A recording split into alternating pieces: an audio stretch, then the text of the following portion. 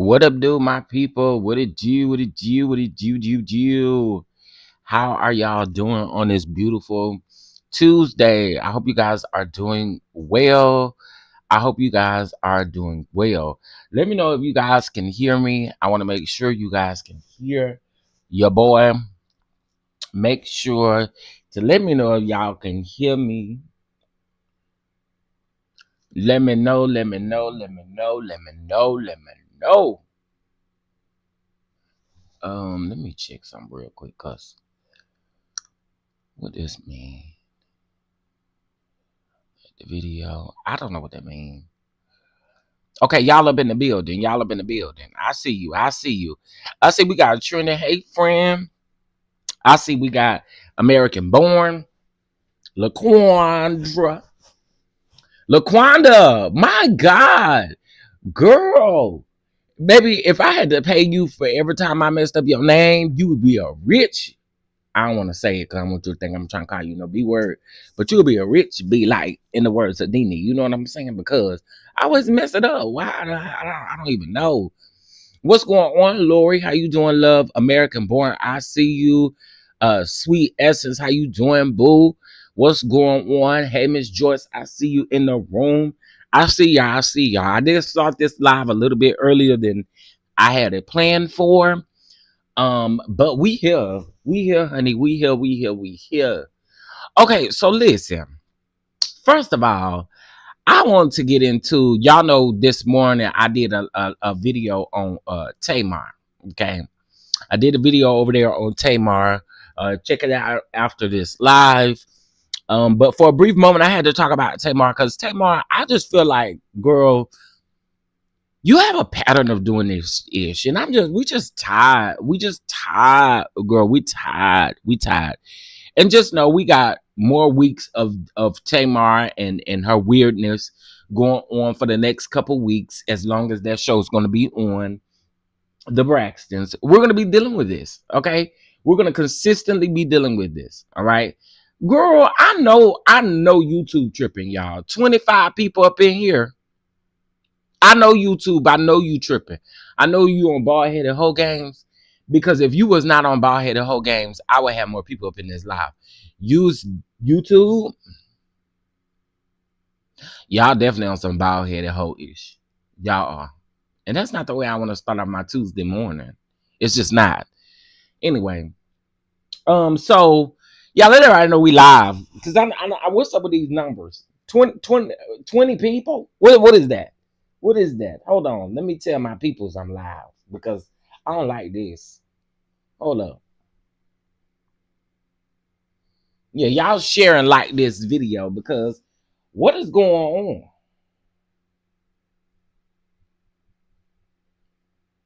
Okay, I'll just let the people over there know we live. And okay. Cause girl, I know you Shane. 20 people. Damn. YouTube been dropping people. Yeah, it's definitely YouTube, because I know them numbers ain't them numbers is not it. Them numbers is not it. YouTube is on some bull bucket.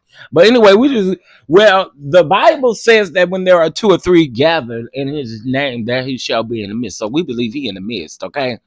Hallelujah. Okay, listen. So I talked about Tamar this morning. Let's get into Carlisha. Happy Tuesday, raindrops. Yes, honey. Yes. Listen, we got to talk about Carlos. Y'all, why is it that every time Carlos get in front of this damn camera over him, the same man who said he wasn't no blogger, but you doing blogger stuff, the same man that said all that said that is the same man that always want to act dumb and act like he don't know when he being messy and when he doing certain stuff. So I'm gonna tell y'all. So Heavenly happened to say, we're gonna get into the interview, because y'all gotta hear this. Heavenly gonna say that man got a bad edit. Marquez, whatever. She said he got a bad edit, right? Here go Carlos. We don't do bad edit. Girl, stop. Stop. What make you different from anybody, any of these other reality girls? And we know you above all people. We know you causing the edit. So please don't. Please stop gaslighting and lying and acting like you dumb and stupid and don't know what's going on around here, because you do. I don't know. It just irked me to hear him say that, because it's like, what happened? What? Boy, girl, shut up, cause you know good and well what the people is talking about. You know. Okay, we got 44 people in the house. Yeah, I'm. Today is gonna be a good day. I just feel like today is just gonna be a good day. I want to say something, and I'm gonna just say it. First of all, I want to thank y'all for y'all prayers. I felt them. I'm running on fumes right now, but I'm too excited to like take a nap, go to sleep, rest, do anything like that. Y'all wonder why I'm too excited. I'm to tell you in just a minute, because it just dropped. But shout out to 41 Fit. Shout out to 41 Fit. It's one thing when people tell you, down in the comments that they praying for you, versus another thing when you actually hear somebody praying for you. Huh? Oh my God. It just do something to you. It just do something to you when you hear somebody praying for you versus, people just saying in the comments, I appreciate y'all prayers. I really do. But I'm just saying. So shout out to 41 Fit, because 41 Fit was over there having a conversation with the Lord. Okay? And the conversation with the Lord was a good one. Huh? So again, shout out to 41 Fit. I do appreciate that, because no matter how we get up here and move and shake, to make sure that we bring you guys content, we have everyday lives too, and things be going on, and sometimes we be moving so fast, we feel like we done got a little, people done forgot us a little bit, you know what I'm saying, because we're always moving at a fast pace. But I do appreciate that, and I appreciate her for having a conversation with the dear Lord Jesus. We needed that. All right. So I just want to say that. What up, though, everybody? I see Tracy. He didn't lie. They don't do bad edits. They do messy edits. Get it right. No, they do bad and messy edits. When I can clock an edit, it's a bad edit. It's definitely a bad edit. Yeah, and now he do messy edits, but he do messy and bad edits. This is called a thing of thing. Good morning, Camera Rebel. How you doing? Hey, Miss Sherry, I see you up in here. TK, I see y'all. TK, you probably don't want to tell nobody what your first name is, TK, but I saw TK, who the first person that came to my mind. Oh, speaking of her, and I could just break this down. Speaking of TK, I'm sorry to wrap you up in this, TK, but Tasha K,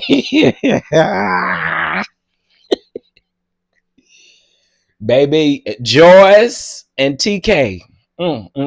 Anyway, so let's talk about TK. Y'all, Tasha K is getting sued for stomping on that man with them rope stompers she had on. Y'all remember that? Y'all remember when they was in that club? She said the reason why she did that was because that man said she was fine or something. Or the man came out and said he said she was fine. She got a big booty or something like that. And she just started stomping on that man with them rope stompers, girl. I mean, she was just a stomping on that man. And that man went stomping straight to the courthouse, okay? He said, we will be filing charges on your ass today. I'm back, y'all. I'm back.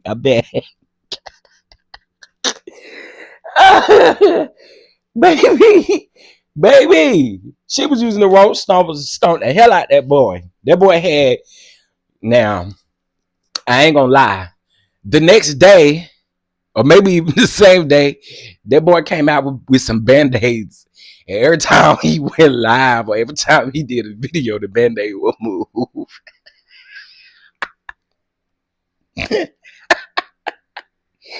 every time he did a little thing, that band-aid would move further and further. One time it went from one side of the face clean across to the other side of the face. We was like, dang. Yeah, but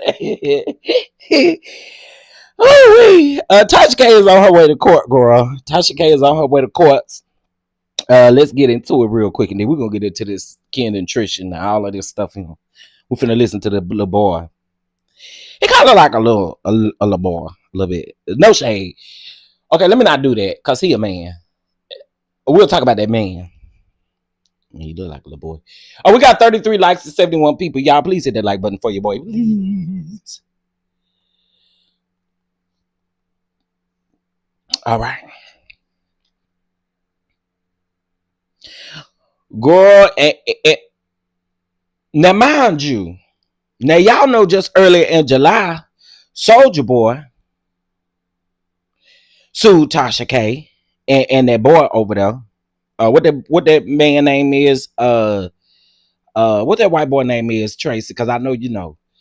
Uh, Bad Boy, Bad Bunny, Bad Body, whoever. I don't know. Whatever his name is, that white boy around there that said that Soldier Boy got the big painter whacker and stuff over there. And he says he's real big. He said he got Soldier Boy name or something like that. Listen, Soldier Boy took him to court. Okay. Tasha K just live in court. Now she done had one victory. She got the victory with the bishop. But let's get into this. Good morning, everybody coming in. Y'all, please hit that like button. Okay. Yeah, that man kept moving that bandage over. Okay.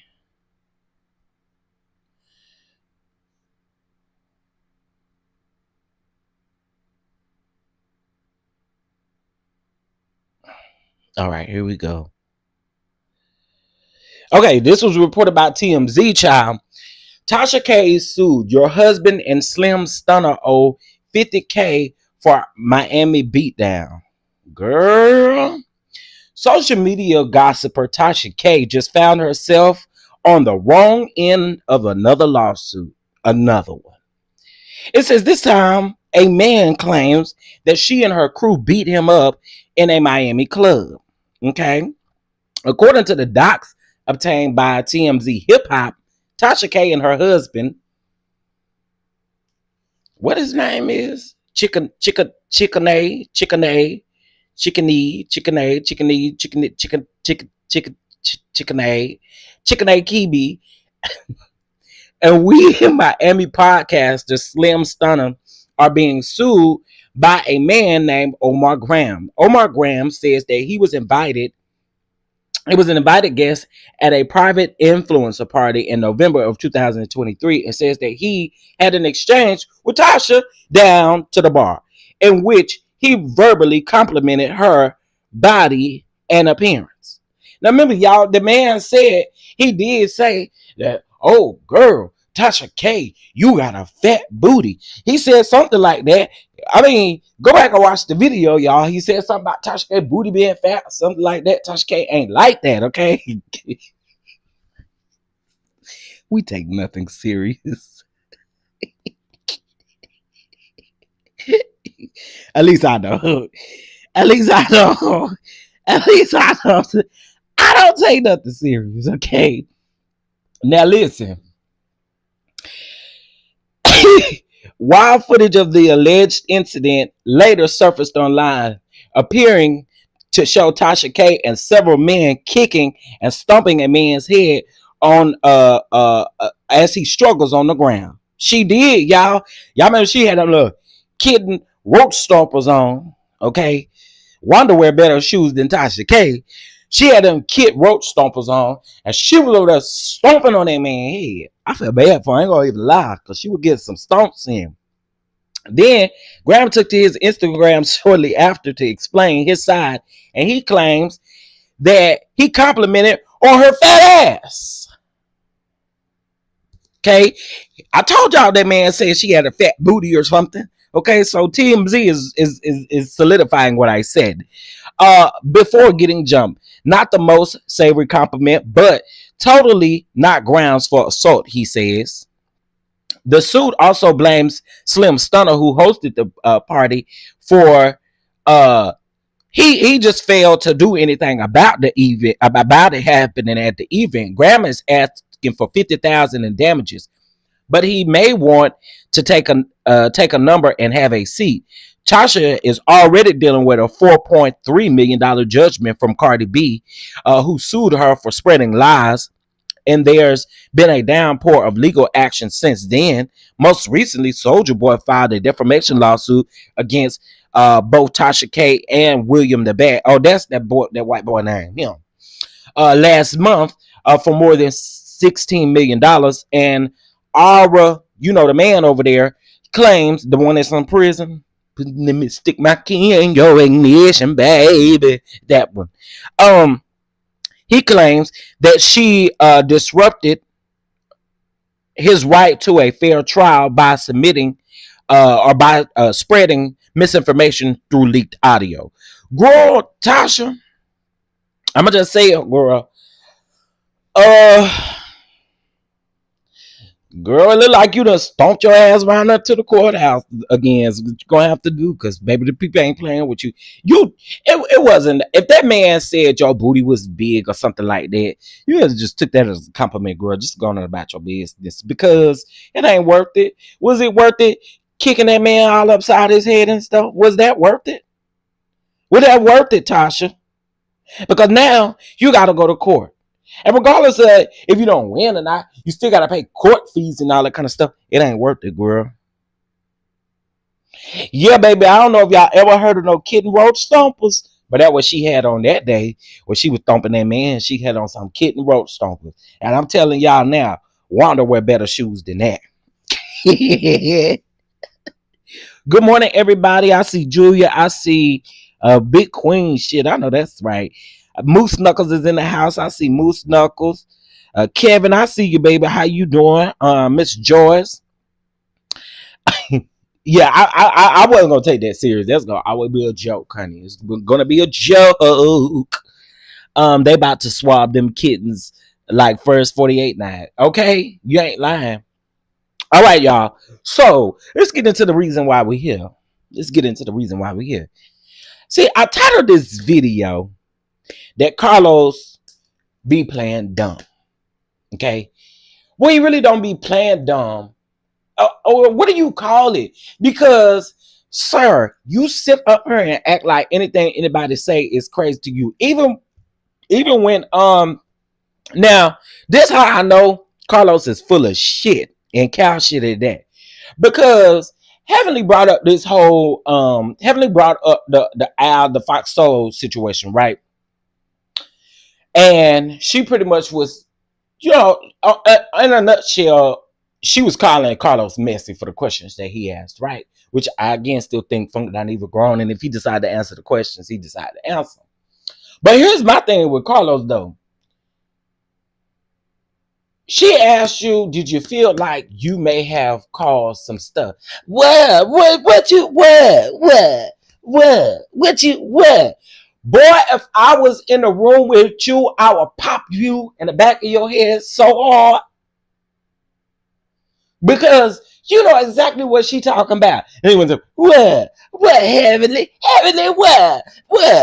Girl, I want you to cut it out. Okay? Y'all was sitting up and trying to play dumb. Well, you know exactly what you're doing, and you know what you have done. You know what you're going to do. And all of the things. So please stop playing with us. Good morning, everybody. Good morning. How I see it TV. I see. Hey, my boo. Listen, y'all know I'm back now. Honey. I'm back now.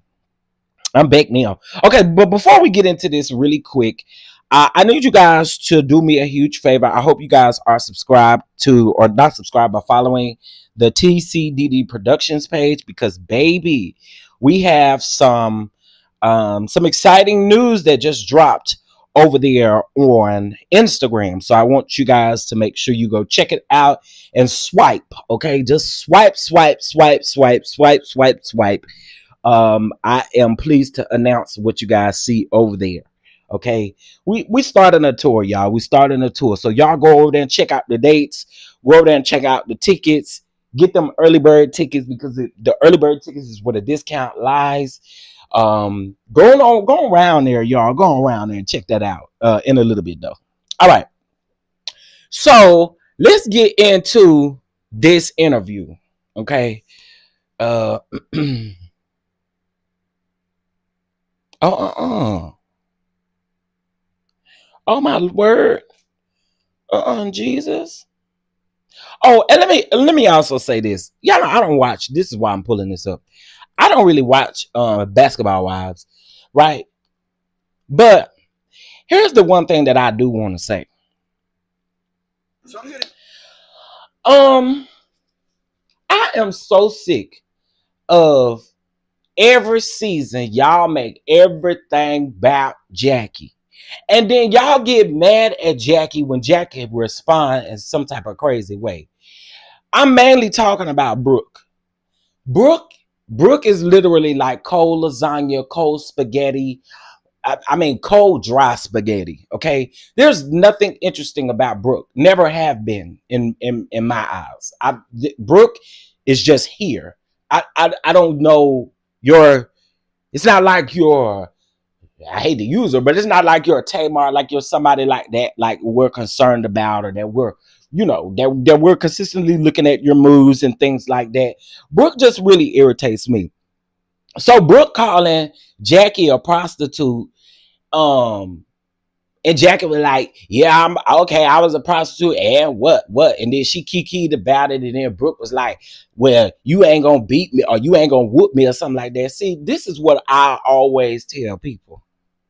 Don't ask for ass whooping that you really not ready for. Because let me tell you something. Between the time that Brooke and Jackie had their first altercation, there has been years in between that. And then I'm going to get on that fake first lady and her husband in just a minute. So give me just a minute. I'm going on down the road, okay? Just give me a minute before I get into this. So listening to Brooke say that, it's like, okay, girl, I'm not saying that Jackie will whoop you, but keep messing with the right person and you're gonna get what you're looking for. Stop doing this. Brooke, Brooke also is an ultimate victim too. Brooke acts like the ultimate victim, period. And y'all, I'm sorry. While I do understand, grieving and deaths, and I understand that she lost her daughter, but I also don't find what Jackie said about Brooke to be halfway untrue. I'm just saying. Just saying. It's very obvious that Jackie was clearly telling the truth whenever she said what she said on a recorded call. Just speaking the facts. Again, Brooke is tired. Brooke is just. I will not watch Basketball Wives as long as Brooke is on there. I don't like Brooke. Never have.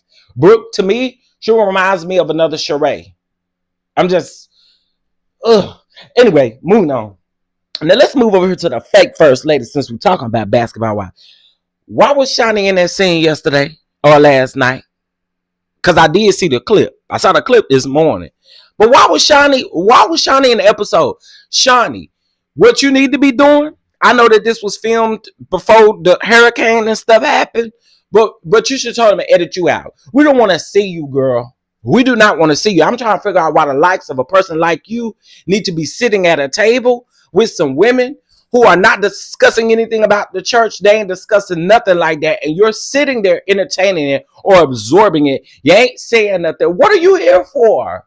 What are you here for? Get these people a job and go on about your business. Your husband is asking for all of the members over there at the Lighthouse Church to give a $2,100. Go around there and help your husband out or something, because I'm just trying to figure out what you doing. What are you doing? And you're a fake first lady and you're still a mean girl. Because the look on your face just gives mean girl. You got a problem with Jackie. And your mean girl overshadows what your good girl supposed to be over here doing. All that skipping and stuff you be doing around there at these conferences and stuff. Girl, get out of our face. I am so like, Shawnee, you gotta go, baby. Go focus on something else. Go focus on a women's empowerment group or something like that. I'm not understanding how you are first lady. You're supposed to be empowering women, but you're sitting at a table with women who they don't give a flying hulu about none of that. Like, I don't know. It's weird to me, and it could just be me. But Shani, why are you here? Why are you here? Just anyway. Okay, let's get into the mess, y'all. Check out Keith. He's interested hold on. In setting up his LLC for his business. I'm gonna show him. Taylor Brands come along. I wasn't. Okay, so we're gonna get into it. Hold on, y'all. YouTube also doing something funky with these ads too. What is going on, YouTube? Y'all always like to do stuff around this time of the month. Oh, and y'all shiesty. Now, let me tell you what bald head ass YouTube did. I dozed off the other day, woke up. Y'all, I had 39 missed emails. When I go look at the emails, I'm like, what is all these emails for? Y'all, they literally going one by one demonetizing every video. And girl, I thought that it was a song was the reason why they was doing it. But then when I went around there and removed the song, it's still saying it's a copyright on there. And then at the bottom, it don't give me no additional details. So I had to reach out to them. This is not the first time that they've done this to me. This is like the third or fourth time. It's weird work. So again, to the content creators out here, y'all make sure y'all check y'all analytics and make sure y'all check all your stuff because they out here tripping. They out here tripping. Okay. All right. So let's see. Shout out to everybody in here. Oh, y'all. Now listen. We do have a goal today. We have a goal today, okay? And also, we are almost at 13,000 subscribers, and I cannot do it without you all. So I want to say thank you. Okay. Do we got it pulled up? Okay, can the people see this? Okay, I think the people can see it.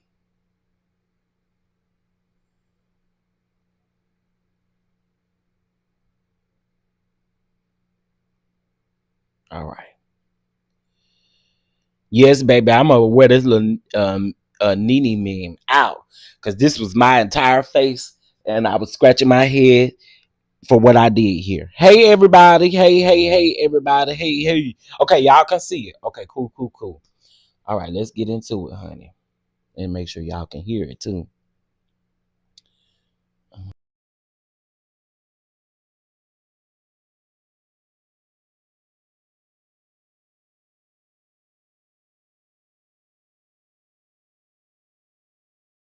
We are going to go over common pieces of career advice that job seekers get.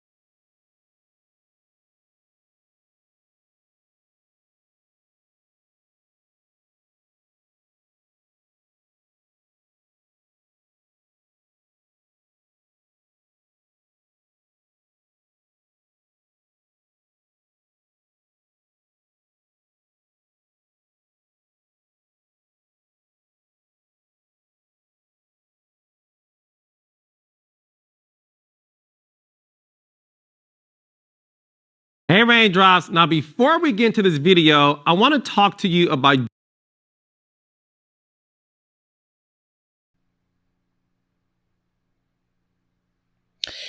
Yes, Raindrops. Yes. Please make sure you hit that like button and make sure you subscribe, Raindrops. Yes, honey. Yes. Okay, we're gonna get into it. I knew that there was no audio. I was working on something. Hold on 1 second, y'all. So I don't want to keep interrupting. I don't want to keep interrupting. And let's try this thing again. Joining my community. Yes, my YouTube community of subscribers. So make sure you like and subscribe to this channel. It helps build the channel and build our community. I love it when you guys comment and post. So remember, make sure to like and subscribe to this channel. Carlos, what's up, baby? Hey, Dr. Heavenly. Listen, I got a bone to pick with you. Why you start all that What shit? you? Why you start all that mess on TGIF? We wasn't even thinking about that before. Why you bring all that shit back? First of all, we're gonna stop using the word mess. That's why fucking Dineva and I, in our conversation, we talked about how people overuse the word mess. I didn't do anything but ask questions. Sir, it is mess. What you mean we gonna stop saying mess? It's mess. It's mess. You messy. You messy as hell. Okay? You messy as hell. You know what I'm saying? Let's stop saying the word mess. Why? Why? That what you is? Messy. Y'all, child. Okay, anyway. As a journalist, it is my job to ask the questions for the people. Now, whatever happens after that, baby, it has nothing to do with me or my homegirls at Bella Noches, baby. I know that's right. Did you like the interview? Listen, so my question for you, and I just want to have a real conversation, right?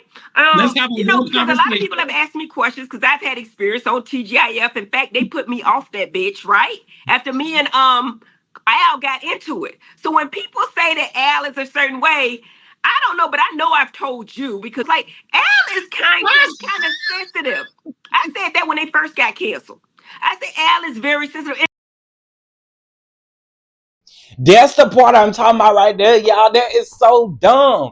Why you sitting up acting like the lady just came out and pretty much said that she basically she done had some phone conversations with you about it, or maybe even on the live. She done had some conversations with you about what happened over there at TGIF and Al getting her put off for the Fox Soul thing over there. Now she finna go over there and tell y'all Joyce called her. Joyce is messy, honey. She finna tell y'all Joyce called her. And she got fired on the day that she was supposed to come to work, but they paid her.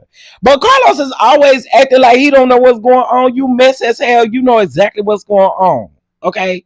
You know exactly what's going on. All right. Hey, Dr. Manny. Oh yeah, $13 sound good, huh? And it's speaking things into the existence. 13. Today is the 13th. We about to hit 13K. 13 mean abundant blessings. Come on with the 13. I'm here for a Dr. Minnie. Shout out to you. Okay, let's go. In my experience. Now, you were there with me when you saw him, and I was on there and he would slam down his computer and all that kind of stuff. And I was like, damn, is it all that? But then you never know. I'm going to say this. You never know what bothers people because I didn't think saying Al Jones was that deep. I just didn't. We were joning. Well, what we have to do is give some context to the audience, right? So Claudia Jordan was taping College Hill. Yes. And there was 1 week where you were appointed as the celebrity guest moderator for that week, right? Yes. And the celebrity guest moderator Funky wasn't doing it for like 2 days, and I was there to replace Funky for those 2 days only. Right. I've guest co-hosted TGIF maybe like a handful of times, and I've never seen anything. And granted, I was always there only to replace Funky when he couldn't do it because he and I have the same sort of like, flavor, if you will. Mm-hmm. I've never seen any friction between Claudia and Al when I was They put you in funky spot cause what, Carlos? Cause what? They put you in the spot cause what? Carlos know he lying. Carlos know he lying. They ain't booked you because you supposed to be like Funky.Evil because you give what Funky.Evil gives. Carlos, stop lying. Was doing it. So when I was doing it the same week as you, I remember feeling like this is weird. Like, did something happen? Because I came in like on a Wednesday and you were doing it Monday and Tuesday. And I felt something was weird between you and Al that I didn't understand. And then later I found out that you two had a debate based on two topics, right? It was a topic of men. It was only one. It was Tyler Perry saying something like, and I'm paraphrasing. They had a clip of him saying something like, "As Black women, we need to be easier on the guys and maybe settle." Not that's not the word he used, but he was saying lower your standards because now women lead in entrepreneurship. The Black women are bad, right?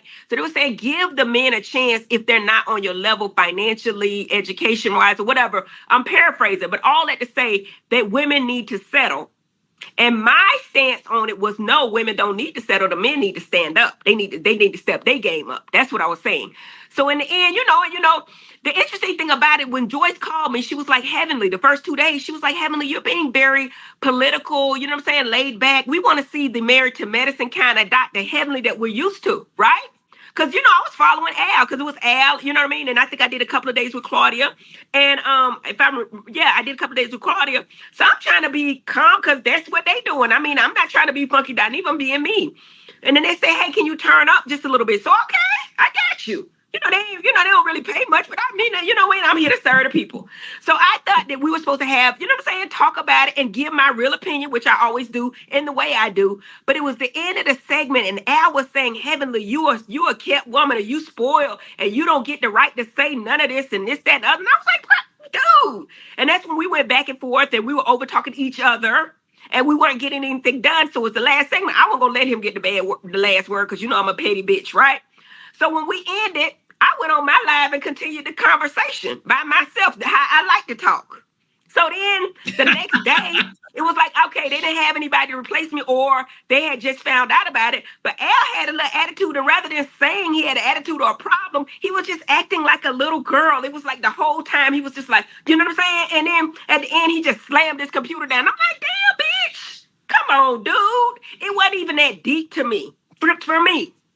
But I did want to get my stance out because I felt like, why do you feel like I don't get a word to say when I say women don't need to settle? I felt hard. We was way on. And then I said, oh, he used to be married to Star Jones. So he probably was the man that was not stepping up.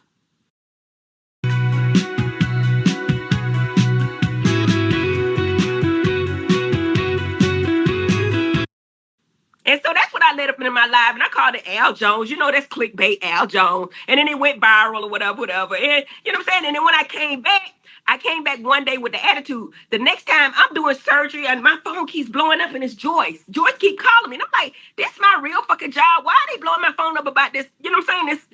I love doing it. I'm not saying anything bad about it. I love doing it. Yes, but you can't be calling me my real job. Right. Yes. So finally I called her back and she was like, Heavenly, I need to talk to you. Hey, we got to go in a different direction. And she was all frantic and she was like, listen, we're going to pay you for the rest of the week, but we need to go in a different direction. And I said, okay, all right. But I already knew what it was. So, I mean, I ain't a stand on that show. So if Al would stand up and say, bitch, I'm not coming back if y'all have Heavenly on there, which that probably what it was. Okay. Heavenly ain't got to be there. I felt like I was doing them a favor anyway, but I like doing it. You see what I'm saying? So that was my story. And then people were telling me Al kept talking about it. They were like, you can't even bring up Dr. Heavenly. They were like, we're not talking about Dr. Heavenly. We're talking about Married to Medicine. He was like, I don't want to hear her name on the show. People sending me the clips. And Funky.Evil saying, man, stop being a pansy. Stop being a girl about it. You know what I'm saying? That's what I got out of the conversation. And then I would hear that he was doing lives and he would put my picture up or something. I never even really responded to it again because I thought it was like, okay, you know what I'm saying? But I said all that to say this. I I did hear through the grapevine that they had toxicity or problems or issues or whatever. Wherever I heard it from, I heard it. But my point was, it did not take Armon 3 months to get the information. Because I had it. And I wasn't even on there. I ain't even checking for them like that. And I probably watched it 3 times. Other than the times I've been on there, I saw the one with Lunel because somebody sent it to me. And then I watched it maybe 2 other times. They got a great show. And I hate that it's it's not no longer, but hopefully they're revamping it and bringing something else out in its place. No, I agree with you. And I've said this publicly as well that, listen, my experience was great. Obviously,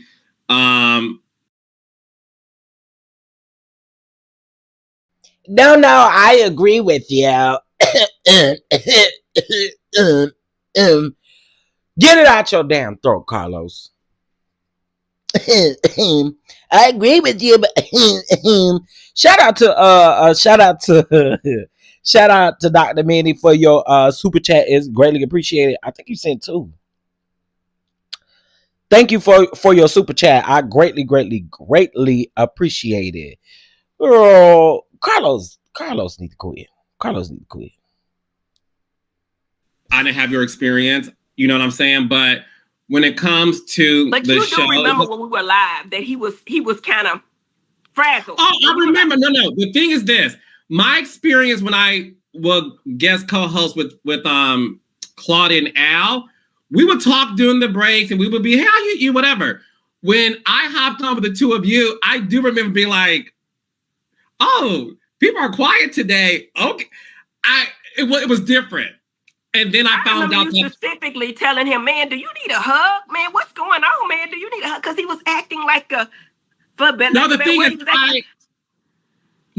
thing for me was I wasn't used to coming on and not having a joyful moment. But that's when I was told that you and him had a heated discussion the day before. And when obviously you are there again and it's him and it's me, I didn't know anything. So I was like, hey, what's going on? Y'all good? Because like you said, it's fun. I could be professional at any time. It was him. And you asked him, man, what's wrong, man? You need a hug? I remember you asking him that. But my whole thing is this. I felt like, yeah, we had a heated discussion, but I didn't think it was that deep. I just wanted to finish it on my timeline, which I did. And I made fun of it like I do. But the man got real mad. So when you say that he is, I don't know the word y'all used. I'm trying to think of the right word. I ain't saying. Well, don't say a word if you can't think of it. But the thing is, because I come up with a different word, right? Yes, don't even say a word. But I will say this: it was a great show. It was a show that was needed. It's unfortunate what happened. When it comes to Armon, I've said this publicly, and I've said this to Armon himself. Armon is a star. Armon is the future. Armon is a genius. And Armon has next. And I see nothing but great things for him. He's very special. And when I say special, I mean the sense of there's no one like him. And when you have that characteristic and that skill set,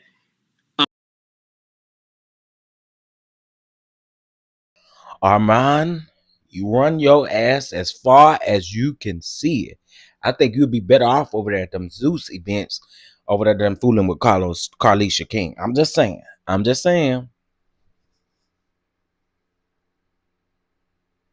going to go far in life. And I appreciated the fact that, even Funky acknowledged that, no, he has next and he's a star. Now, look, Funky gave his critique of Armon. And I saw that Armon obviously had his rebuttal. And to me, that's fair. Because if you're going to say something about me that I disagree with, Armon has the right to respond to it in the way that he wants to. And that's his prerogative. What I would like to say is at the end of the day. Do what, Carlos? Do what, Carlisha? What? So the people can say what they need to defend themselves, Carlisha? What? Oh, maybe that don't apply to none of the cast over there on Love Marriage Huntsville. Maybe that don't apply to them.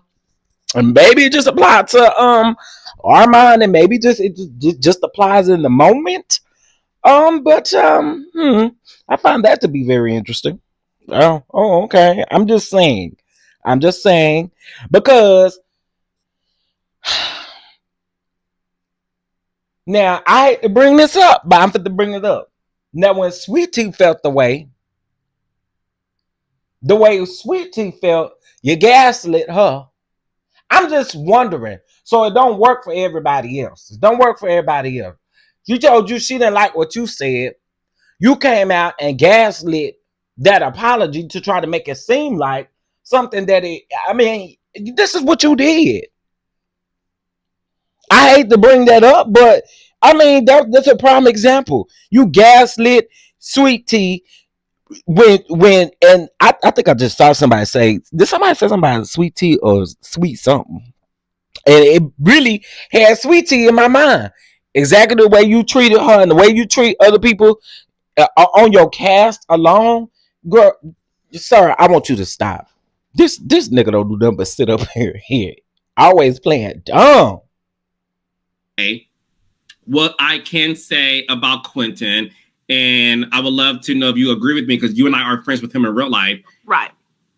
He really does support people.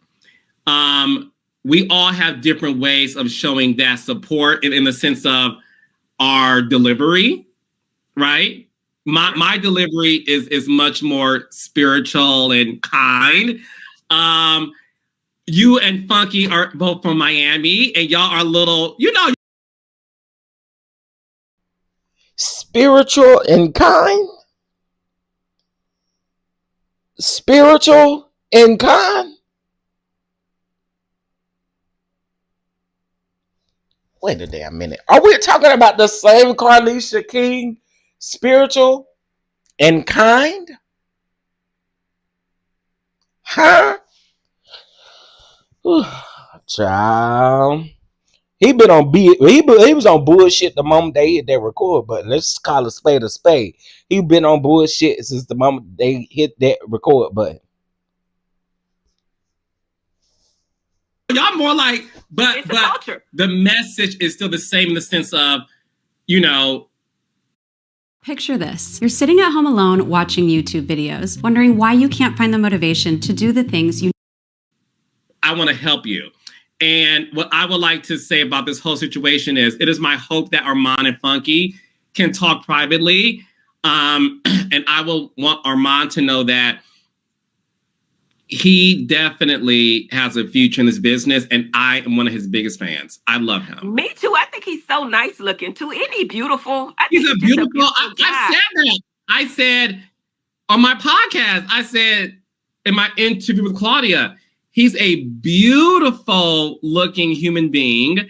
And I told Armon this last week, because Armon reached out to me to use the interview to do his recap.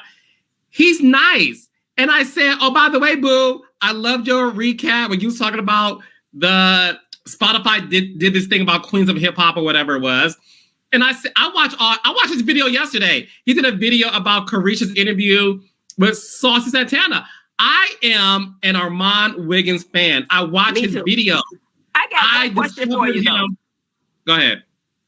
Did you think that roast was that bad? Because I didn't. I really didn't. But maybe it's the Miami and Me, it's the T.S. Madisons and the Funky Dinevas and stuff like that. I didn't hear any previous roasts, but I've heard roasts before, and that was a great roast. It was personal.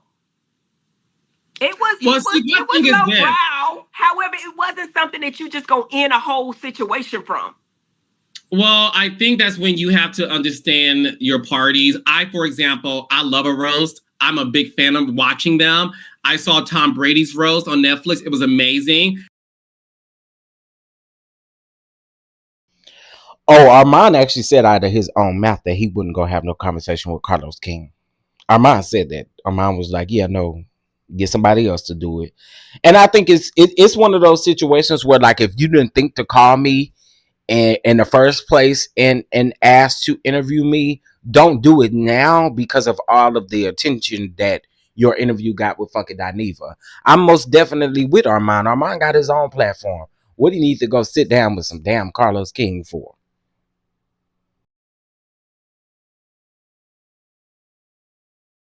Tom Brady did say publicly that he has regrets doing the roast because his kids were affected.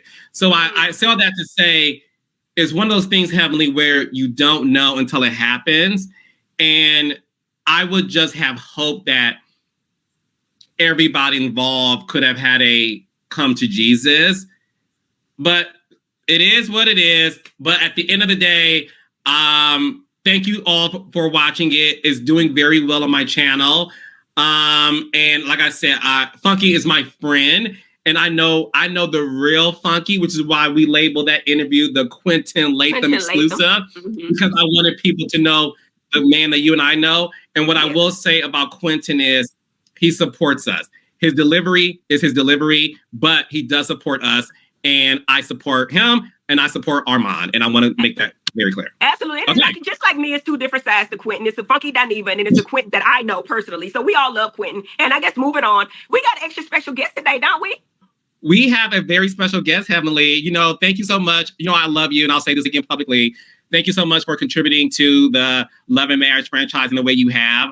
I can't wait until Marriage and Medicine comes back so we could do this, you know, with that show too. But I appreciate your input so much so. We have a guest that I haven't met either. I feel like for the past 2 weeks, we've been in the world of Trisha.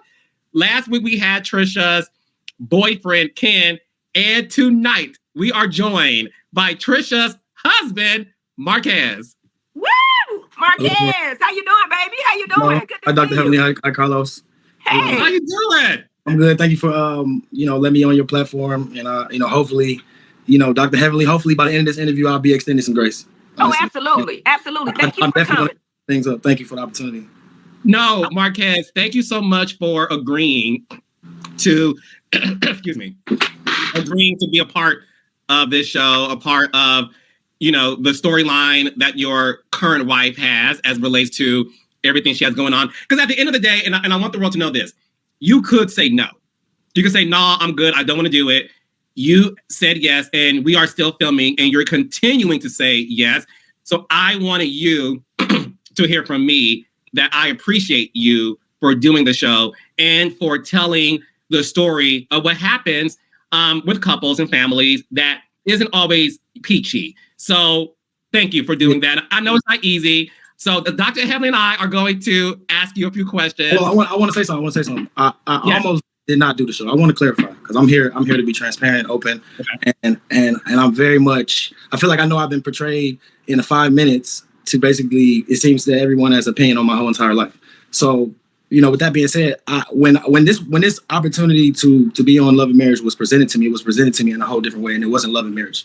So for almost 2 months, I was not told that they were filming. I got an email asking for my daughter to have a release form to film, and she told me that it was a pilot for a dance show, which my daughter's a dancer. Look at that. Into fashion.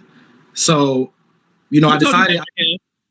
Trisha told me, she sent me the email saying, "Hey, can you do? I've been doing this, interview, and I'm gonna be honest. We're gonna be transparent. The only reason why I did this show because I was willing to do a cease and desist. I was willing to copyright names. Like I'm a pretty smart guy, and I also have background in entertainment. And I really am a behind the scenes type of person. I'm not a person who wants to put themselves out there. I understand what comes with this. I understand when you put yourself in a position where people can.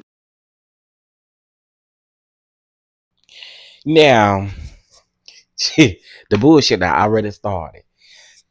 The man said that Trish sent a release form. So did you not read the release form? That's what I'm not understanding. That sounds like somebody who don't read their documents. But I mean, okay, let me mind my business and shut up and let this thing play. Pick and they can choose things out of your life that it can affect you and it can affect multiple people around you, including my mother, my grandmother, all these other things. But I knew, and this is no call out to anybody in any production or anything, but the reason why I chose to do the show because my son, after Trish told me that finally it was Love and Marriage, when I read the paper, like when I read that it was a release, then she said, "Hey, can you come in and talk about our divorce?" And I said, how long y'all been filming? She said for like, a few months. And I'm like, well, obviously y'all already have a portrayal. So I need to know what's really going on. So I went and met with Marcus, and me and Marcus, as the producer of the show, have very similar stories. So, and Marcus is the real reason why I decided to take a chance on it. Cause I told him, hey, I don't play on, this is my real life. It's reality TV, but in the end, it really is my reality. And I've always come from the beginning to be transparent and open and honest. And yes, I have my emotions, but I wear my emotions on my sleeves, but I'm not so emotional that I'm not aware and I'm just making irrational decisions. But one of the key reasons why is because my son said he was filming, and he said, Dad, they keep asking me questions as if I'm going to change my answer, as if I don't talk to you. And that was the moment when I said, okay, I'm going to film, because clearly I don't know what's been said for 2 months. And that's in December, January. By March is when I made the decision. So, but at this point, I'm here. It is what it is right now. It's very much still an ongoing situation, and I want to. Yeah, I'm gonna go on the record and say that shit don't make no sense. That don't make no sense. So you were told that it was a release form for a pilot show that your daughter was doing, and then once you read it, I guess you found out that it was Love and Marriage Huntsville. So you wasn't fooled. Nothing about that says that you was fooled. It sounds like your dumb ass just didn't read the paperwork when you first got it, is what it sounded like to me. I mean, but I mean, let's just keep on going, because that ain't the only thing that we call cap on or that we call them bullshit on. Let's just keep going. I think all three of them, it's some capping, it's some lying, it's a lot of stuff going on between all three of them. Let's just call a thing. It's TV. But let's just keep listening, child. I'll also be sensitive to the mother of my children. I want to come with respect, but I'm also not going to hold back. So whatever questions you have for me, I'm open, I'm willing, and I'm ready. And Dr. Heavenly, I know you got strong opinions. I'm ready. Yeah, for sure. And again, I'm gonna say I only saw 7 minutes, so it means a lot that you were willing to come on. That just shows a lot of strength right there. But before we get started, tell us who Marquez is. What do you do? Where you from? Who is Marquez? Great point, Omar. Great point. Because I was actually about to point that out. So the son didn't need a release form? Because the way you making it sound was like your son started filming maybe before your daughter started filming, or maybe before Trish asked you to be on here. Something right there ain't adding up. It just doesn't make any sense. You was good with your son filming until they start asking your son questions about you. And then it became a problem. Then you got a letter about your boy. Okay. Okay, so Marquez is a 38-year-old, soon-to-be single man that loves his children, that has a wonderful father who's behind me, who passed away, who's watching over me. I'm in my 95-year-old grandmother's house, and she just prayed for me before I came on this interview. Marquez is a man of integrity. Marquez is a man of who is emotional because he knows that I was given a second chance. So I had spinal meningitis when I was 3 years old. I had to learn all my functions, walk, talk, all over it again. I know that I'm a special person because my parents have raised me in a Christian household, in a loving household. My mom and father were never. This is my real life. Roll up your sleeves and take control of your future with South Texas Vocational Technical Institute. It's reality TV, but and I'm gonna be honest. We're gonna be transparent. The only reason why I did this show because I was willing to do a cease and desist. I was willing to copyright names. Like I'm a pretty smart guy. To hear from me that I appreciate you for doing the show and for telling the story of what happens with couples and families that isn't always peachy. So thank you for doing that. I know it's not easy. So Dr. Heavenly and I are going to ask you a few questions. Well, I want to say something. I almost did not do the show. I want to clarify because I'm here to be transparent, open, and I'm very much. I feel like I know I've been portrayed in 5 minutes to basically. It seems that everyone has opinion on my whole entire life. So with that being said, when this opportunity to be on Love and Marriage was presented to me, it was presented to me in a whole different way, and it wasn't Love and Marriage. So for almost 2 months, I was not told that they were filming. I got an email asking for my daughter to have a release form to film, and she told me that it was a pilot for a dance show, which my daughter's a dancer. Into fashion. So it's not easy. So Dr. Heavenly and I are going to ask you a few questions. Well, I want to say something. I almost did not do the show. I want to clarify because I'm here to be transparent, open, and I'm very much. I feel like I know I've been portrayed in 5 minutes to basically, it seems that everyone has opinion on my whole entire life. So, with that being said, when this opportunity to be on Love and Marriage was presented to me, it was presented to me in a whole different way, and it wasn't Love and Marriage. So for almost 2 months, I was not told that they were filming. I got a email asking for my daughter to have a release form to film, and she told me that it was a pilot for a dance show, which my daughter's a dancer. Into fashion. So, I decided. Trisha told me, she sent me an email saying, hey, can you do, I've been doing this, interview. And I'm going to be honest, we're going to be transparent. The only reason why I did this show, because I was willing to do a cease and desist. I was willing to copyright names. Like I'm a pretty smart guy. And I also have background in entertainment. And I really am a behind the scenes type of person. I'm not a person who wants to put themselves out there. I understand what comes with this. I understand when you put yourself in a position where people can pick and they can choose things out of your life that it can affect you, and it can affect multiple people around you, including my mother, my grandmother, all these other things. But I knew, and this is no call out to anybody in any production or anything, but the reason why I chose to do the show, because my son, after Trish told me that finally it was Love and Marriage, when I read the paper, like when I read that it was a release, then she said, hey, can you come in and talk about our divorce? And I said, man, y'all cannot be that slow. Y'all know good and well. Like, well, obviously, can y'all not see me running the thing back? I literally ran it back. Y'all can literally see the whole YouTube thing up here on the screen. I ran it back because I wanted to hear again what he said about this cease and desist and copyrighting names and all of that kind of stuff. That I needed to run that back. I promise y'all it's okay. Ain't nobody having no stroke. And I also sped up the live because Carlos' ass talks slow. Y'all already have a portrayal, so I need to know what's really going on. So I went and met with Marcus, and me and Marcus, is the producer of the show, have very similar stories. So, and Marcus is the real reason why I decided to take a chance on it, because I told him, hey, I don't play on, this is my real life. It's reality TV, but in the end, it really is my reality. And I've always come from the beginning to be transparent and open and honest. And yes, I have my emotions, but I wear my emotions on my sleeves. But I'm not so emotional that I'm not aware, and I'm just making irrational decisions. But one of the key reasons why is because my son said he was filming, and he said, Dad, they keep asking me questions as if I'm going to change my answer, as if I don't talk to you. And that was the moment when I said, okay, I'm going to film, because clearly I don't know what's been said for 2 months. And that's in December, January. By March is when I made the decision. So, but at this point, I'm here. It is what it is right now. It's very much still an ongoing situation. And I want to also be sensitive to the mother of my children. I want to come with respect, but I'm also not going to hold back. So whatever questions you have for me, I'm open, I'm willing, and I'm ready. And Dr. Heavenly, I know you got strong opinions. I'm ready. Yeah, for sure. And again, I'm gonna say I only saw 7 minutes, so it means a lot that you were willing to come on. That just shows a lot of strength right there. But before we get started, tell us who Marquez is. What do you do? Where you from? Who is Marquez? You know what nobody talks about when it comes to building a content creator business? That if you're not using a tool like Honeybook to stay organized and... Okay, so Marquez is a 38-year-old, soon-to-be single man that loves his children, that has a wonderful father who's behind me, who passed away, who's watching over me. I'm in my 95-year-old grandmother's house, and she just prayed for me before I came on this interview. Marquez is a man of integrity. Marquez is a man of who is emotional, because he knows that I was given a second chance. So I had spinal meningitis when I was 3 years old. I had to learn all my functions, walk, talk, all over it again. I know that I'm a special person because my parents have raised me in a Christian household, in a loving household. My mom and father were never together, but they never let me know that they were never together. My mama told me the other day, she said, son, you didn't grow up with trauma.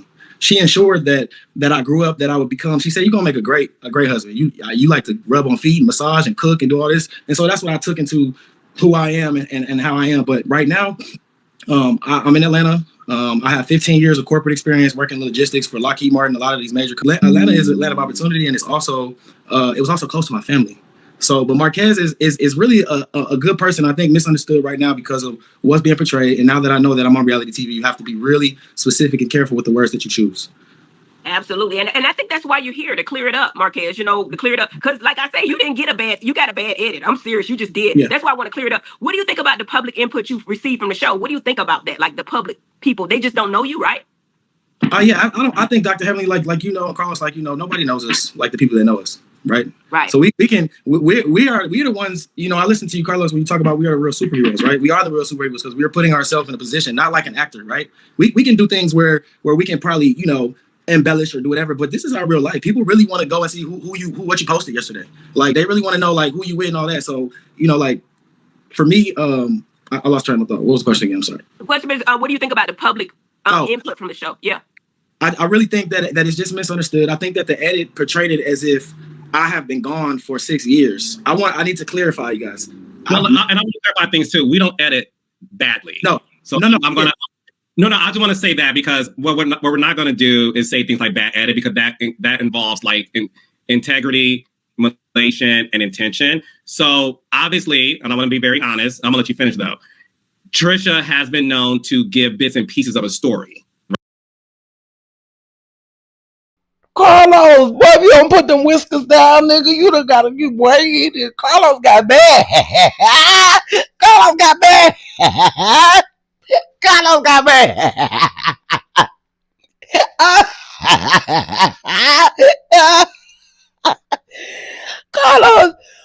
Carlos set up like a bullfrog. He got mad. Calm down. Calm down.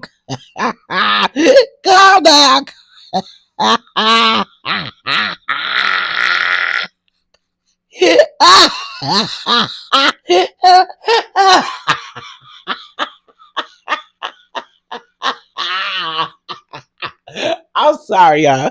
That is funny to me. He got so mad. Oh, Carlos, calm down. Carlos got big man. Oh, and why he do Trish like that? You threw Trish all up under the bus, child. Hold on, I got to run that back a few seconds. Y'all see how Carlos stood up real quick. We are the real superheroes, right? We are the real superheroes because we are putting ourselves in position, not like an actor, right? We can do things where we can probably, embellish or do whatever, but this is our real life. People really want to go and see what you posted yesterday. Like they really want to know like who you with and all that. So, like for me, I lost train of thought. What was the question again? I'm sorry. The question is, what do you think about the public input from the show? Yeah. Good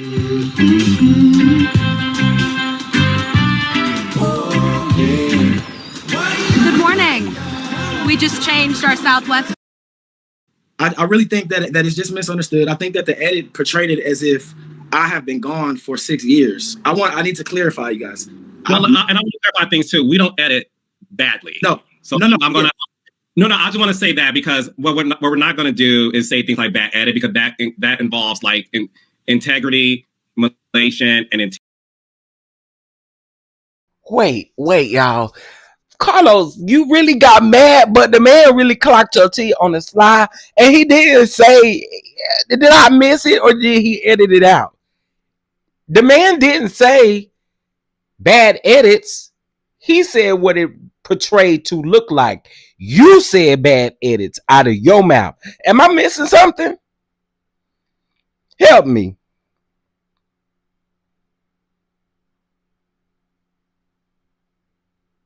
I did not hear that man say bad edits. I'm just asking. Did y'all hear something I didn't? I gotta run that back one more time because I did not hear bad edits. And if Heavenly said it, check Heavenly. Don't check nobody else. So we're the ones, I listen to you, Carlos, when you talk about we are the real superheroes, right? We are the real superheroes because we are putting ourselves in a position, not like an actor, right? We can do things where we can probably, embellish or do whatever, but this is our real life. People really want to go and see what you posted yesterday. Like they really want to know like who you with and all that. So, like for me, I lost train of thought. What was the question again? I'm sorry. The question is, what do you think about the public input from the show? Yeah. I really think that it's just misunderstood. I think that the edit portrayed it as if I have been gone for 6 years. I need to clarify, you guys. Well, and I'm going to clarify things too. We don't edit badly. No. So I'm going to. No, I just want to say that because. Hold up, homegirl, because I'm gonna have to rewind this back just a little bit more because I missed the bad edit part. I think that's why you're here, to clear it up, Marquez. To clear it up. Or maybe she said it right here. You got a bad edit. I'm serious. Okay, there we go. That's Okay. why I want to clear it up. What do you think about the public input you've received from the show? Okay, so Carlos, why you didn't check Heavenly when she said it? Heavenly was the one that said it. You can't be mad at this man because the man did not say bad edit out of his mouth. He literally said about being what it looks like. So again, if you gonna get pissed off and bullfroggish, go there and be pissed off and bullfroggish to Heavenly. Why give that energy to him? That was weird, but okay. What do you think about that? Like the public people, they just don't know you, right? Yeah, I think Dr. Heavenly, like you know, Carlos, like, you know, nobody knows us like the people that know us, right? Right. So we are the ones, you know. I listen to you, Carlos, when you talk about we are the real superheroes, right? We are the real superheroes because we are putting ourselves in a position, not like an actor, right? We can do things where we can probably, you know, embellish or do whatever, but this is our real life. People really want to go and see what you posted yesterday. Like they really want to know like who you with and all that. So, you know, like for me, I lost track of thought. What was the question again? I'm sorry. The question is, what do you think about the public input from the show? Yeah. I really think that it's just misunderstood. I think that the edit portrayed it as if I have been gone for 6 years. I need to clarify, you guys. Well, and I want to clarify things too. We don't edit badly. No. So no. I just want to say that because what we're not going to do is say things like that. Yeah, because Heavenly. That involves like integrity, manipulation, and intention. So obviously, and I want to be very honest. I'm gonna let you finish though. Trisha has been known to give bits and pieces of a story, right? Mm-hmm. Right. We follow bits and pieces, right? So there's not anything production is doing because this isn't artificial intelligence. We don't put words in people's mouths and all those things. So, and what I would like for you to talk about more so, though, is the fact that we invited you here so that you're able to, of course, address things that you've been seeing. Obviously, I said on my own platform that when I cast Trisha, for example, I had no idea that Martell had this situation. When I cast Trisha, I had no idea that, you know, she was married to a whole nother man. And I'm the creator of the show. And I'm the one who hired her. You see what I'm saying? So there's a lot of things that have been said on the show because... Oh, Carlos, I call bullshit. Everybody put a piece of shit as an emoji in the chat. I call bullshit. Okay, now, do I believe that Trish be telling the truth? No. But do I believe that you just casted Trish off of Trish being Trish? You full of shit. Okay? We're not going to sit up here and pretend like you did not know that. What was the reason you casted her if you didn't know she had all this stuff going on? I call cap. Shit. This bullshit. Everybody put some shit in the chat. Because that's straight bullshit right there. That is straight bullshit right there. How in the world why would you have hired Trish? So you just hired Trish just because she's Trish? No. Carlos, you have a track record and that is straight up bullshit. Now, if you don't feel like it's bullshit, you ain't got to put it in the chat. But I feel like it's straight bullshit. Okay. Because it's been said on the show. I agree. Address first. I'm sorry. I'm not saying you either. No, I want to be very careful. I truly believe that for my specific episodes, it was my choice of words. I know when I said I left my family and I wasn't there for you, those were no one else. They didn't hear anything else. I watched the interview. They didn't hear anything else about how I was here to try to make this. And I understand that. So I never really blamed it on the edits. I know that the edits they make it salacious because they want people to talk. They want people. So I never took it in a bad way. I just know that moving forward and as I am in this journey is just to be real, be more detailed and be specific and don't leave it open to where people can take it however they want. Yeah. Don't leave. And Carlos, he just got your ass again. Because he literally just said again that he got a bad edit. I mean, that's the sum up of what he just said. Y'all cannot make me believe that he just hired Trish because he heard Trish was Trish. No, you hired Trish because somebody told you. And as a matter of fact, Carlos, stop playing with me. Okay? There's literally paperwork that these people fill out about what you also have to give producers certain stuff. You are full of shit. Okay? There was a reason why you brought her on here. So when you apply to be on these shows or however it worked out, or even if scouting reached out to her, they knew. And there was a reason why you brought her on this show. And this is the reason. This man and Ken is the very reason why you brought her on the show. Start that messy ass line. Sorry, y'all. This just bothers me because you ain't got to play with us like we dumb. Okay? Sick of you playing with us like we dumb. We not dumb. leave it open for interpretation. So again, that's why you're here. So let's talk about the fact that your wife and Ken, okay, they both have said that you aren't in the kids' lives the way you should be.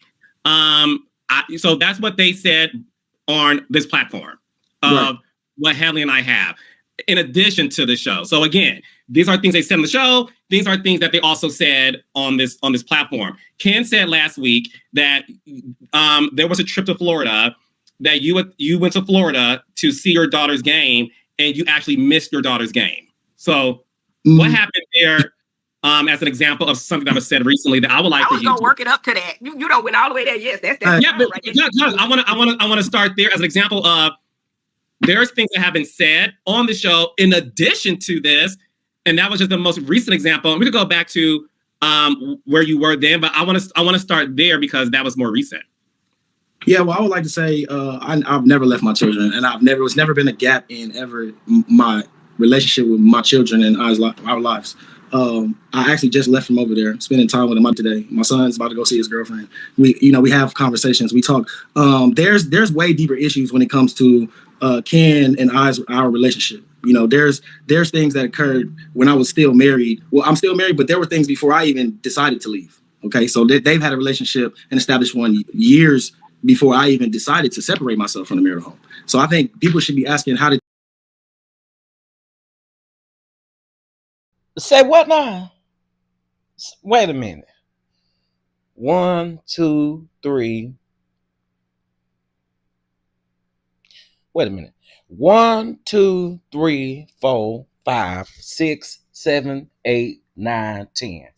I still got all 10 of my fingers on. I still got 10 fingers. I don't know what to believe with this one right here. I don't know if y'all peep what I peep, then let me know in the chat. I'm going to let it play. They get together? How did Ken and Trish end up in the same household? I think they should talk about. He did. He did ask that. Trish said y'all were done. She said y'all were done. Yeah, well, that's not true. And I one thing about me, I keep receipts, and I'm telling you one thing about me, I'm very detailed. And when I used to. Oh, y'all, look how Carlos is looking at him. Look how Carlos is looking at him. Can I zoom into this? Oh, my God. Look how Carlos is looking at him. Y'all, look. Look.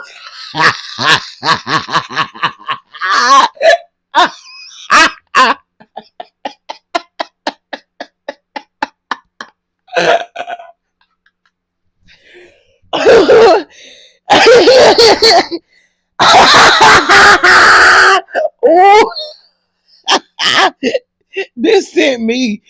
Listen, Carlos, and we don't know nothing. We know what irritates you, and that's damn Marquez, Marquise, whatever his name is. Look at Carlos. Y'all, pinch the screen and zoom in. Pinch the screen and zoom in.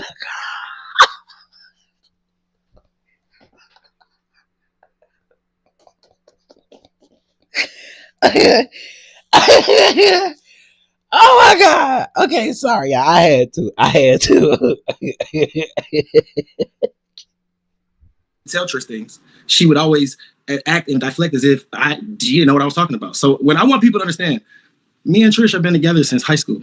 I'm 38. I'll be 39 years old. We were together from the age of 17 years old to I left at 34 years old. Okay. So how old were you two when y'all got married? I was 19. She was 18. My son was born when she was 19. Trish was living with me in high school. I would take her to class and I was living in my own apartment. Trish and I, my father and my family have, my father and my family support has been there just as much as her family when they were there. But then when they passed away, my family really stepped up. So we're all, and I'm gonna be honest, I know Trish more than anybody, and I promise you, whether Ken's there or the next guy is there, I'm gonna always be there for her. No matter what, despite this TV show, despite all of this, I think there was always a lack of communication, a lack of respect, a lack of accountability. And I was that. I truly, honestly know in my heart, I was that man that was really trying at a young age that never ever, like they told me don't get married, but I knew that was the right thing to do. Like I And knew she it was was pregnant. She was pregnant. That's why you got married. yeah. And my son was not an accident. Like we went to each other's prom. When I decided that, I said, okay, I want to have a baby. And I want to have mind you, I don't want to tell you, this was pre-social media. This was before Facebook came out. I'm in Huntsville, Alabama. I grew up in the church. You know, we actually met and we talked about the Bible. That's what made me want to be with Trish, because I knew she came from a very difficult background. And I grew up in the church. So I felt like we was reading the Bible together. And I felt like, man, this might be so. But I'm also Well, one thing Trish got in common, baby, she gonna try to read that Bible, because Ken said the same damn thing. What, baby? Let me tell you something. I don't care if a nigga know how to read the Bible. I want you to know how to read the Bible for you. I wouldn't care because you reading the Bible or we meant to be together because she read the Bible. I mean, Ken said the same thing, y'all. Ken said the same thing. Ken said that pretty much that's how they got, you know, together. They was reading scriptures together. They was reading Psalms 191 together and stuff. Girl, I can hide it. Oh, I'm finna be a clown today. Uh-oh, I dropped my phone. All right, let's keep going. Y'all hit that like button, please. There's 256 people in the house and 169 likes. Also, too, y'all, subscribe to the channel because we're trying to get to that 13K, baby. And also, y'all, bless the catch app. Bless the catch app. Especially if I'm making y'all chuckle and stuff. You know what I'm saying? All right, let's go. My mindset is also 17 years old, 18. I don't know what's to come in the future. I don't know all the challenges. I don't know, you know, the fact that the world is about to connect in a way that you can literally have a relationship with anybody you want in the world, and you can pick and choose. And I think that's what's wrong and why marriage is not there, because we have too many options. At that moment in time, I chose her, right? And I stuck with it for years, you know, and I really, really, really was trying, you know, my best. And I think because of the lack of communication, and it was like pulling teeth from her, honestly, Dr. Heavenly, and it was like pulling teeth. And eventually as a man, you know, it wears on you, because I'm a Libra. I'm very much a loving, affectionate, you know, passionate. She's an Aquarius. She comes from a military family. My family gave hugs. My grandma's in there right now. I introduced her. She's 95 years old. She's going to pray for you right now. You know, not to talk bad on her family, but Trish didn't necessarily come from that. Like my mama said, you didn't come from trauma, son. And I thought the thing she was going through in the conversations and the conflict was cool. And I thought maybe like I could be around this because I didn't grow like that. And I also felt sorry for her. And then I also felt like we can work through this and we can grow through this. But then after years and years, and I want to tell you, I'm going to just go on and say it. I ain't no relationship expert. I ain't no nothing. But what is this thing that people think that when you get with somebody, you can change them? Y'all, I'm talking to 245 people in here. Some of y'all already married and stuff. But I'm just saying, for those of us that's married, that's not married and that's single, that whole notion of you thinking that because you're with somebody that you can change them, lose that mentality.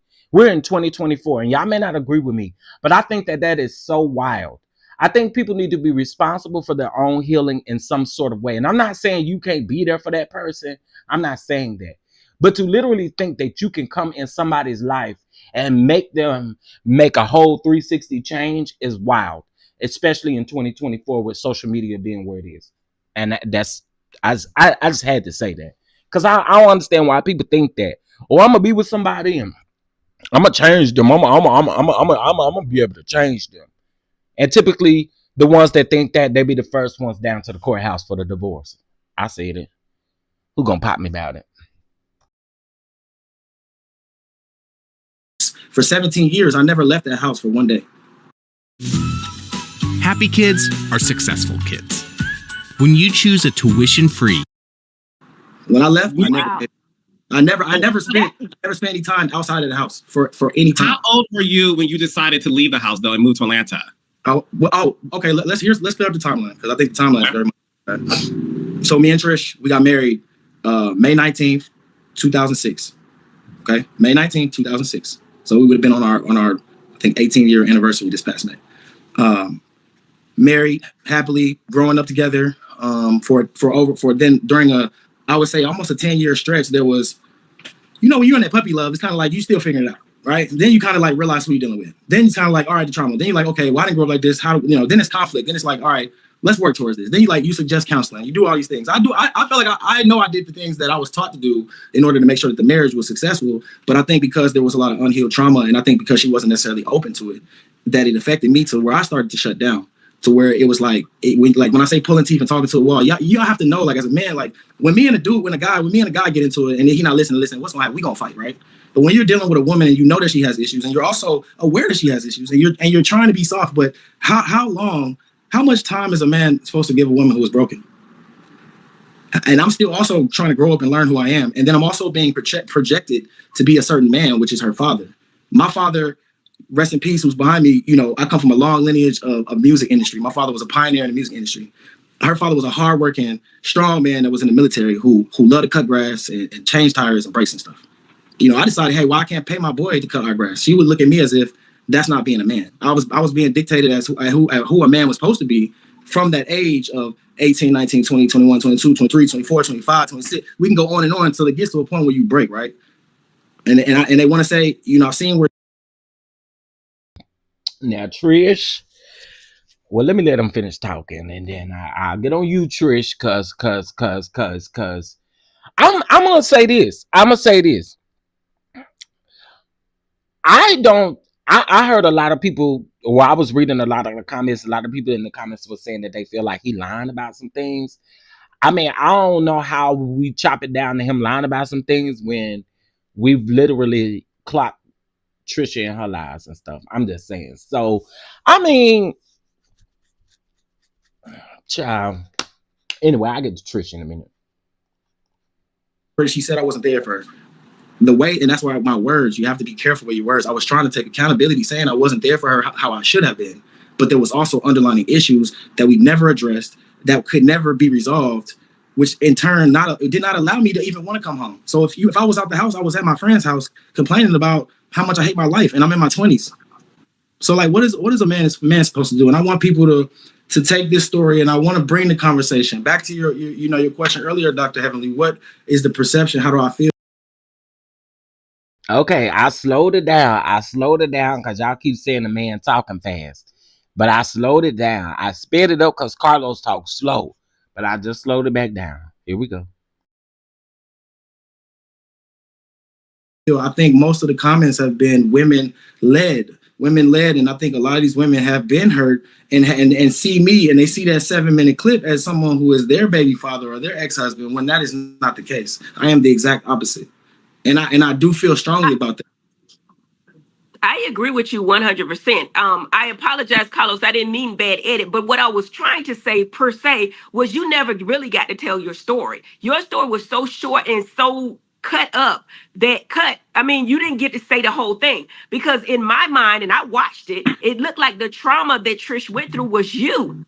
I never heard it was her family. Or am I missing something, Carlos? Because when I watch it, no, it was the always trauma that the world believes. Yeah. No, the thing is this. Trisha told her sister and the other ladies that the trauma had to do with, and Marquez knows this, was the passing of her parents and her feeling like he wasn't there for her. Let's be clear. Trisha had trauma way before I met her.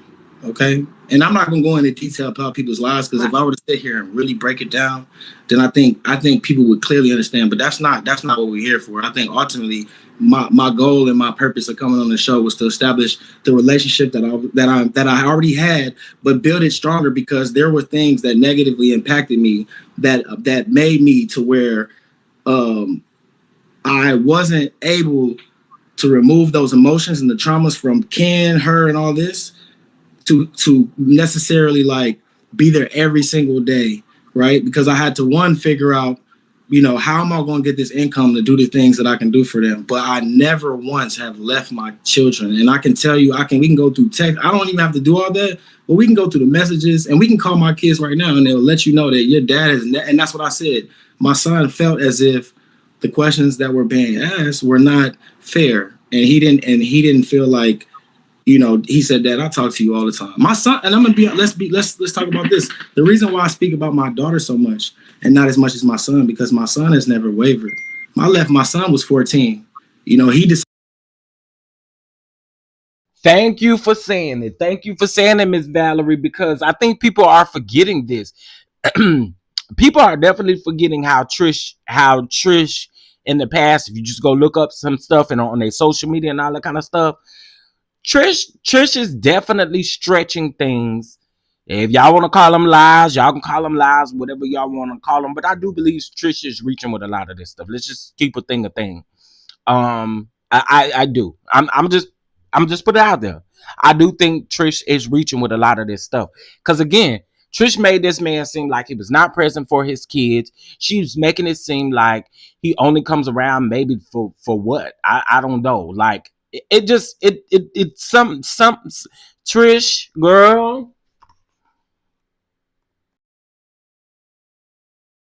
Decided he said that I'm always be for you, here for For a you. second, I want to be able to make sure you say succinctly the timeline of you leaving, and because you're saying leaving, and what I don't want if I edited this for you to say it. So I want to make sure you clear the air, okay? So you told us you got married May 19th, 2006, that you was in a marriage with Trisha where it was like pulling teeth from her, where how much can a man take, right? There's only so much a man can take, right? If he's trying to get information out of his wife and he's not getting it.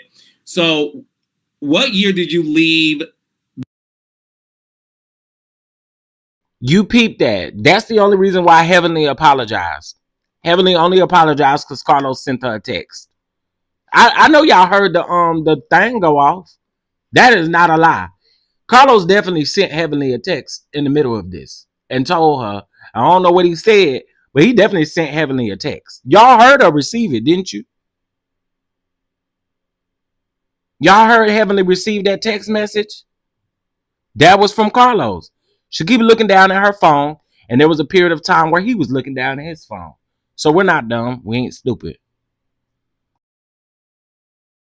And we may have been born at night, but it damn sure wasn't last night. The house to move to another state. All right. Well, I got to go back, but I know what you're saying now. You want me to give the timeline? Yeah. Okay. I don't always have 1 to 2 hours in my day to actually prepare a meal and then clean up after. So when I made the decision to leave the marital situation, it was October 2020.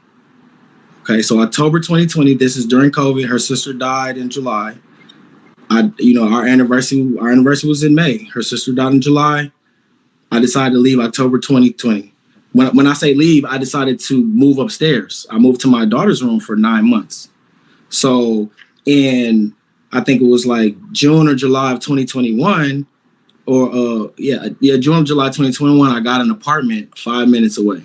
So I could make sure that I could come to the house, take him to school, do all, I felt like I had to remove myself from the house because it was weird. My kids was like, Dad's upstairs and all that. But I always stayed there every night. I didn't stay away. Then there was an altercation that occurred once I found out that she was dealing with Ken, and I was never notified that they were around my kids. There was an altercation that I don't want to talk about. I've discussed it on the show.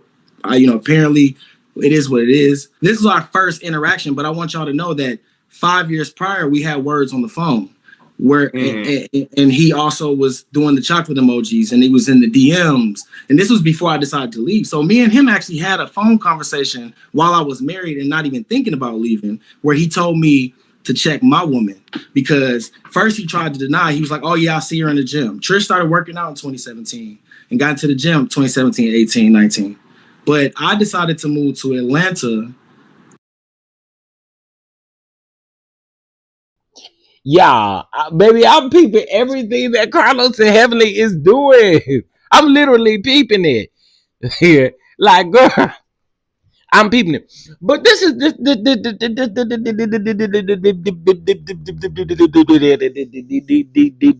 the question I have. I'm trying to put this in my head. Maybe y'all can help me in the comments. Okay, this happened in 2021. So 5 years before you left, you've been gone 5 years, right? It's 2024, so that would have been what, 2019. You've been gone. Okay. You gave us a date of 2020 that you moved upstairs into your daughter's room.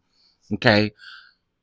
And Ken was texting and hitting up Trish online with the chocolate emojis and stuff.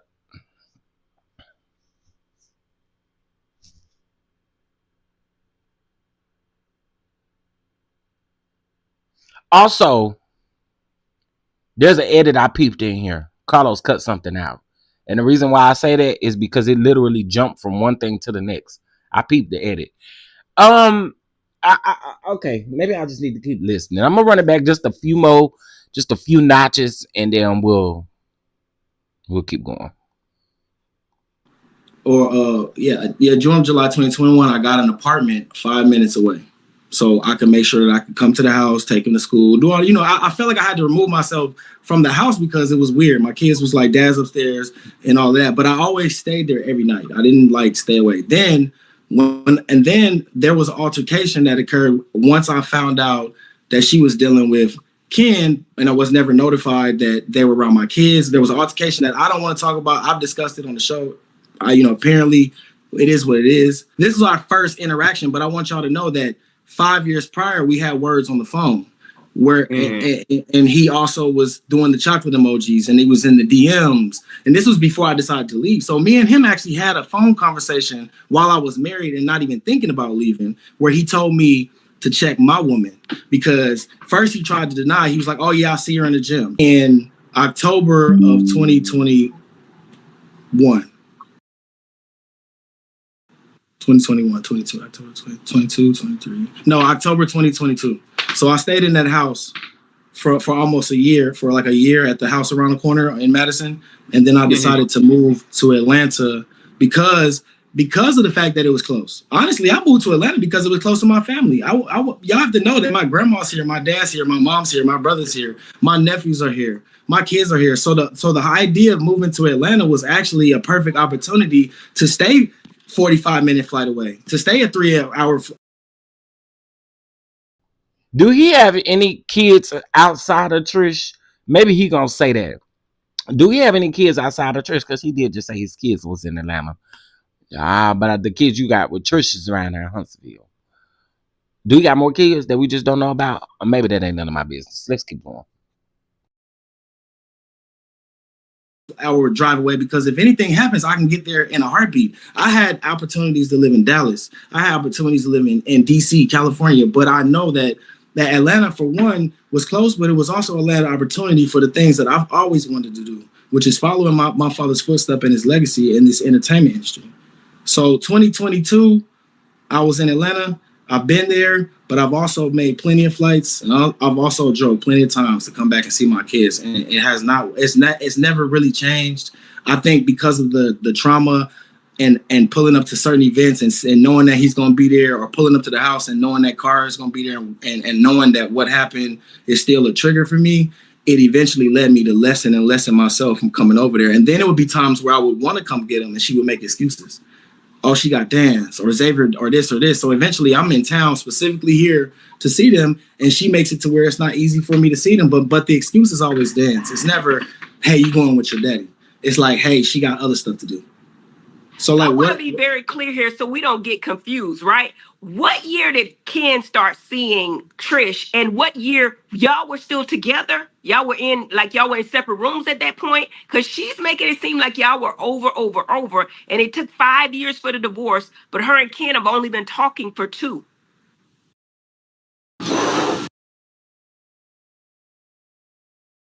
Heavenly girl, I'm with you when you're right. Because I want to know too. Pull conversion and retention targets out of that. Explain it to us, please, because I'm confused. I'm so confused. Explain it to us. And see, here's the thing with Carlos. Carlos don't want Heavenly asking too many questions, because he don't want Marquez to answer a question about something that may be coming up in the season. That's my guess. That would be my guess. But okay, let's get back to the question. I can't tell you when they physically met each other, but I can video verify when I first physically saw that they met each other. When was that? That was like early October 20. I have a video. It doesn't matter. It was in 2022. I would say their first interaction was around 2018, 2019 with the chocolate emojis in the gym and the conversation, right? And the text message on the phone where he said he wanted to perform oral sex on her as a married, and I'm married, and it was we weren't like having no issues. That was 2018. That was probably like 2018, 2019, because there's a new gym that opened up. Because when I left Baltimore to go take a high-paying job, Trish got into the gym. Her family member died. She said, alive at 55, I want to be in the gym. She fell in love with the gym so much that she probably fell out of love with me. Trish used to tell me, don't work out. Because when she started working out, I used to let's work out together. I play sports football. Let me be your trainer. Let me be your inspiration. She no, I love the way you look. And I got the dad bod, right? And eventually I found out that, she already had her eyes on Ken. She used to tell me different signals of how she liked chocolate men and how she loved muscles. And then when I went through her phone towards the end of our marriage, she actually told him that you have the husband body goals of my dreams. So these are the things that so let's be clear. When they physically talk to each other, who knows? I don't know. But I'm gonna tell you what, I know when I first saw that they were who she was dealing with, and let's be clear, I always Trish, girl. Trish, bring your ass to the front of the class. Trish, come on to the front of the class, girl, because what is going on? What is going on with y'all? Trish.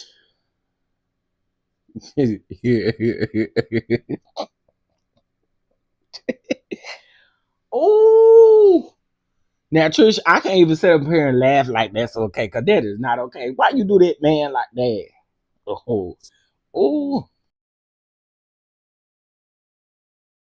always was okay with her moving on. I want her to move on. Who doesn't want your? I want to ask that Marquez, when you saw those text messages and the chocolate emojis and all that, were you and Trisha still intimate though?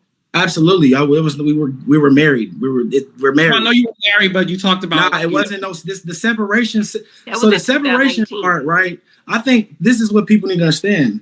When I separated myself, right, that allowed her to have the situations with the Martells and these other guys that I don't know about. Because you gotta understand, Trish comes from a family of secrets. They're not going to tell you nothing. We're gonna take it to the grave. Y'all don't understand. Women. And it's not, like I said, I don't want to get into all of that, but I'm telling you, when you come from a family where talking is too much, you're not going to say nothing. So who knows when they actually met? But I know when I physically saw them, and I know when she decided to tell me that they were together, and then I know how he ended up moving in the house with my children. Y'all should be asking him that. What you should be asking. Well, tell us, because my whole thing is they telling this story and they making you look a certain kind of way, but you need.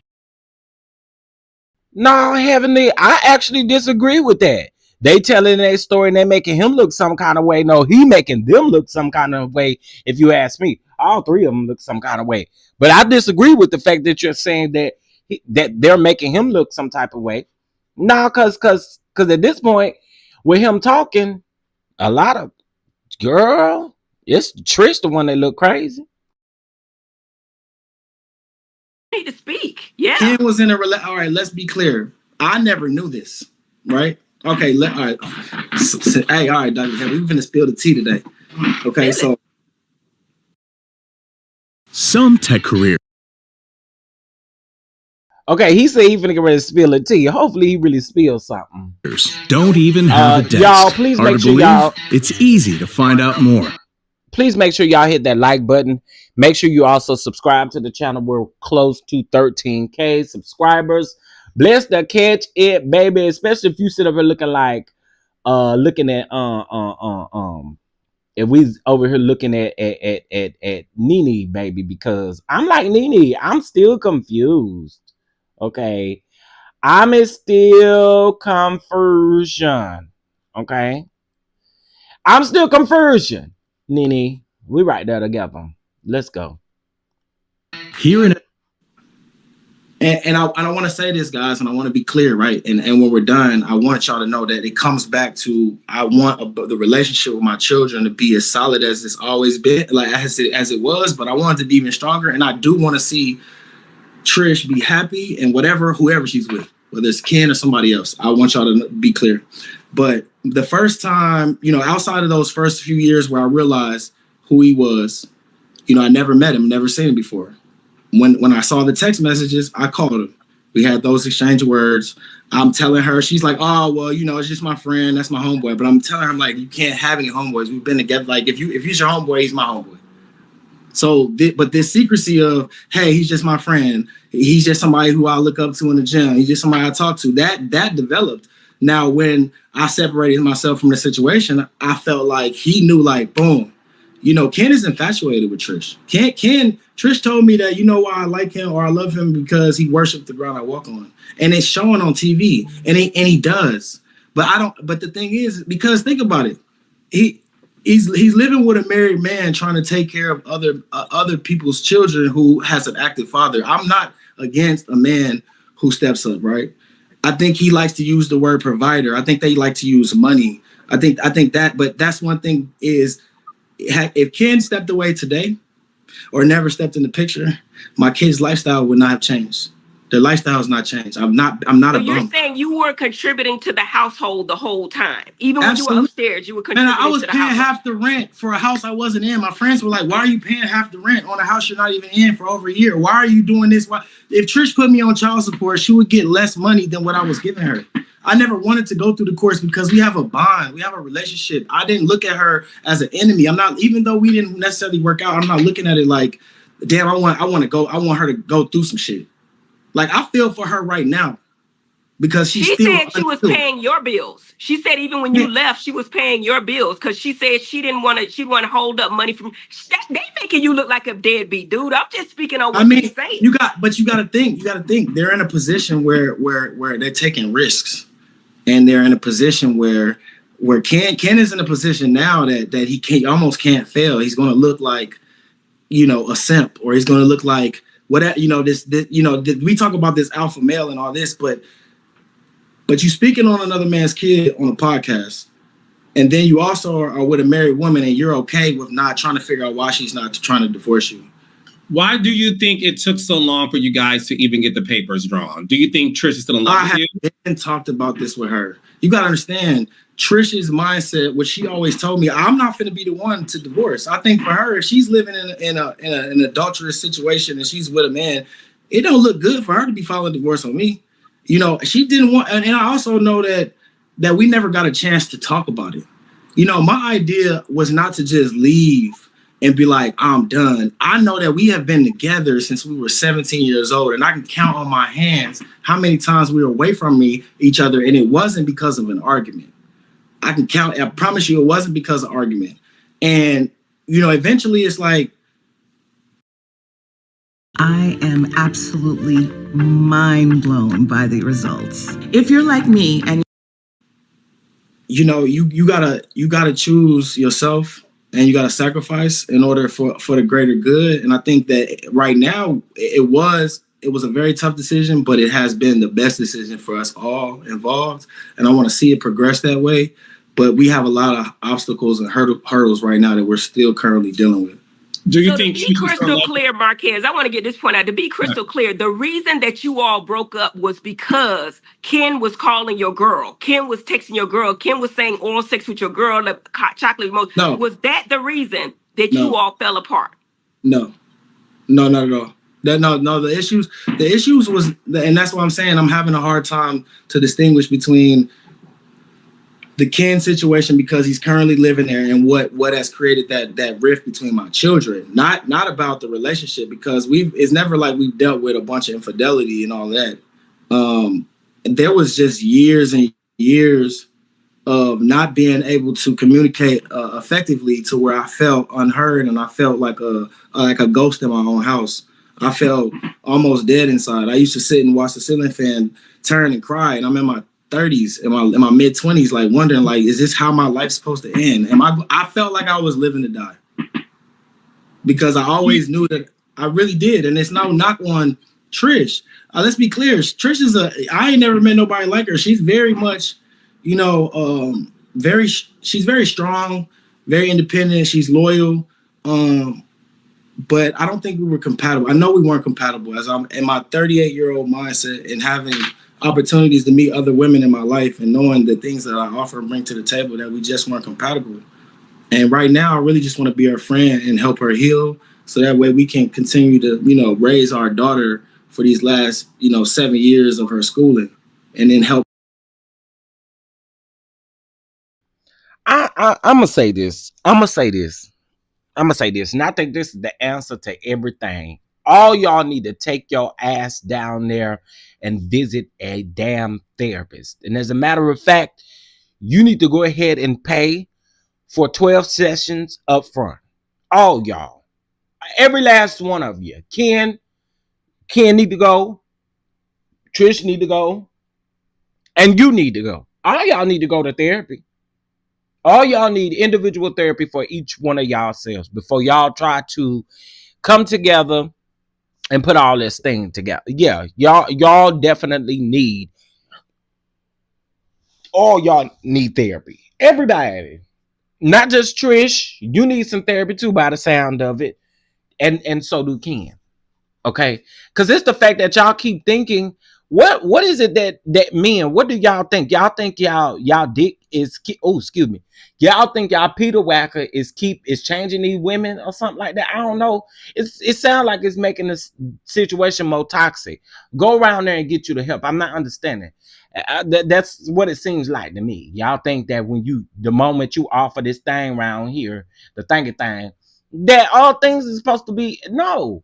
Same for Ken and Trish. Literally, their relationship is not going to go anywhere until that woman sits down and gets some help, and until that man sits down and gets some help, and then y'all can get some help together. But y'all all need therapy. Shit. I got y'all. Here we go. Happy Tuesday, raindrops. Yes, honey, yes. The word of today is therapy. When you go to therapy, everything seems to get better because you get the resources to help you in your life. Yes, honey, yes. Go to therapy. Are you still in love with Trish? I have so much love for her, but not in love in a way where it's physical or attractive. Not even. The day that I left, I always wondered when the last time we would have sex, and the last time we had sex, it wasn't what it was, and so I knew that was it. And from that day forward, me and Trish have not had any sexual intercourse. I haven't even. You left in 2020. When I say, let's be clear, because the word left, I don't know what other word, Dr. Heavenly, what other word should I use besides left? Because clearly that word. When were y'all pulled apart? Did I say separated? I separated myself from the marital situation where I moved upstairs in October 2020. Carlos, I got a feeling in my shadow now. I got a feeling he don't like you. Y'all, is it just me? When I moved, is it just me? Because it just seemed like he clocking Carlos. I don't know what it is, but it seemed like he clocking Carlos. So why he didn't ask Carlos what word he should use instead of asking Dr. Heavenly? I don't think he like you, Carlos. Y'all, let me know. Do y'all peep this too? I don't think he like you.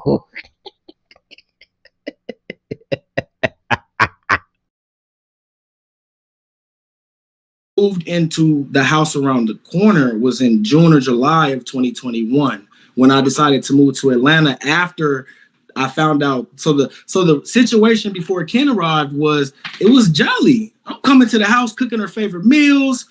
I'm like picking the kids up for school. She's like, hey, can you watch the kids while I go out of town? And I'm telling you, the first time that I found out who she was even dating was because I helped her pay $5,000 to move into a brand new house around the corner. And my daughter said, hey, Daddy, we got a Ring doorbell camera. We've never had one. So I'm looking at the Ring doorbell camera. Who has the key code to the house that I just paid $5,000 for? Because I was traveling. I want to be clear. When I started working, I was traveling to Charleston, South Carolina, Houston. I had a high-level corporate job where I had to fly in and work with these corporations, and I would be back in Huntsville on the weekends. So also being in Atlanta cut down on their flights. But my daughter says, we got a Ring doorbell camera. I'm looking at the Ring doorbell camera, and at 12:15, Trish is coming in. This is the night before I came there. So Thursday night is when Friday they're supposed to move in. Thursday night they had moved everything in. The kids are at the old house in the same neighborhood. 12:15, Trish comes in, Ring doorbell camera. 12:37, Ken walks up, boop, boop, boop, boop. Got the key code before I do. And that was the first time I ever knew who she was talking to.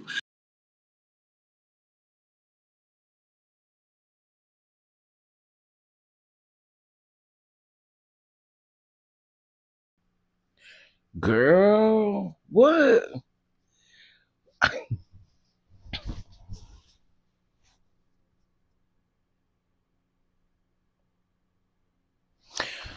I'm still confused because here's the thing.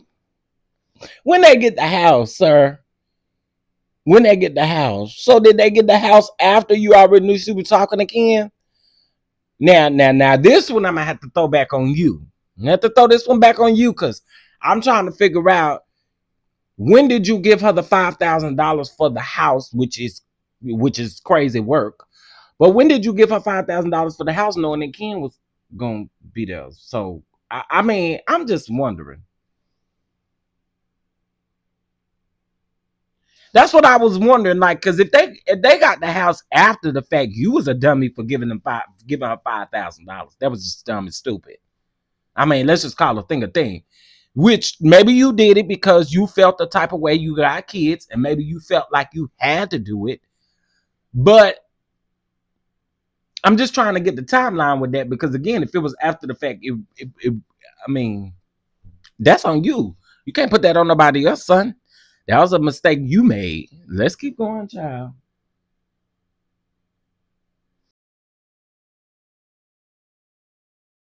I asked her, I said, Trish, I showed it to her right away. She said, mind you, she's out of town with her friends. She's out of town with her friends, allegedly. And she says, oh, we just had a meeting about the gym. I said at 12:37, I got the video on my phone right now, and I'm not going to be messy, but I have it on my phone. I hear you, baby, because she had a meeting with Martell at the gym about the gym.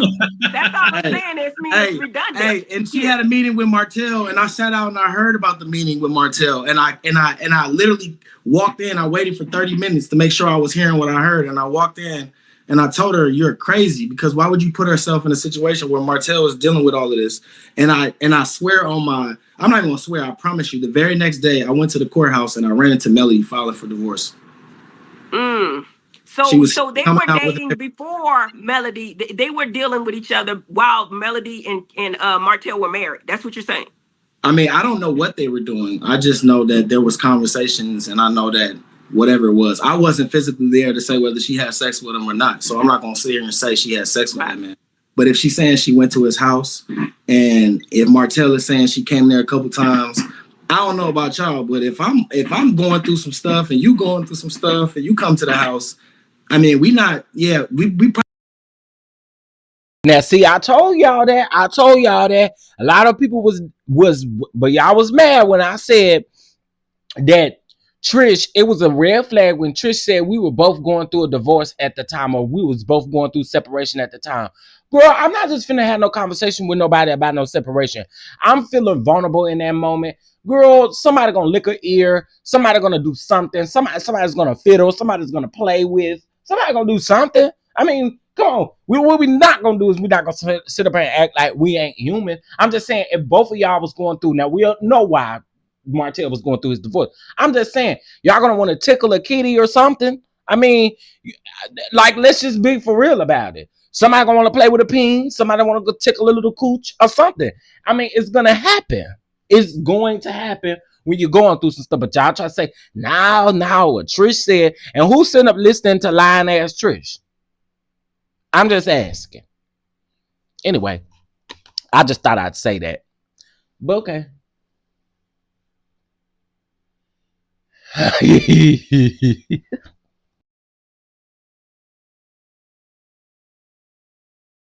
Probably not making it. Talking. Yeah, we're not making it to the gym. So, but I'm not. I wasn't there, so I can't say. Okay, so Marquez, I want to go back to the question. What happened in Florida and said you didn't show up to your daughter's game? Let's talk about that. So let's be clear. My daughter is a dancer. She's a phenomenal dancer. I made sure, when she was little, I used to put her on my lap and we would watch watch YouTube, and I would just, dance was my thing. I'm like, I want her to be a dancer. I think this was in 2022, I think. This is when they were kind of finally officially was like, okay, we're together. Right. But actually before that, she said, hey, I'm going to Florida. Zaria has this national competition with Rebel. You want to go half on this house? I'm like, sure, let's go half on the house, be on some family shit, even some family stuff, even though we're not together. But I want to be, those are the moments that we always had. We've always went on big trips and family trips and all that. So I wanted some sense of normalcy. So she said, hey, go half on the house. I said, okay, no problem. I'll give it to you. 3 days before it was time to give her the money, she said, hey, don't worry about it. The house is paid for. And I'm like, paid for? Like, by who? And she was like, well, my friend paid for it. Ken's coming. So I'm like, so you telling me this guy's coming, but so now we don't want me to stay in the house. So I had to get separate accommodations. And one thing that really, really hurt me about this situation, which is ironic that he brought it up, is that the year before Trish, now listen, I'm not saying that this stuff is true, Trish, because I was not there. I don't know. I wasn't around there in Florida. Florida got something against the woman. Why y'all want? Everybody wanna be on a tip around there to Florida, honey. But wait. Now, Trish, if you did that is completely out of order, honey. That is out of order. So in one breath, you're gonna tell a man, let's split this.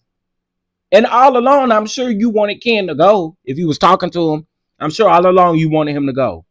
And then 3 days before, you gonna call him and tell him, in order for him to go, he gonna have to find some more accommodations. Hell no, Trish should have been mad at me because I'd have lit her up then. No ma'am, you have to play with me like this. And then of course he probably want to go because his kids is going. He want to have some time with his kids. Trish, girl, bring your ass to the front of the class, okay? Bring your ass to the front of the class. The year that me and my family were still, a cohesive unit, we went to Disney World and we did all the parks. And my son said, Dad, the only thing I want to do is Universal Studios again.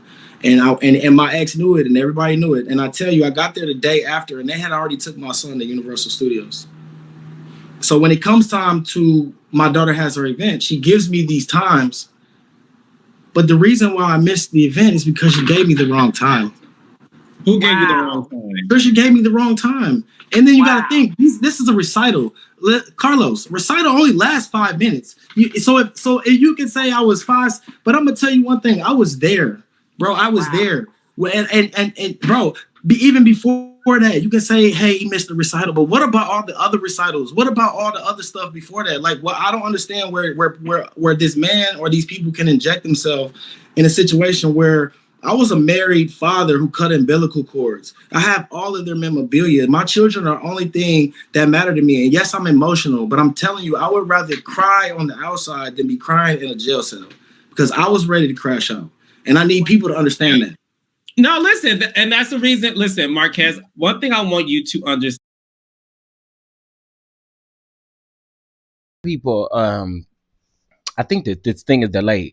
But here's what I want to say. I think the thing with the house confused me because, again, were you already gone from the house or were you upstairs?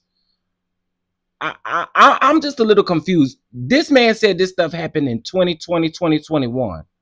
Okay. Some just don't. So after you moved out of the house is when you found out about Ken. Okay. My issue with this is, though, at some point you knew she got back with Ken. Because if he was entertaining Trish in the DMs, at some point again, you knew that she got back with Ken. So I don't know. Somebody that maybe I'll just have to listen to this again and get another timeline because I'm still confusion. I get it. Maybe he was out of the house and he had moved down the street. Okay, but no. I'll go back and listen to it again. Listen to the timeline, and I'm gonna take some notes. I know how to write this down. All right, let's keep going. I'm not saying you don't, but one thing I want you to understand is we know that is what you said earlier, how I call you reality stars, the superheroes of the industry because you're living your real life, right?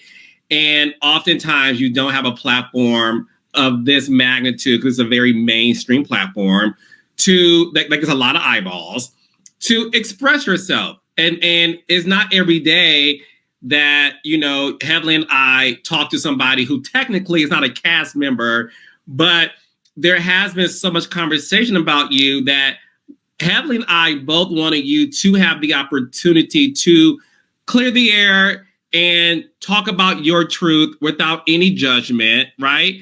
Because there's one thing Heavenly and I just said before you got on.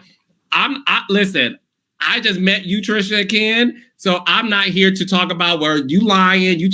I don't know any of those things, and neither does Heavenly, but we wanted to offer you the floor to address it because you are a big part of the conversation.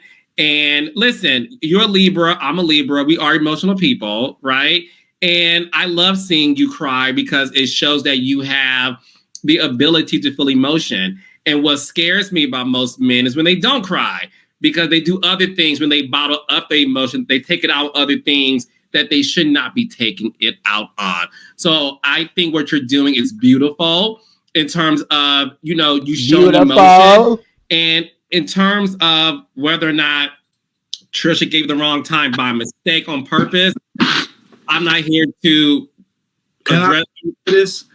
But I never asked to be on TV. I think y'all should be looking into the people who want to be on TV. Absolutely, and I said this on my last live. People gonna say whatever they need to say, and they're gonna stick by it. I'm here. I have nothing to lose. I'm here. I'm only here because I told you. But at the end of the day, Carlos, I want to create more conversation. I want to say this. Where are all the comments from the men? I question. Where can I get can we get men in these comments? Can I get someone who can objectively, from a male's perspective, Dr. Heavenly, I would love to know what your husband's thoughts would be on this scenario. Wait a minute. Y'all, I don't give a damn what y'all say. That man don't like Carlos. That man don't like Carlos. Look at Carlos' face again. That man do not like Carlos. This man do not like Carlos. I don't care what y'all say.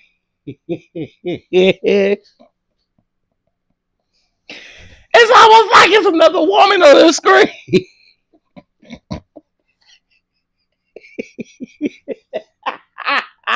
It's like he's talking to another woman on the screen, y'all.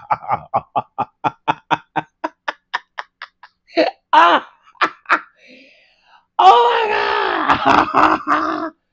Oh, he do not like Carlos. Okay, anyway, sorry, y'all. It's these faces I keep peeping. Oh, scenario, you know, and then Dr. Heavenly, how would he feel if someone was in your inbox or putting dentistry tools and tools under your IG and I think that Damon would have fought you, whoever was doing it. I think he would have fought to death about his woman. He just would have, and I know that's the right shit to say on the but thing. It's true, right? I'm gonna crash out. I'm still, and listen. I understand the value of like my life and my children's life, and nobody wins. But I'm telling you, on a day-to-day basis, man, there are those moments where crashing out is like an option. No, and listen, obviously, reality TV is watched largely by women. So the thing is this, a lot of men, Marquez, it is what it is. They're not going to be on YouTube. Carlos, come on, you cannot be that slow. You cannot be that slow, Carlos. Why would you respond to that? You should have just left it at what it was. Why did you respond to this?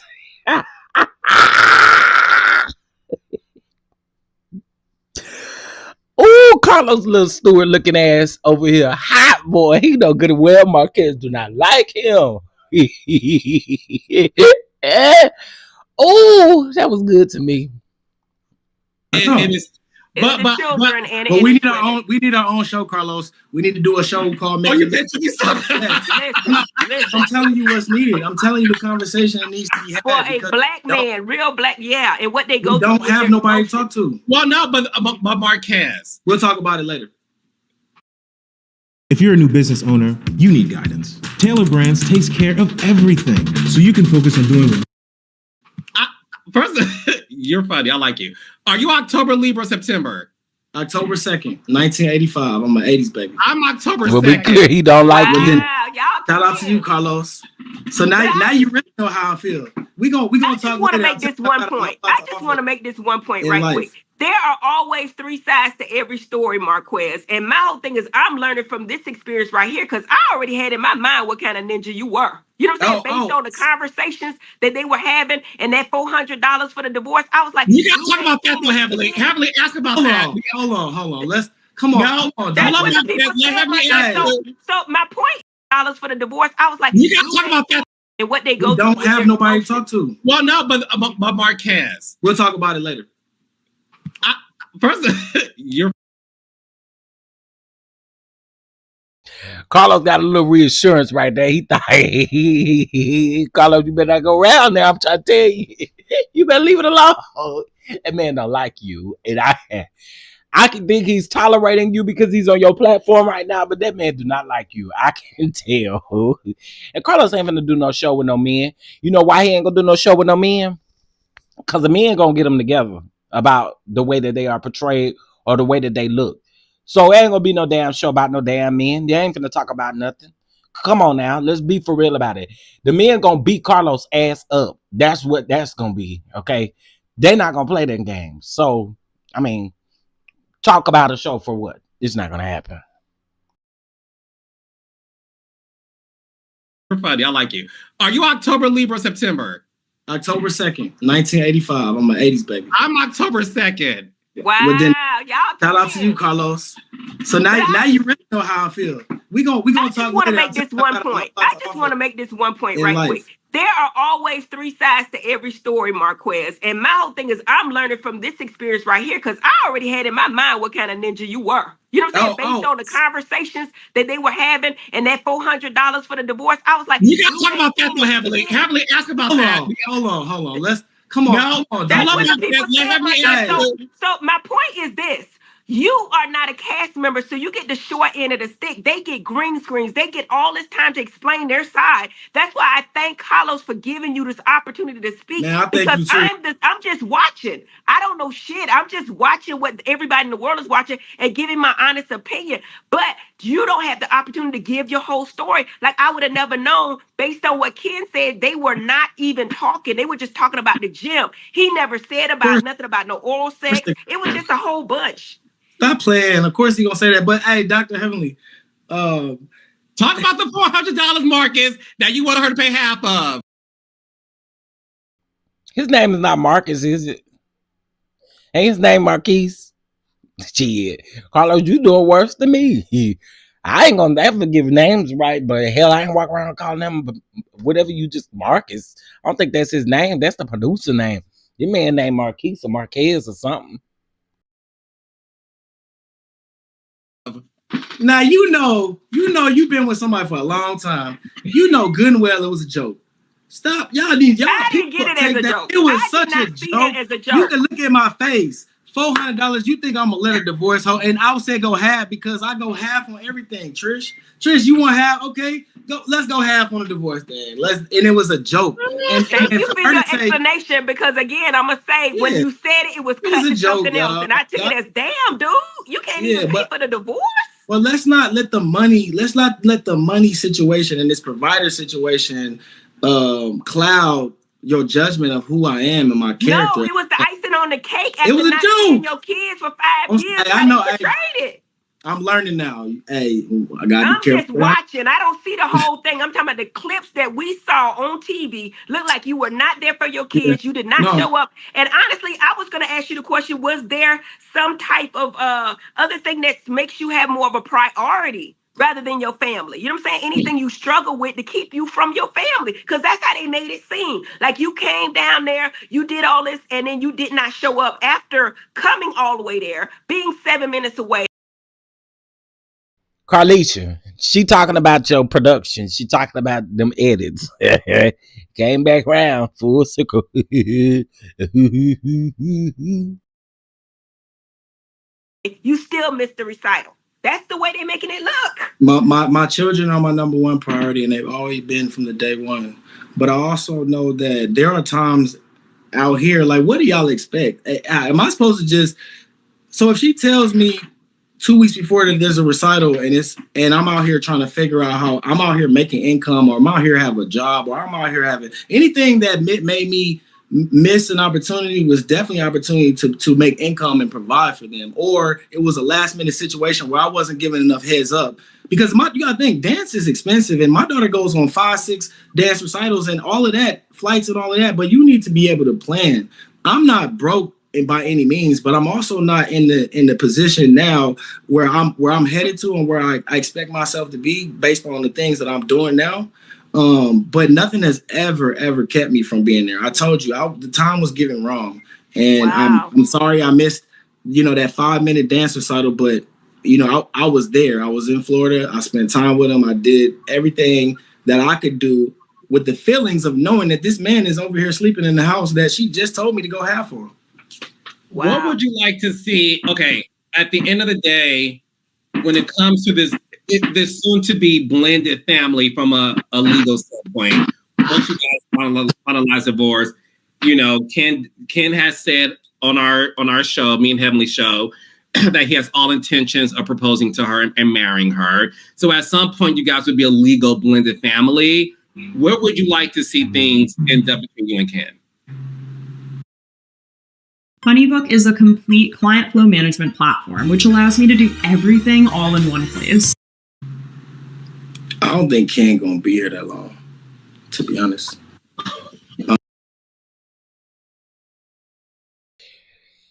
Baby, let me tell you something, Marquez. You ate with that one. You ate down with that one. Hell, I'm gonna have to act like damn Carlos and get up and shit and shake around or whatever he over there doing. I'm gonna have to do like Heaven and fall back on the couch or something, cause you ain't lying. Cause I do not see that relationship lasting longer than 2 minutes. I do not. And I'm gonna tell y'all something. Ken gonna get tired of faking this thing. Ken gonna get tired. I think Ken gonna get tired before Trish do, because Trish clearly like to play with people. But when it come to Ken gonna get tired. It ain't gonna last long at all. I'm actually with you when you're right, and I'm with y'all on that one. I am. But he said he would be. He said he's never leaving. That's what he said. Well, I'm gonna tell you one thing. I watched the interview, and for 17 years, I went through the same stuff, and I never once left that household. So if you leave for 3 days, and you only been there 2 years, good luck, buddy. That's my drop though, for real. Now Marquez say he came to talk his shit a little bit. That's exactly what he's doing. He's talking his shit a little bit. Marquez, my head off to you on that one. I can't even be mad at you for that one right there, cause I believe that same thing, and I don't even know them folks. what I said on my rebuttal. I said, Hey, dude, you've been out Dr. 2 Heavenly. years, dude. You don't even know this chick. You don't even know her. How could you say that? I've been with my husband 30 years. I can't say what tomorrow may bring. I can't say. I think Ken is trying to realize what he's up against. I think Ken is also realized he's getting his head big because he's getting these inbox and these DMs and he's feeling like his worth. But I'm telling you, if you can't handle 2 years with Trish and you leave the state for 3 days, good luck. It's about to get worse. Yeah.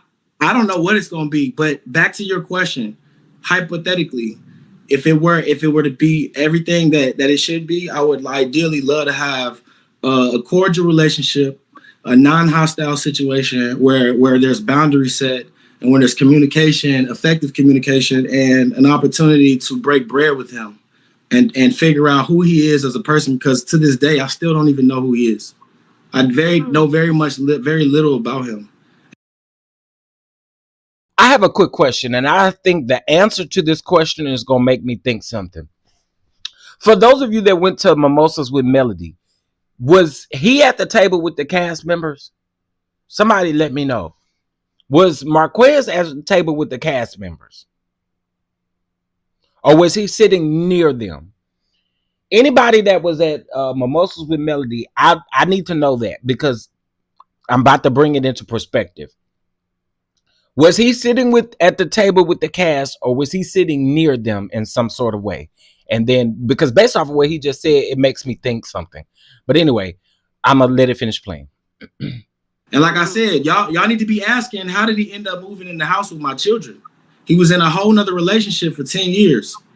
She found his location. She pulled up. Trish let her in. The girl said, you gotta go. The following week, he was in the house. Nobody told me. I kept seeing the car here. My son's like, well, I don't know. He's been here. Somebody's been here. Then I asked Trish. She says, oh, well, he's been here. If you can't handle 2 years with Trish and you leave the state for 3 days, good luck. It's about to get worse. Yeah. I don't know what it's going to be, but back to your question, hypothetically, if it were to be everything that it should be, I would ideally love to have a cordial relationship, a non-hostile situation where there's boundaries set and when there's communication, effective communication, and an opportunity to break bread with him and figure out who he is as a person. Because to this day, I still don't even know who he is. I know very little about him. And like I said, y'all need to be asking, how did he end up moving in the house with my children? He was in a whole nother relationship for 10 years. She found his location. She pulled up. Trish let her in. The girl said, you gotta go. Wait one damn minute, dude. What? Wait a minute. Is he saying that the girl that Ken was talking to before Trish pulled up on Trish? Huh? Am I hearing that right?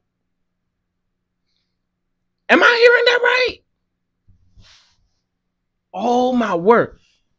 Okay. Oh Jesus. I don't got no more edges, Lord. Oh. Is that what I heard? I'm gonna run that thing back. I'm gonna run it back because I just want to make sure I heard what I thought I heard. In the meantime. Oh. Okay, listen. Where's my coffee at? Where is my coffee at, Lord? I should not be drinking. It's almost afternoon, y'all. I'm over here drinking some coffee. Oh my God. Hold on. I'm coming, y'all. I promise.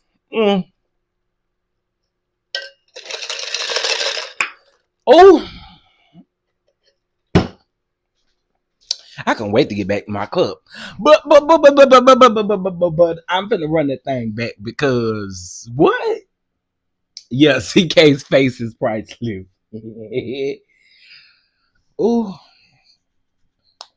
Okay, let's run this back a few seconds because I want to make sure I heard that right. A non-hostile situation where there's boundaries set and when there's communication, effective communication, and an opportunity to break bread with him and figure out who he is as a person. Because to this day, I still don't even know who he is. I know very little about him. And like I said, y'all need to be asking, how did he end up moving in the house with my children? He was in a whole nother relationship for 10 years. She found his location. She pulled up. Trish let her in. The girl said, you gotta go. The following week, he was in the house. Nobody.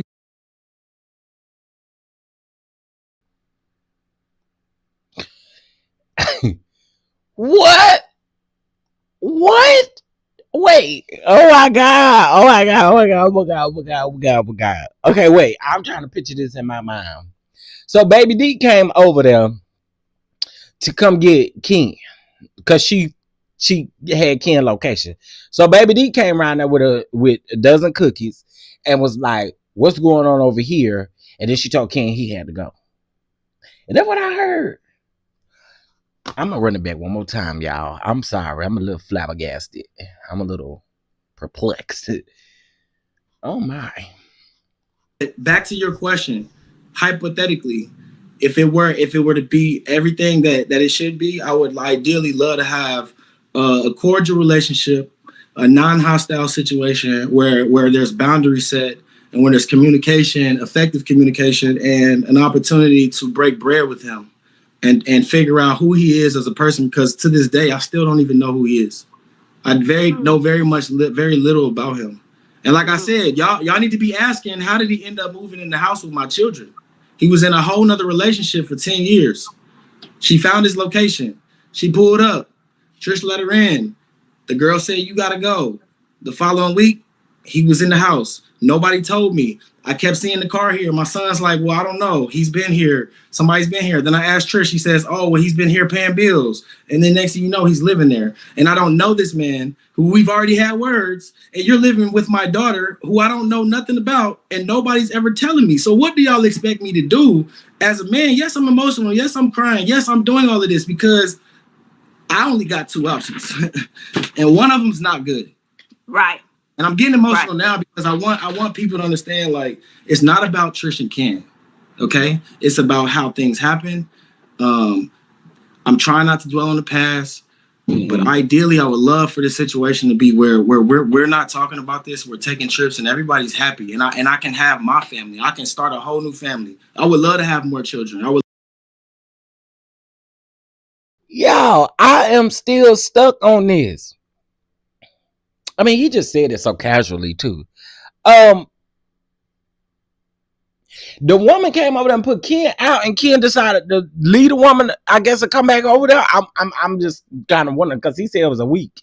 So the woman, Baby D, put Ken out, and then Baby D went over there with somebody else, and then, my God, today I'm just confused.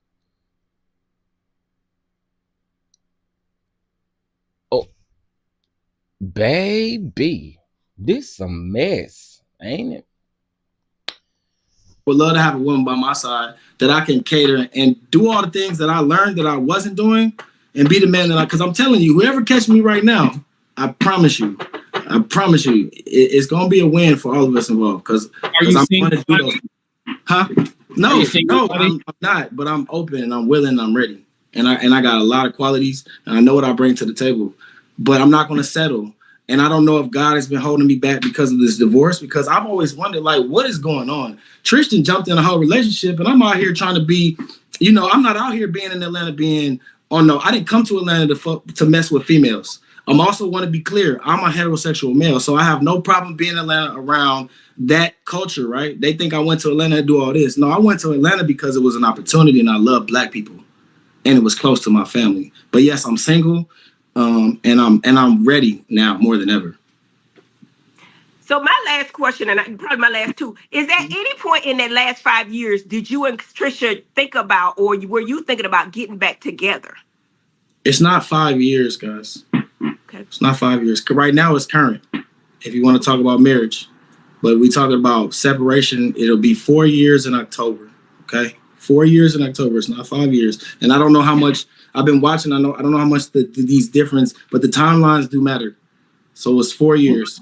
But ask the question again. I'm sorry, I lost track of thought. I'm saying during that 4-year period when you all were separated and you were upstairs, and during your divorce took a long time, right? So everybody in the world, well, I'm thinking in my mind that at some point y'all had hope that it may work, that y'all might get back together. During that 4 years, was there ever a period of time that you guys thought about, or you thought about getting back with Trish?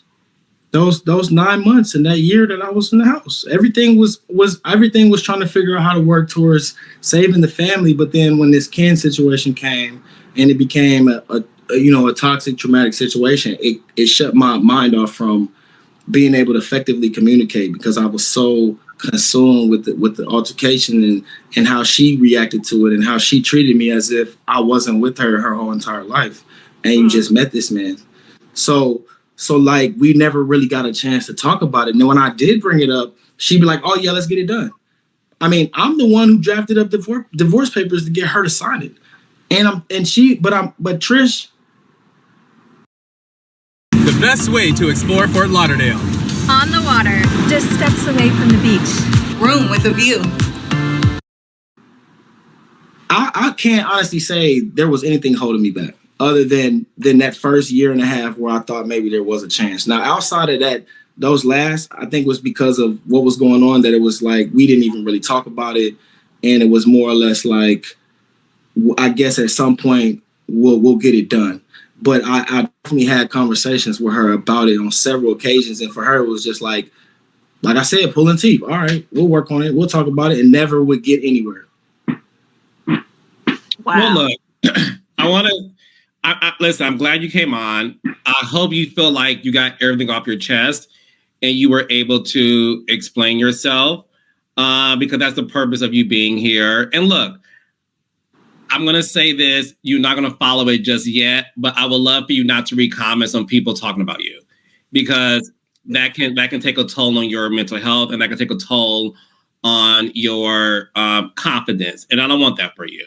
You know, Dr. Heavenly, I ain't gonna lie, you had me over here almost in tears, man. You know what? Hey, but look, I'm gonna say this. I'm gonna say this. Had you been correct, and had the storyline be real and true, you would have been absolutely correct in everything you said. But man, when you said that I need to be asking permission to see my kids, you said Ken was a better man than Hold on. Did you not? I had your back. So did you not? I didn't say you. We talking about Dr. No, I'm just saying. Can I get? No. I'm just saying. Yeah. Because you've been a little tough with me. Can I get a thank you?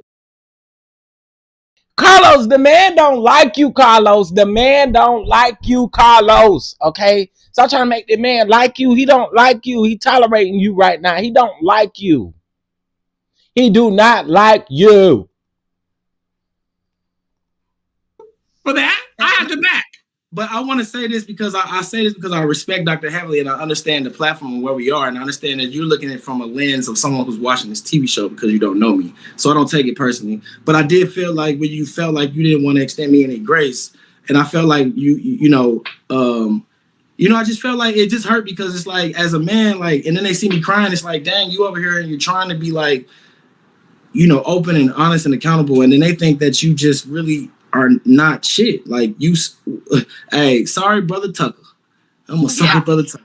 Yeah. But I understand it though. And I just hope that, like I said at the beginning of this interview, I hope that what I've been able to tell you, that you would be able to extend that grace to me now. Absolutely. And you know what? Straight up, I apologize to you. But I can't help what I saw on TV. People have Actually, Omar, I think he do like Dr. Heavenly. I absolutely think he likes Dr. I think he loved Dr. Heavenly the way that he been talking. I absolutely do think he liked Dr. Heavenly. And I think he built a rapport with Dr. Heavenly that he could not build with Carlos. You know what? Trish be looking like she be telling the truth, but you could tell she be confused. And I've learned from a long time ago, Phaedra Parks, when you confused and you know what I mean? The people, they don't be telling the truth. But I can sit here and see that my whole image of you, brother, has been changed. And that's why we did it. At first, I thought it was kind of messy. But then I think, you know what? No, we need to hear from Marquez, because there's always 3 sides to every story. I believe you expressing yourself and telling your side is way more important than anything, because it's like what Heavenly said. This is a triangle situation, and we heard from the other two. Square. And And I wanted to make sure that you had the opportunity to express yourself. And that's the reason why you are still filming on the show. Thank you. I was with Melody last night. Shout out to Melody Cherie. Ooh, ooh. Oh, sorry. I'm just saying, in what capacity? Because the people that, when you say shit like that, people gonna run with it. No, that's not why Carlos was looking like that. That's Heavenly. That's definitely not why Carlos was looking like that, and you know damn well that that's not why he was looking at that. Now, did anybody answer the question when I asked, was he at the table with the cast members? Because I promise y'all I got something for y'all at the end of this if he was at that table with the cast members, or if he was at a table with any of the cast members, I got something for y'all. But let's keep going. It's almost over, y'all. Huh? In what capacity were you with Melody? I went to Mimosas with Melody event. I went to support. Okay, thank you. Don't say you was with Melody. It's okay. All they're gonna say is Carlos' fault, and they're gonna blame Edit. So the thing is, I appreciate you. Nah, nigga, don't try to say that we gonna blame it on the editing. We're not gonna blame it. That's what you literally made a face, and literally the way that you feel exuded. Now, you can't say that people. It's not like you can say that he blurted out something that he wasn't supposed to blurt out. Everybody knew that Mel had an event. Everybody knew that the cameras was there at the damn event. Everybody knew that there were cast members, at least all of the cast members except for maybe 3. Okay, so, sir, stop it. This the shit I'm talking about. That's why I had to title this video the way that I did. Your ass is always sitting up here acting dumb, acting stupid, like you don't know what's going on. Girl, you literally are the messy one that they say you are. It's true. Okay, and then also the whole bad edit thing, people are gonna still eat that up. You'll never escape that as being a reality TV producer. Like, girl, goodbye. For doing this. And listen, my hope for you is at the end of the day, Marquez, this is my hope for you. And this is from one black man speaking to another. My name is Lucy, and I have to figure out who I am. I would love if you can look at the things you may have contributed to situations, okay? And take some accountability for what you contributed to some situations, not all, but some. And the best people in the world, Marquez, who do reality, they look at themselves on TV and say, okay, I could have done that differently. Or, I could have handled that differently. Or I didn't know people felt that way. So now that I know, let me do better. That is my supreme hope for you and for everybody on my shows, is to always look at these situations, Marquez, and say, let me look within to see how I can be a better person based on what I've been seeing, right? And I think because you are somebody who's very well in tune with their feelings, I know that you're going to go places because you do have he just lied. Absolutely. I think you're a great guy. But one thing I want to add to this, and Carlos, you tell me if you agree with this. Yes, he needs to look inside, but he also has to speak his piece. Because if you're just looking inside what you did wrong and not saying what the real situation is, which I haven't seen, I never heard any of this. You got to say that shit too, because everybody's going to say, oh, well, it is true what they're saying about you. You know what I'm saying? You also. I be finding it funny when Heavenly do this, cause Heavenly, you sitting right next to the damn. Your box is right next to the damn producer of the show. I am the host and creator of Love and Marriage Huntsville, owns #1 show. So I'm just trying to figure out why you be doing this knowing he's sitting right there. Cha. And the reason why I'm saying that is because shit, tell Carlos to get his edits and stuff right. Get that storyboard together. Also have to capitulate. Hey, you know what? I was there and I did this. And the reason I missed this was because y'all gave me the wrong damn time. You got to say that stuff because the people don't know. And they going to run with the narrative, So My whole thing is, I think you're a stand-up brother. I appreciate you coming here. It took a lot of courage for you to come here today. And I appreciate you. And I thank you for even telling your story, because I think it can help a whole lot of people.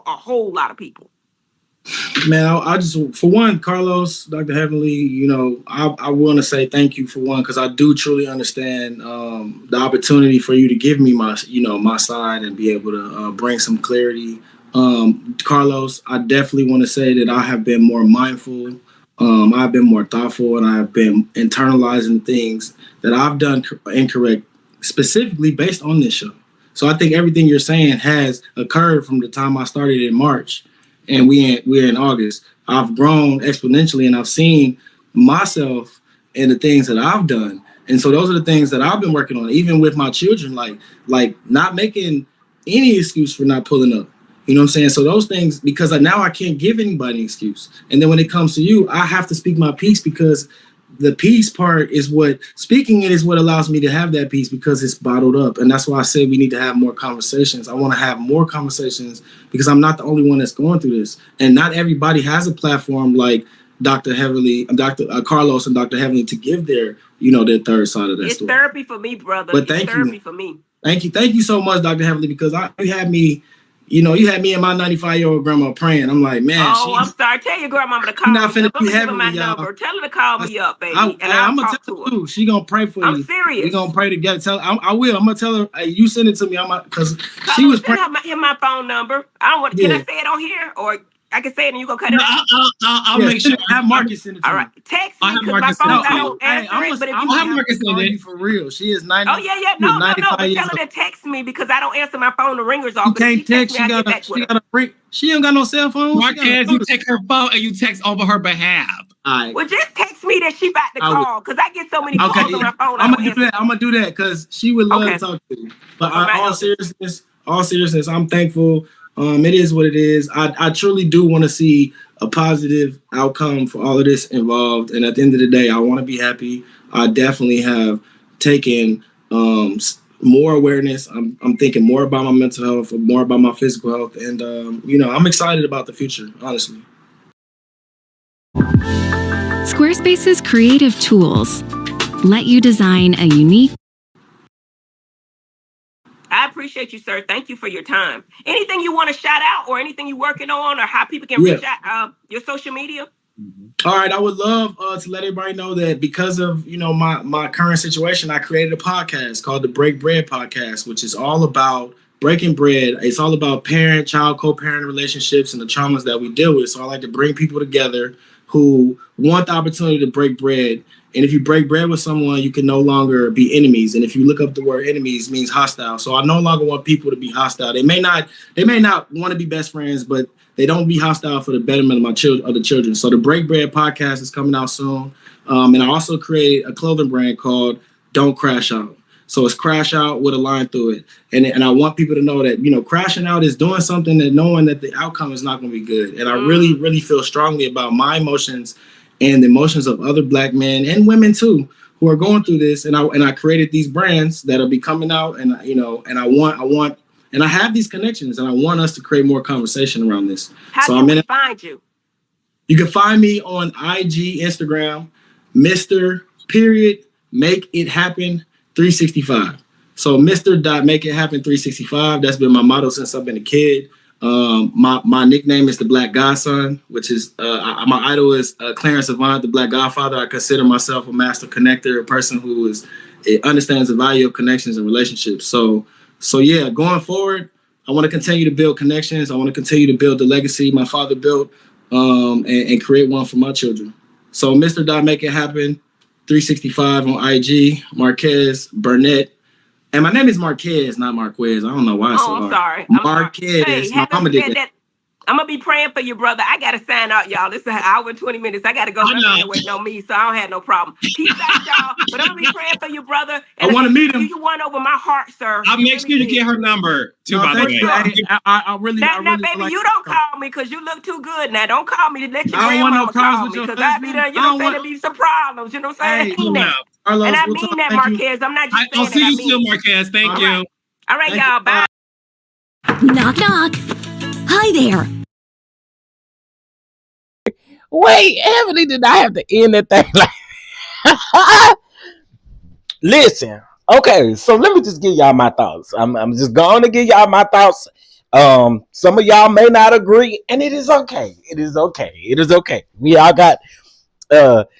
all gonna feel different type of ways about this stuff. Okay, we're gonna all feel different type of ways. All right. I want to start out with this. Marquez, he ain't no bad looking fella. Okay, he ain't no bad looking fella. Okay, he ain't no bad looking fella. But let me again. I think I'm more so on the side that everybody just needs some damn therapy. I mean, it's just no different. Everybody needs some therapy. It sounds like everybody got some trauma going on, or everybody got something going on that's crazy. I'm gonna also say this. I don't see Marquez as being like a liar or a bad person in that sense. Do I feel like there's some lies up in there? Yeah, I do. But I don't think that he's a bad guy, nor do I think he's a deadbeat father. I do not believe that. Just by listening to him, I don't believe that. I do believe that by the looks of it, it's like a narrative that's trying to be spun in a sense to make it seem like he's a deadbeat dad. I don't think he's a deadbeat dad. I don't. Let's see. I do think that I think all three of them now, listening to all three of them sit down and having this perspective, I think all three of them got some lies and stuff around there. I do. I absolutely do. Carlos saying that he didn't know none of this stuff was going on between Trish and Ken and this boy here. I mean, this man here is a damn lie. Okay. Again, there was a reason that they scouted out and hired damn Trish. Okay. So we're not going to play these games as if you didn't know what was going on with them. Now, I'm just going to ask this question. And I wish they would have asked this question. Did y'all peep him say that he has some kids in Atlanta? I'm just curious at the age. That's all. I just would like to know the age of the children, because he did absolutely say, he said his kids in Atlanta. So that means he got kids in Huntsville. That means he got kids in Atlanta. I wish that, and please do not talk about the way I say Atlanta. I wish that they would have dug a little bit deeper in on that, because I would have liked to know more about that situation. Because I think if you honestly add a timeline to the perspective of you having other children, some other things would make sense too. Again, I'm just not going to chop it up that I see him as being a bad guy. I don't. And honestly speaking, I do agree that he needed to at some point get to tell his truth, because the only thing that we're hearing is Ken and what Trish are saying. And for me, if this is these kids' father, he should definitely have a way to speak up for himself. Now, I'm going to tell you something. So here's why I asked where he was sitting at down to the event. Okay. Here's the reason why I asked that question. I asked that question because on his story, he put that he was set up. Marquez, whatever his name is. I'm sorry, I'm probably gonna get it wrong a million times. Marquez put on his stories, on his Instagram stories, that he was set up. So that's the reason why I asked the question about where he was sitting at the event, because if he was sitting at the table with the cast and Ken and Trish were there, it makes me think production told him that Ken and Trish weren't coming. It makes me think that production may have told him something about Ken and Trish that he thought, oh, I'm here and all of that. Some other people were thinking that maybe he was saying he was set up by the food. I don't think it was about the food. I don't. I think it was absolutely about Ken and Trish. I do. So I who is his daddy? I don't know. He said his daddy was big in the music industry. I don't know who his daddy is, who his pappy is. I don't know. Let me see. One point it said he gave background to his character, which was necessary. I agree, Mary. I agree with that. Let me see. I think he said he want to start a new family with kids. Who said that? Ken. Seems like Trish has juggled 3 men. Sounds like to me. Tell Ken and her new boyfriend. Yeah, it does sound like that.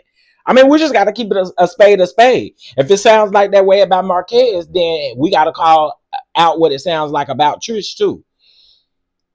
And Trish, I think right now Trish is settled with Ken in a sense to where Ken makes her feel comfortable. But the moment that Ken blows up, or the moment something doesn't go her way, she's out of there. She's out of there. And the same thing that she might have did to Marquez, because again, I was not there now, I don't know. But what it sounds like, she'll do the same thing to Ken. I mean, let's just call a spade, y'all. We have seen this type of stuff repetitive.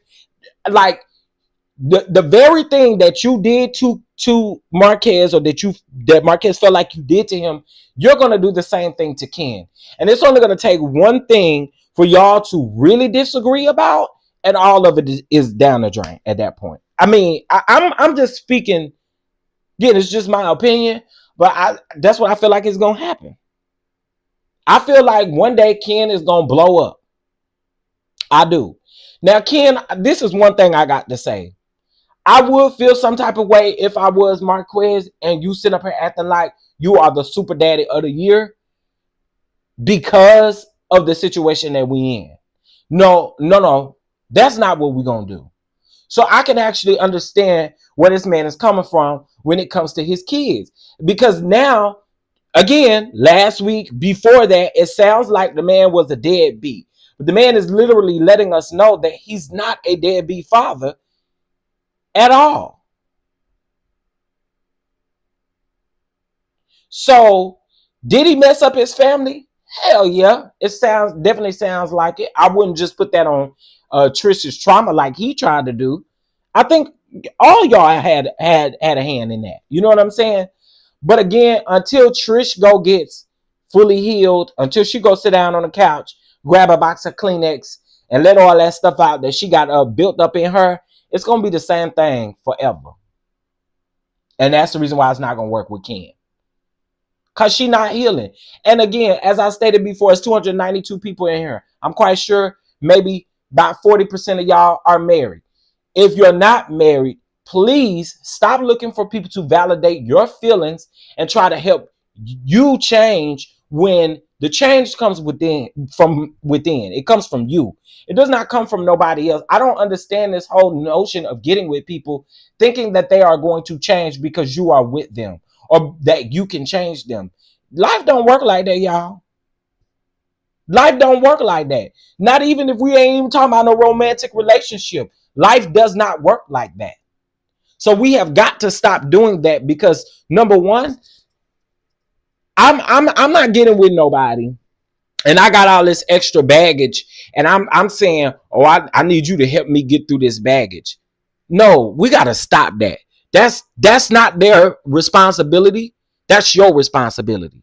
That's your responsibility to let go of all that trauma and hurt that you have. It's not nobody else's responsibility, baby. And I stand 10 toes down on that.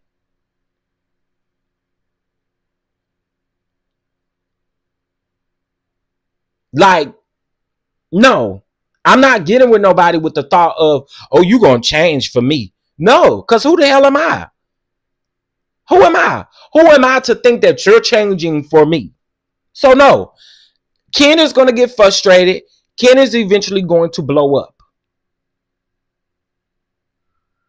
I'm just saying.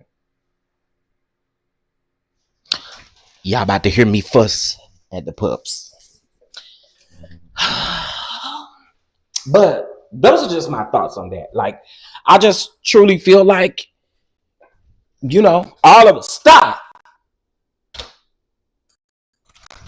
I told you, stop doing that. You mess up this frame. Get in here.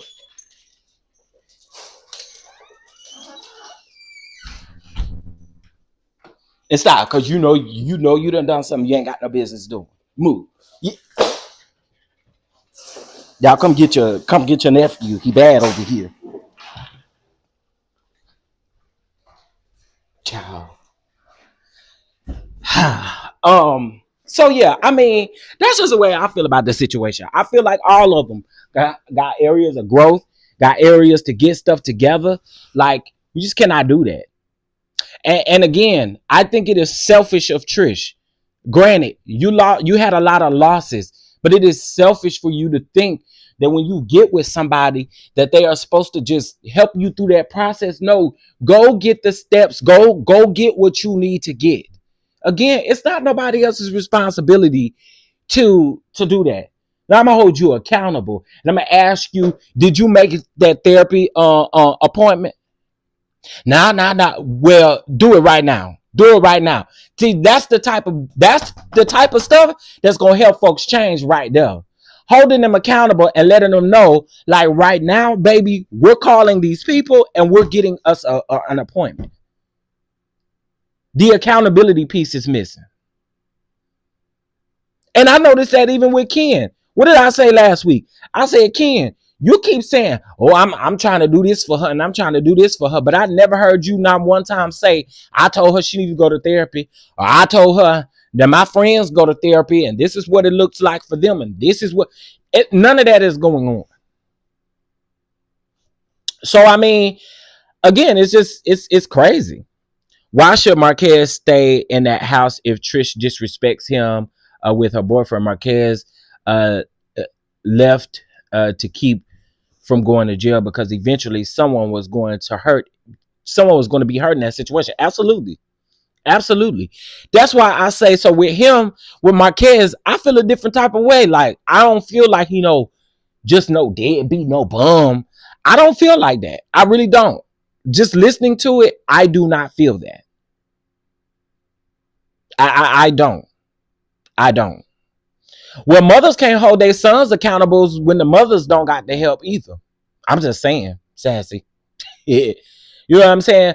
Mothers can only give what mothers know. And if the mothers ain't going to get the therapy and getting the help that they need, mothers can be just as toxic around here doing what they've been doing. And I know a lot of y'all probably about to drop out of here. But y'all need therapy too. You know what I'm saying? Mothers need therapy too, because at the end of the day, once your son get old and older and all of this stuff happen, everybody need to go see somebody and talk to somebody. Everybody do. Everybody. Cousin Faith need to go. Auntie Ness need to go around there and get some help. Everybody do. Everybody do. In my opinion. This is my opinion. And you know why I can say that? Because, girl, I got me another session on Thursday, so I can definitely see that the people need to go to therapy. Now, see, it'd be different if I was sitting up here hollering, yeah, I need to go to therapy, and I wasn't going myself. But no, I do think it's important for the therapy aspect of it.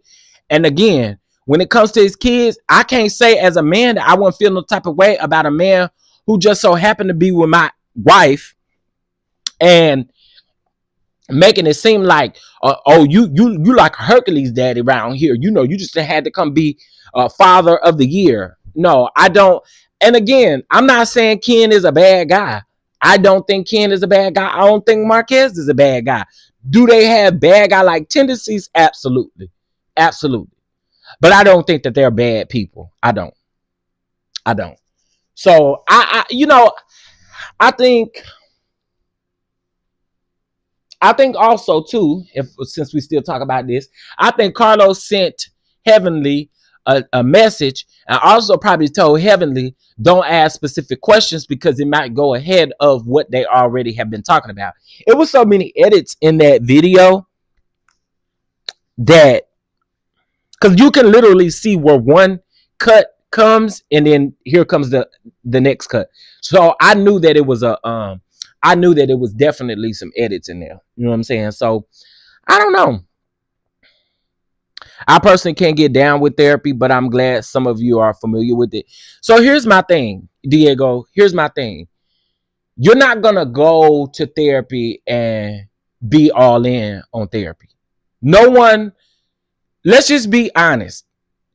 Most of the time when we've done something and we think we right, we do not want anybody holding us accountable.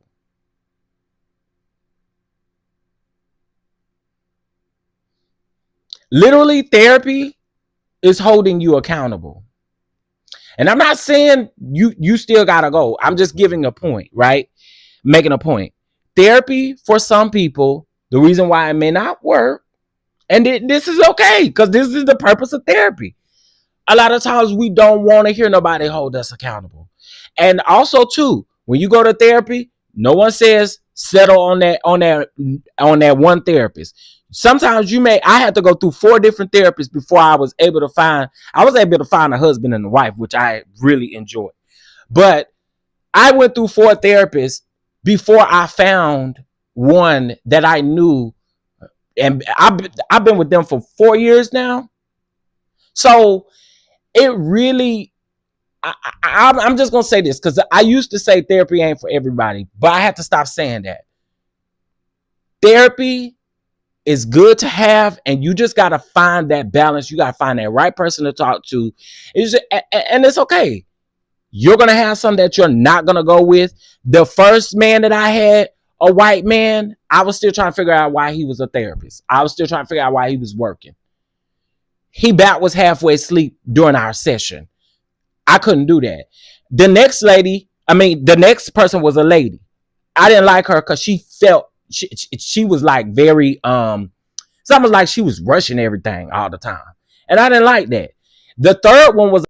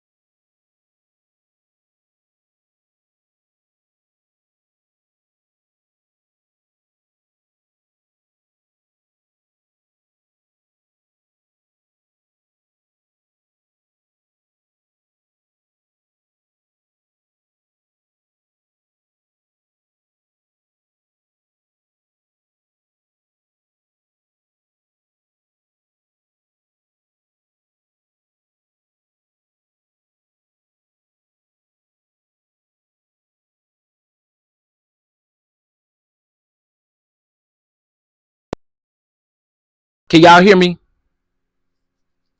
Can y'all hear me? Can y'all hear me? Can y'all hear me? Y'all should be able to hear me now. I guess at some point.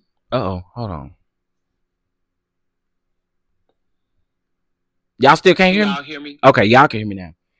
Okay, so what I was saying was before the thing died, I was saying that again, therapy seems like it may not be for you, but you gotta keep going until you find that right person to talk to. Again, I talked to 4 different people before I was able to find my right person. And the one thing that I did say, and I know that Black people, we have a problem with this.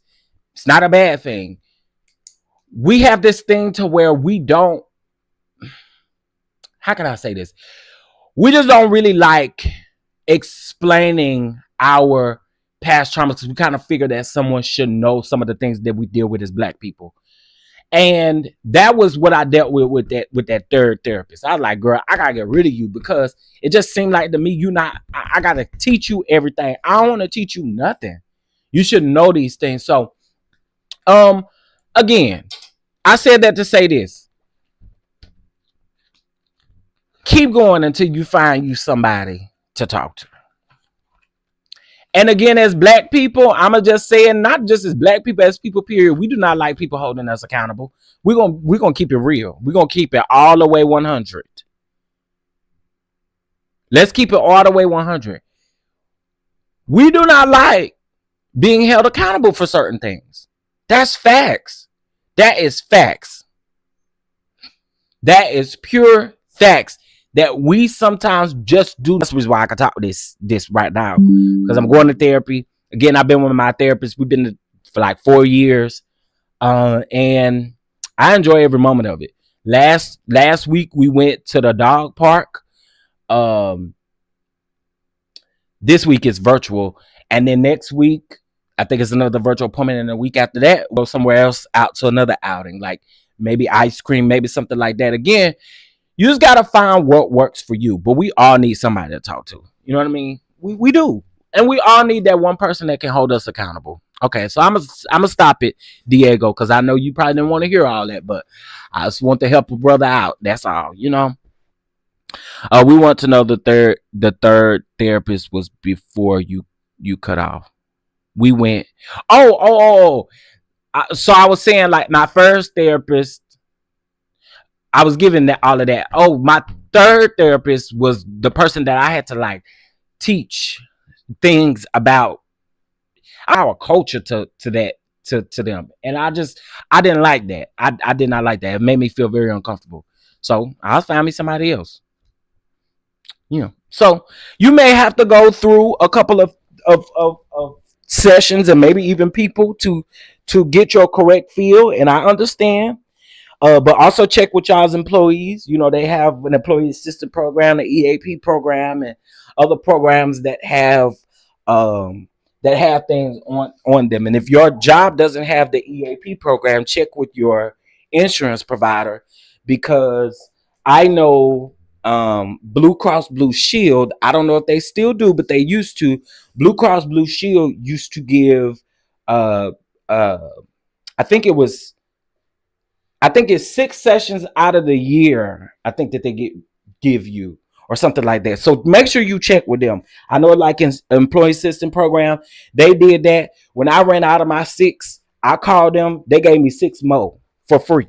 So again, I'm just telling y'all, you never know until you ask. Okay, you never know till you ask. All right, that way you don't feel like, oh, I'm wasting money on these therapists or nothing like that. No, make sure you check with your employer, because most of your full-time employees, especially if they offer health benefits, they got some stuff out there for you. Let me see. No, I appreciate your honesty and input. I literally got from work and some free sessions, so I really appreciate your input. Oh, appreciate it. I'm glad you accept that, because I know sometimes we just be, our mind be set, you know. But yeah, again, find somebody you can talk to, because the only thing they can do is provide you with resources to survive, honey. Let's see. Yeah, I know on the employee assistance program, I didn't have to pay nothing. Yeah, I didn't have to pay nothing. Now, I think when I went through my insurance, because there was a period of time where I had to go through my insurance for something. And when I did go through my insurance, I had to pay like a little fee. It wasn't much. I think it was like $15 per session. So yeah, so make sure you check it out, y'all. It's just so much help that is out there, and a lot of times we just don't want it. But child, we gonna see what we gonna see on these last few episodes, because I believe these last few episodes are really gonna be telling, especially starting Saturday. Cause y'all, we still gotta see where he was crying on camera, where Marquez was crying on camera.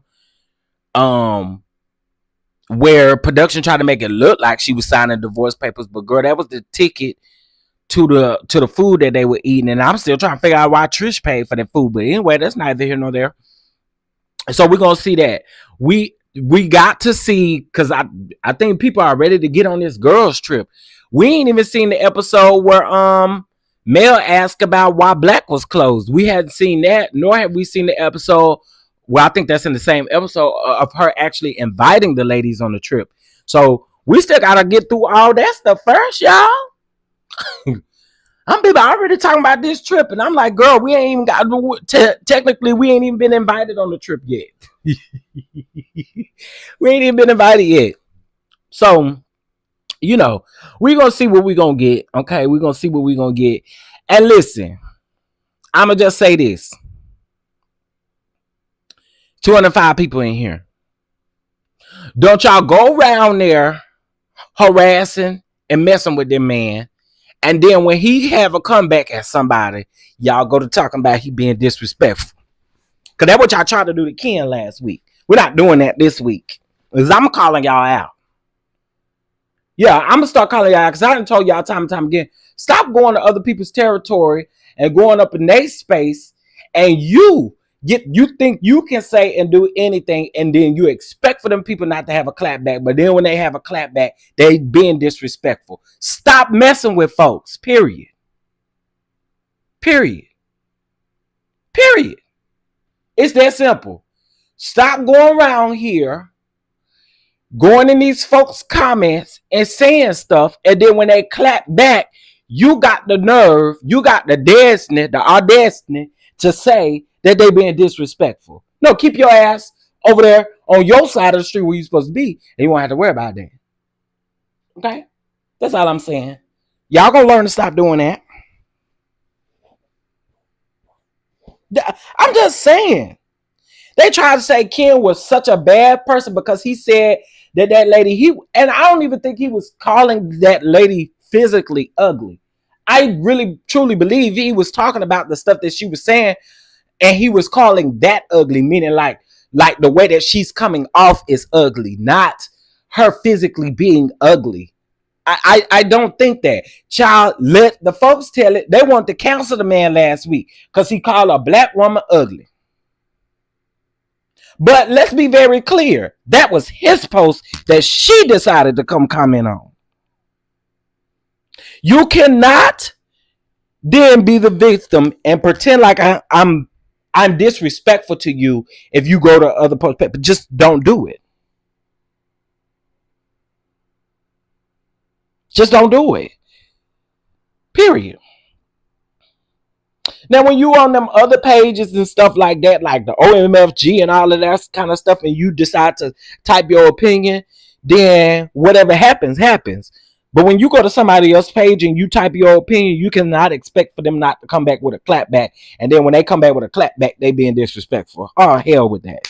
To hell with that. Okay? To hell with that. Because again, it just doesn't make sense to me. You're probably right, Miss Gilbert, because you know we don't see a lot of stuff that they put in the trailer. I mean, the Bush is still looking at Nene. I'm gonna keep Nene flowing head up there, baby. I like that. They fooled around and showed me how to put that up there, and it ain't coming down. So again, that's just my thoughts. I just again say, if you don't want no comeback, or if you don't want the possibility of a comeback, because I cuss people out all the time, but you came for me first, so you cannot sit up here and then go whine and cry and play victim. You know, there was a couple of content creators who tried that shit with me. You started it, then all of a sudden, because he's disrespectful to women. That's bullshit. Stop coming for me and then don't expect for me to respond, because I'm going to respond to you how I will respond on a regular day basis. Not changing up because you decided to come around here and do it, and because you a woman. No, you come for me, you're getting everything that you sent over here.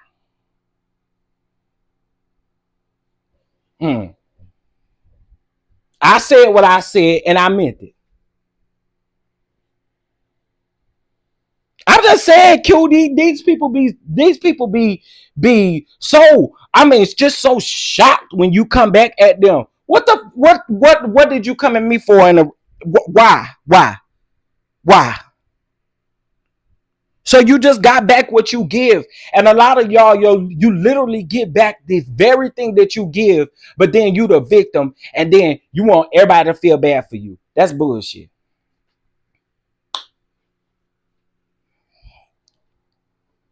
Let me see. Ken is floating in the same boat as Hotel right now. Didn't he say that he doesn't do social media and he's tussling with folks online? I don't know. I mean, he could say that he don't be on social media, but he just literally made a post on his Facebook. That's a difference. It's such a difference between doing that and reading comments that are left on, let's say, for instance, his interview with Dr. Heavenly. He ain't in them comments. He was on his own Facebook page. And you can say you don't do social media, but if you post every now and then, I mean, that's what the man did. He literally just made a post and she decided to come with a conversation. He had a rebuttal and then she felt disrespected. Well, maybe if you would have stayed off of him, mama, you won't feel disrespectful. That's the point I'm trying to make. If you don't say nothing, then you don't have to worry about nobody coming back at you with a response that you feel is disrespectful. Period.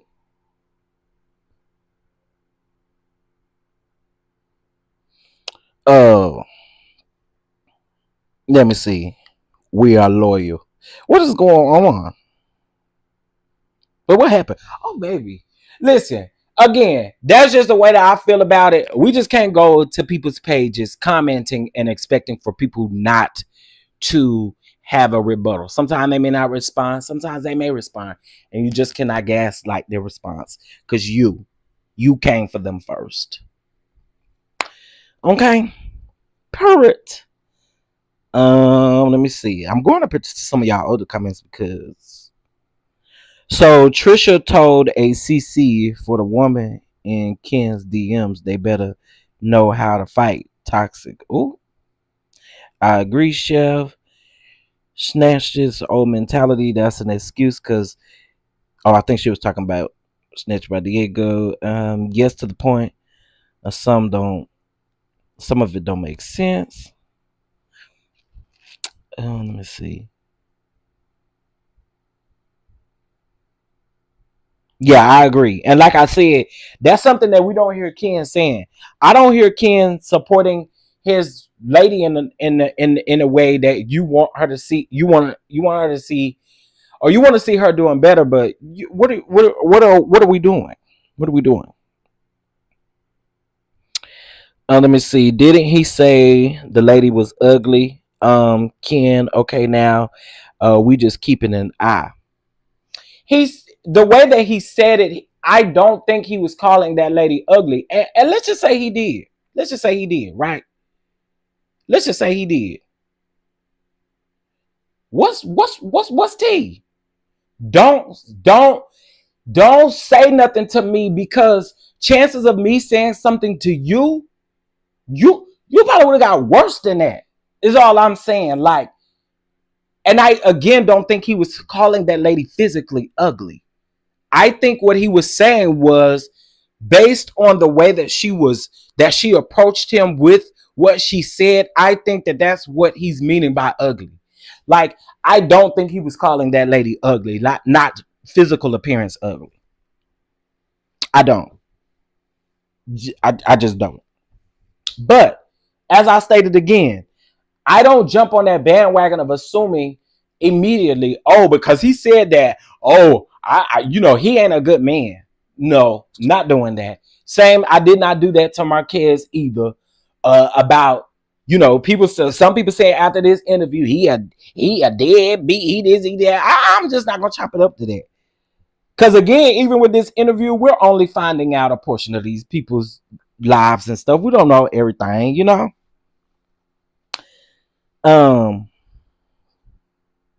Thank you. That's my thing, Fly Girl Speaks. Like, you get offended with me, you come at me any type of way. Let me just say this. Where's the respect when you come for people? Where's the respect in that? So I'm automatically, you come for me, I'm supposed to see some respect in you coming for me in any way. There's no respect in that. You come for me, I don't care if you come for me softly, if you come for me hard, however you decide to come for me, do not be upset with my response.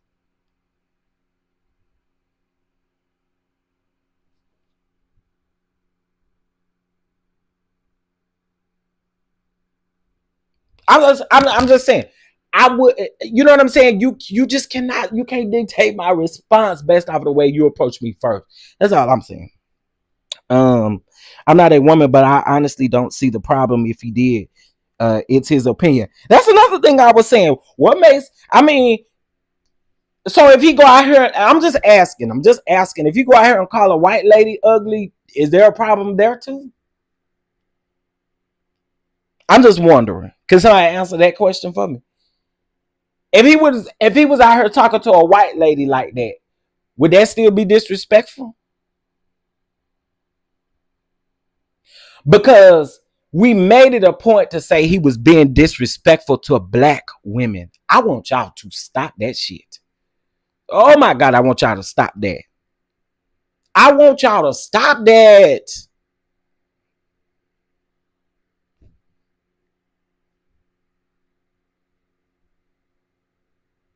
I wonder if somebody gonna be able to answer that for me.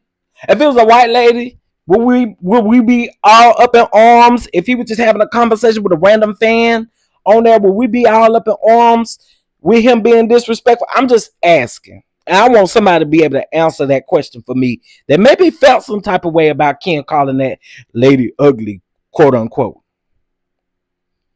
I was wondering. Somebody tell me. I can answer the question for you. Y'all wouldn't have gave a damn. So why we care now? I'm just wondering. Just some thoughts. You know, just some thoughts. Chef Ty, I am. So like Carlos lied and said he don't have anything to do with casting, but he casted Trish, but never met her. Yeah, that sounds ridiculous, Omar. That sounds ridiculous. As a producer,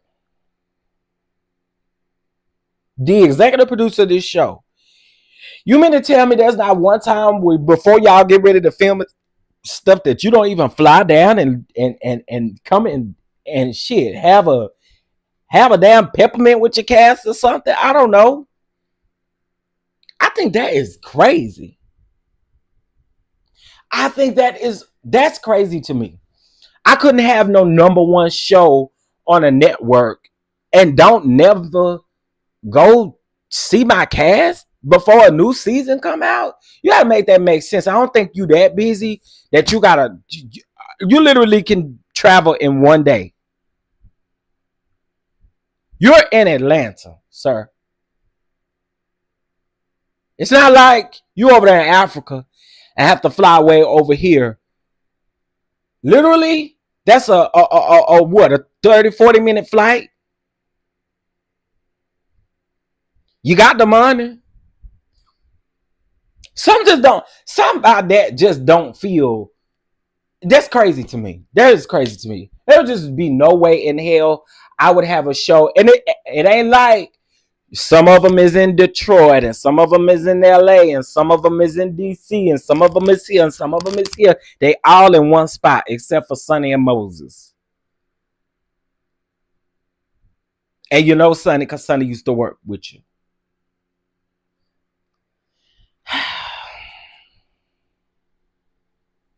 Okay, LA. Kim, that don't mean shit to me either. He in LA. Okay, he in LA. To be quite honest, he lives in Atlanta. I think he got a house in Atlanta. He probably got a house in LA too. His studio's in LA, but he actually has a house in Atlanta. But he might be in LA for something right now. Who knows? 40-minute flight, 3-hour and 20-minute car ride. It doesn't make sense to me again that I don't care if you was in Washington State. I don't care if you was in Canada. I don't give a damn if you in Hawaii. Why don't you go meet with your cast at least once before they get ready to film a new season? Oh, I know why. Well, because people will say I talked to them about the season before it aired. I did this.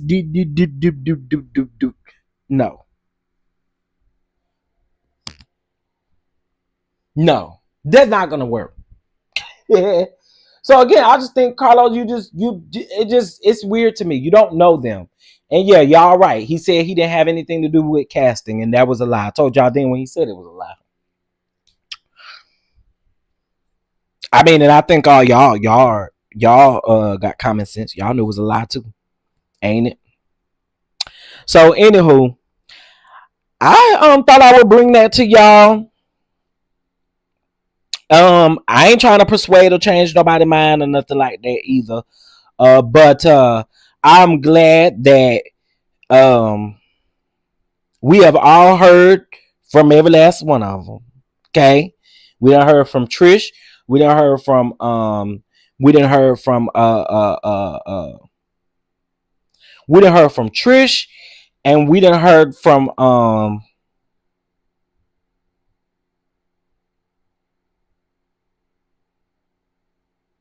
wow. Okay. Okay, thank you for sending this to me. Trish, Ken, and we done heard from Marquez. So I don't know what else. I don't know what else. I don't know. We gonna see, child. Okay, so we talked about I talked about Tamar earlier in a video. Y'all go check that out. I'm sick of Tamar's ass too. Tamar needs some damn therapy too. We sick of Tamar. Tamar just girl. We sick of her. The show comes back on this week.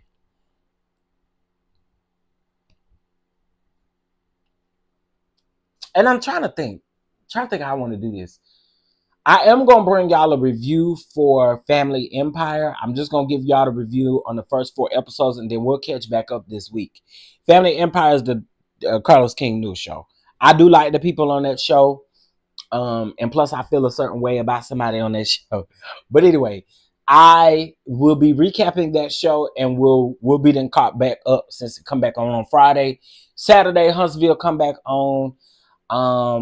And that's really it. That's really it. I don't know of any other shows that's on. College Hill is done, which I think I have one more episode of that. Oh, y'all. Okay, let me ask y'all. Is there anybody in here that care about the Miss Cleo documentary? I love a good documentary. Is there anybody that likes that like the Miss Cleo? Right, FaceTime something. There was a new movie that came out on Lifetime. I believe it was on Saturday, and it was about Miss Cleo. Call me now for your psychic reading or for your tarot reading. Call me now. Call me now. Call me now. Are y'all interested in that? I thought about maybe we could watch it together, or I could just review it. Let me know. Y'all, because I gotta have some kind of content. Okay, y'all start dropping shows and stuff y'all want me to start talking about, because I gotta start dropping content for y'all.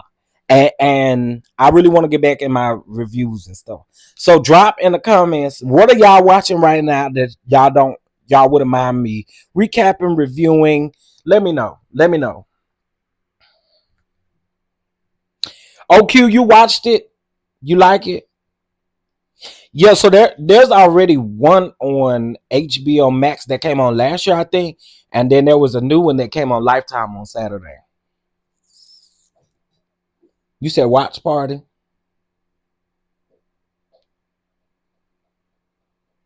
Yeah, they have 2 that I know of right now. One is on HBO Max, and then the other one is on Lifetime. So I don't know what streaming platform do stuff be on after it go on Lifetime.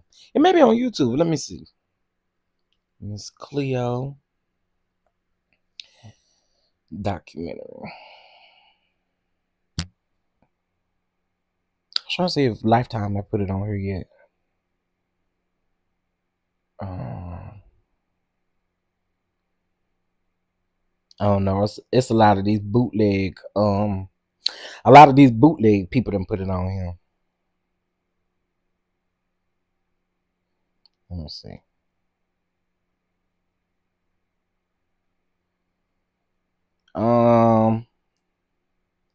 Yeah, they got it, but it's like have y'all seen how they do Huntsville and Housewives and stuff when they put it on YouTube? It doesn't always come out clear. You know, they got moments of where they zoom in and the audio ain't all that. You tell they recorded on the thing. So yeah.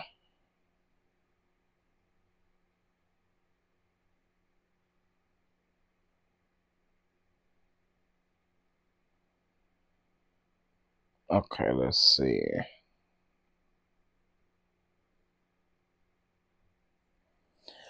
Shout out to I'm gonna do this right now since I see it right now. Shout out to Queen Sheba, y'all. Shout out to Queen Sheba. Queen Sheba was accepted, was invited to participate in the YouTube manager program, partner manager program, and I just want to say congratulations to Queen Sheba for that. That's dope. That's super dope. That is super super dope.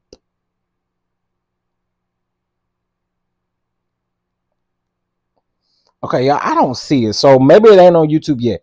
What's a streaming app that it would be on, y'all? Help me out.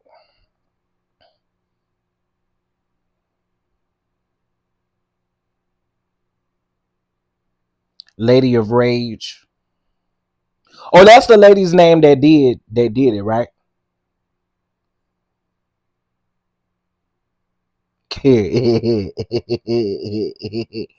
Love is Blind UK.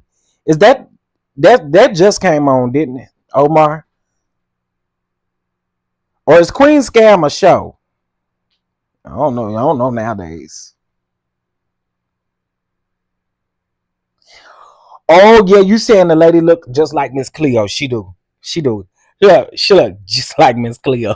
It's actually kind of scary a little bit. Yeah, it's actually a little scary.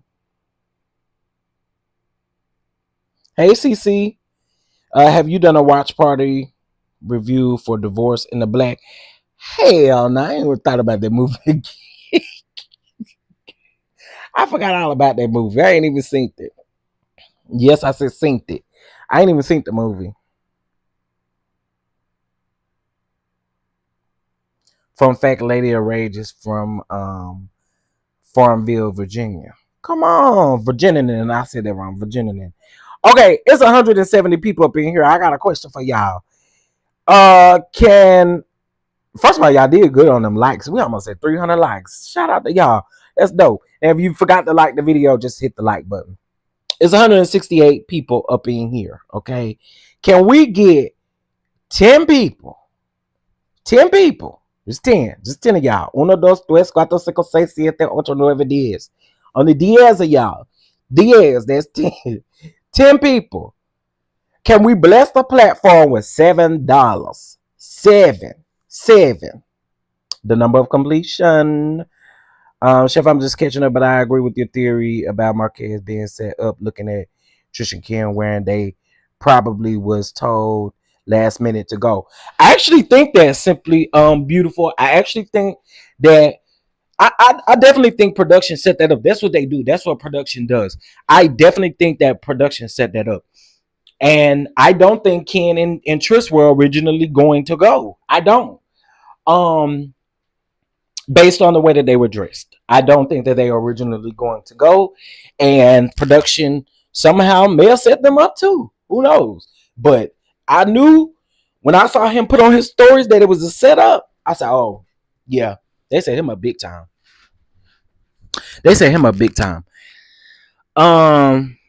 Supercell, please, if you have to do the Supercell is a movie or something.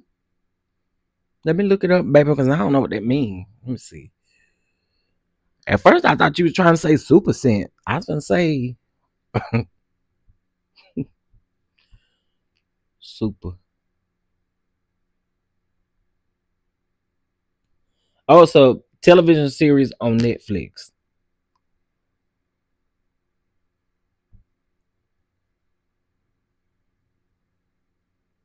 Okay, this might be interesting.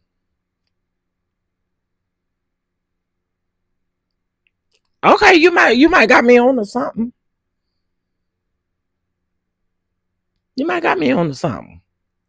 Yeah, you definitely might have me on to something right now. I kept seeing him going over to where they were sitting, and he kept going in and out of the room. Really? Oh, Fly Girl Speaks, were you at Mimosas with Melody? I was wondering because, again, I had asked this question a couple times because he had put on his story that he was set up right? And it made me believe again that he possibly was set up again. And I told y'all why I think that. But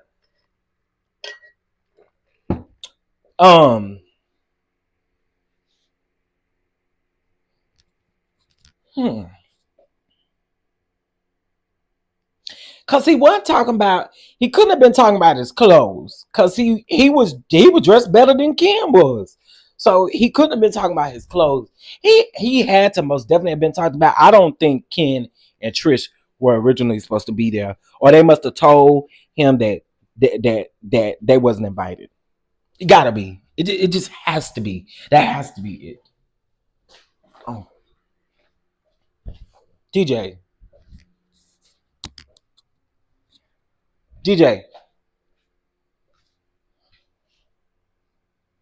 Now, any other time I call his name, here he come running. Y'all know he just got in trouble a while ago. I tell y'all, these dogs act like kids for real, for real. He know he got in trouble, so he will not come in here, and he will not come to me because he know he in trouble. It's about people with sickle cell having superpowers. Okay, come on, superpowers. Yes. I might like that. Now that you said, thank you for the catch, Ep. Thank you for the catch. Okay, we need 9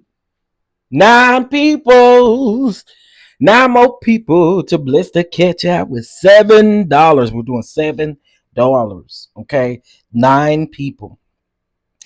He came with flowers for mail. Oh, how dope. I think production set that up to make Trish jealous. Okay, so do y'all think production gave him the flowers? Like, I hate to bring it up, but do y'all think production gave him the flowers like he gave, like production gave Martell them flowers to take to mail when they had their sit down last season?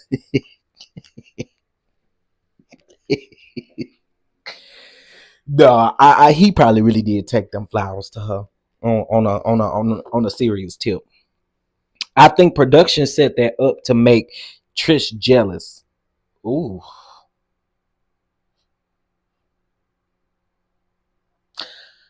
I mean, y'all, that's what production does. They set up crazy stuff. But I absolutely do believe that there was some type of setup there on his behalf. I do. I do. I absolutely believe that there was some type of setup. Yeah. It's giving setup. Don't y'all think? It's definitely giving setup. And also, they have not, from my understanding, they have not officially wrapped filming. So this is about to be interesting.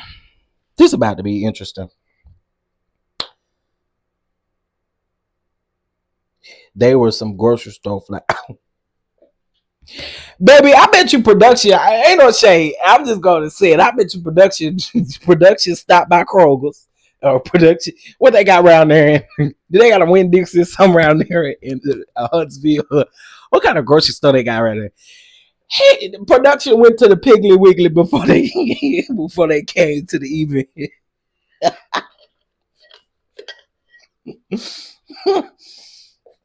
Production said, oh wait, we invited Marquez. We gotta go around here to the Piggly Wiggly so you can get some flowers for mail, baby. Get some flowers for mail. Okay, but can I ask y'all a question? And I need y'all to be honest with me. Please do not lie to me because we is all grown in here and it's 160 people up in here. Okay, y'all gotta pick one or the other. Okay, we've been playing this little game real quick. You gotta pick one or the other. And I know some of y'all probably not gonna respond. Just play the game with me. Let's have a little fun. Okay, let's have a little fun. Let's have a little fun. Okay. So who would y'all prefer? Okay. If there was nobody else in the dating pool, if there was nobody else in the pool at all, we doing Ken or we doing Marquez? And I'm going by looks. I'm not going by what we know about them. I'm just going by looks. We just going by looks. I'm just going by looks. Okay. I ain't going with the we ain't talking about deadbeat dads and all that kind of stuff. I'm just going with the looks.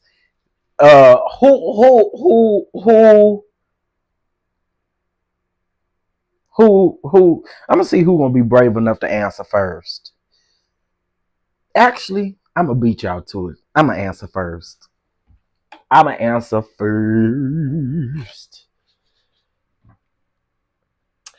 Omar got me. Yeah, he would have got it first too. I'm just saying. It would be Marquez for me too. Q said Ken for her.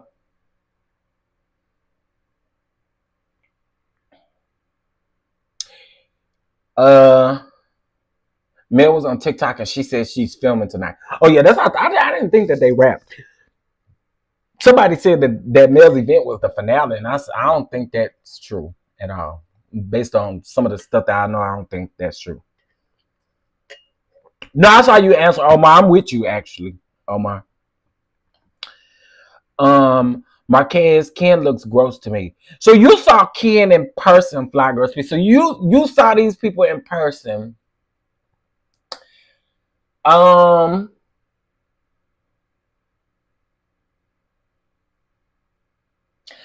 So Ken look gross in person to you? Gigi said Ken. With his bald head too. Yes, that's what it is. Okay, Omar, I'm glad I'm not the only one. I am a sucker for, I'm just saying, dark skinned bald head men and light skinned bald head men. I'm really, it's something about the boy head, because girl, I want to rub on your head at night. Let me rub on your head. Let me rub on your head. It's something about that bald head that would get snatch my soul, young. I love a good bald head, child. Now, Lord, please, but I told y'all I was Stevie Wonder these locks before. Y'all will be calling me Stevie Wonder Jr. before I ever let these locks go. Okay, so get ready right now. You be calling me Stevie Wonder because I'm not getting rid of my locks. I got an egghead, y'all. I have an egghead, and I'm just not getting rid of my locks. Egghead and all. If I had to answer, I'm not into the Marquez look. Okay.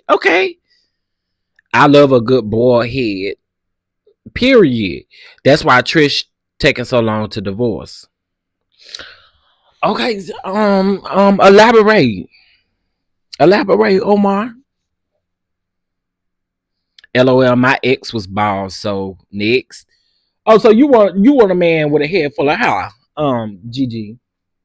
You want him to have a head full of hair? Shout out to Gigi for the Catch app. Shout out to Miss DK. Hey baby, thank you so much for your Catch app, and thank you Miss Ella for your Catch app. Okay, y'all. So we need shit. I almost done the wrong math. We need 7 more people. $7. 7 more people. $7. Oh yeah, I got an egghead, baby. I will never, unless I have to, I will never be getting rid of my locks. They're gonna be 6 miles back, and you're gonna be like, "What your hair doing?" Shit, I don't know, falling back. Cause I can't do it, Omar. You know how when you look at yourself, okay, when I look at pictures of myself when I had like a regular haircut, oh my God, y'all, I was like, ugh. I will not talk to my ass. I will not talk to me. Nope. He look like he can eat some good, babe. I wasn't gonna say nothing, but Marquez looks like my husband. Really? I mean, listen. Oh, Gigi said she needs something to pull. Oh, oh. Are we over pulling and tugging? What are we pulling on, Gigi? Oh, not pulling. Oh, wait.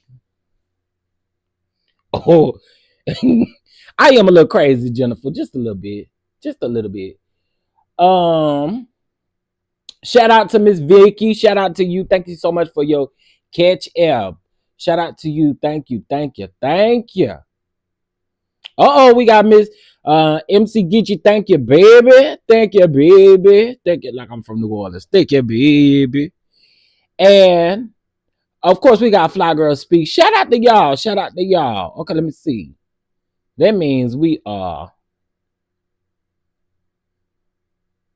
Okay. 3 more people. 3 more. And we'll be there. Oh, sorry. 4 more. And we'll be there. Sorry. 4. Gigi girl, you thinking the same as me. RPV, let me find out you trying to pull edges too. Why y'all trying to pull the people edges and stuff? The men's barely got hair as it is. Y'all sit up and pull up the men's hair.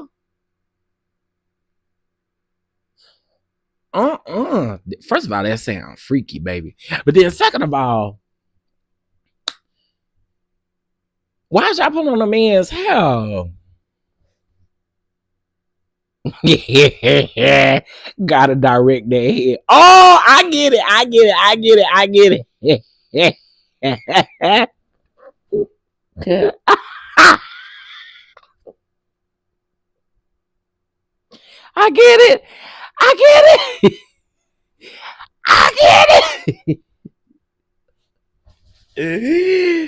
Oh, that's actually funny.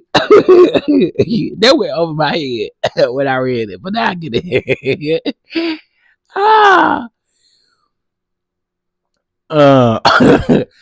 Y'all are funny. Right on their temples as they back to baby. He looks like him at his good old age of 57. Let me tell y'all, black don't crack, honey. That really is the truth. If you're not on the crack, your black ain't cracking. Okay. If you're not on the crack, your black ain't cracking. I showed a video last night where a woman was preaching. She said, she was like, oh Lord, give me some BC powder. BC powder remind me of the Coquiana. And you take that Coquiana and you have no headache. Yeah. Go around there and get you a BC powder. Because BC powder is from the Lord. And you going to be all right because it looked like the Coquiana. Yeah. She was really preaching that thing, y'all. She was preaching that thing over there talking about that BC powder like Coquiana. Like, why would you say that? And why is the people in the church yelling and eyeing and amen and you up here talking foolishness? How do you think I found you? I've been scrolling, minding my business, and all of a sudden your locks was on the screen. I've never left since. Oh, well, thank you. Baby, and let me tell you something. It is definitely time for maintenance for these locks, honey. It is time for maintenance. I have a lot of new growths.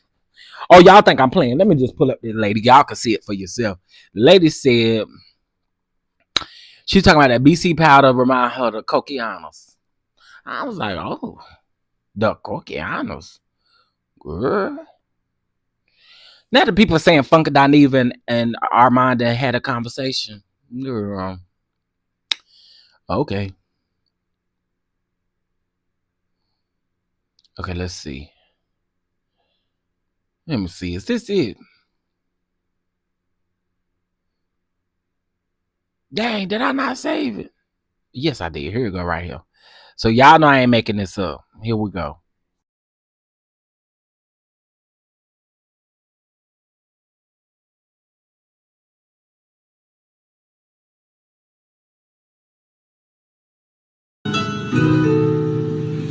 Look how good God in us.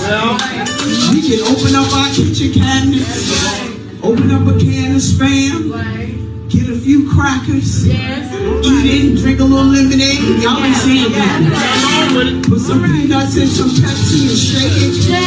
Y'all ain't saying nothing. We can't afford the stuff to keep the cold off us. Get a headache, you just can't afford it. It's so expensive. Get you some BC powder. Anybody know? Do you know about BC powder? Oh, that's from the country.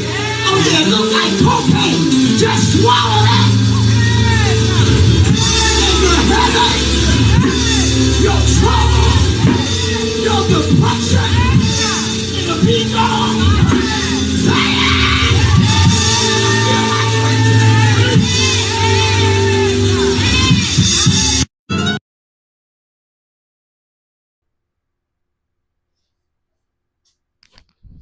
She said that the BC powder come from the country. Now, girl, I don't know what country the BC powder coming from, but she said the BC powder come from the country, and she said you take that, you ain't gonna have no headache, you ain't gonna have nothing. I don't know who this windshield wiper lady is. I do not know. And I know she went around there to the Christian bookstore and got that robe. Okay, she went around there and got that robe, and that man must be her husband sitting up throwing that towel at her like she really preaching and stuff. And then let's not get on the wig. The wig is terrible too, but them eyelashes, oh my word, them lashes. The Lord is not pleased with them lashes. He is not pleased with them lashes. You bet this is in Mississippi. I was thinking it was an old country church, but I wasn't thinking Mississippi. I ain't gonna lie. I would think of Alabama. I ain't gonna lie. I thought it was in Birmingham. Birmingham.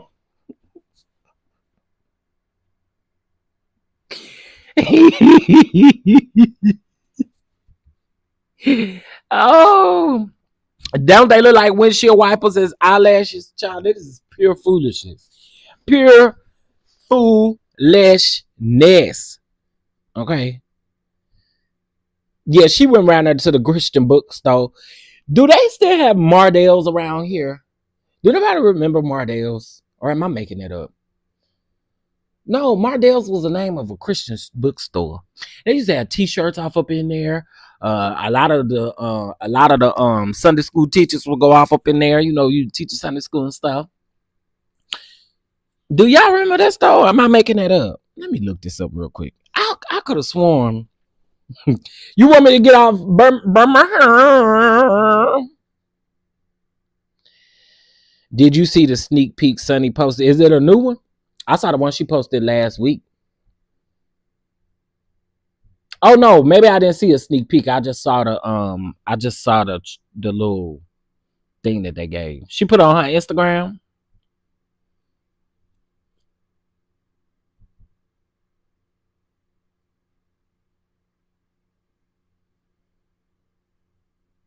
Let me see. Sunny.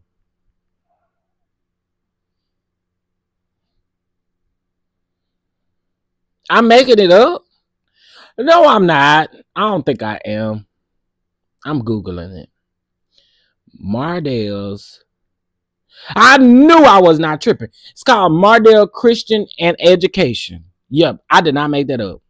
I did not. Sure didn't. You tried it, Omar. You tried it. But no, I did not make that up. Yeah, you tried it. Okay, let's see.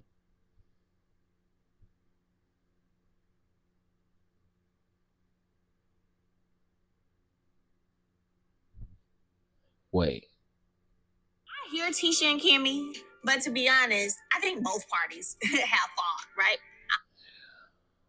Oh, that's the sneak. Okay, let me go to Sunny page. We're gonna look at it together. Now, you know, I'm gonna have to pause it and all that kind of stuff. I don't want On to get me. Okay, hold on. Okay, y'all, we need, while I'm pulling this up, we just need 4 more people. 4 more people, $7. 4 more people, $7. We'll be able to go. There's 4 more people. 1, 2, 3, 4, 5, 6. 1, 2, 3, 4, 5, 6. Okay, let's see. Sunny Minx. Okay. Boom.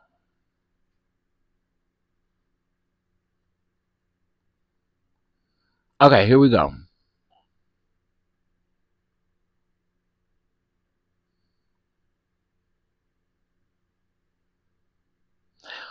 This finna piss me off.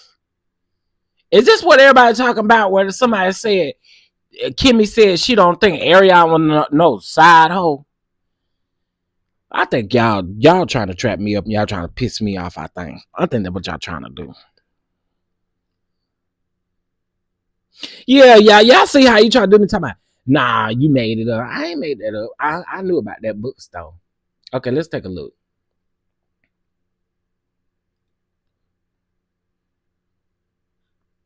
In a situation like this, the whole Sonny, Moses, Destiny triangle, right? I hear Tisha and Kimmy, but to be honest, I think both parties have fault, right? I don't think there's nobody totally innocent in the situation. You know what? I wonder if some of these women are triggered because they haven't been able to put a face maybe with what their men are doing. Yeah.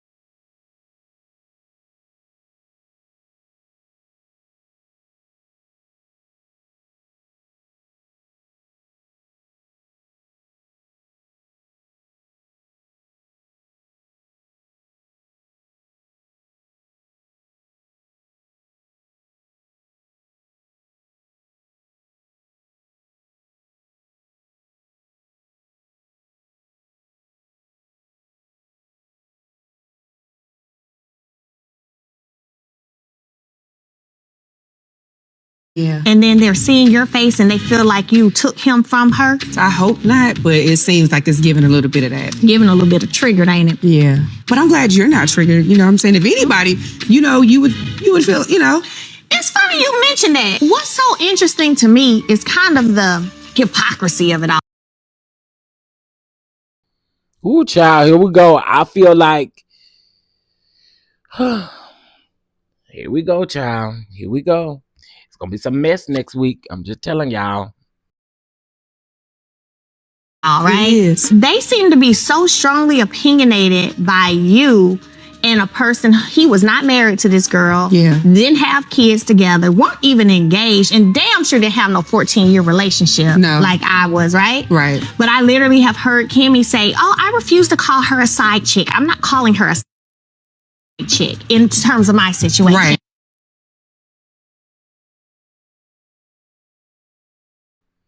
Now, Kimmy,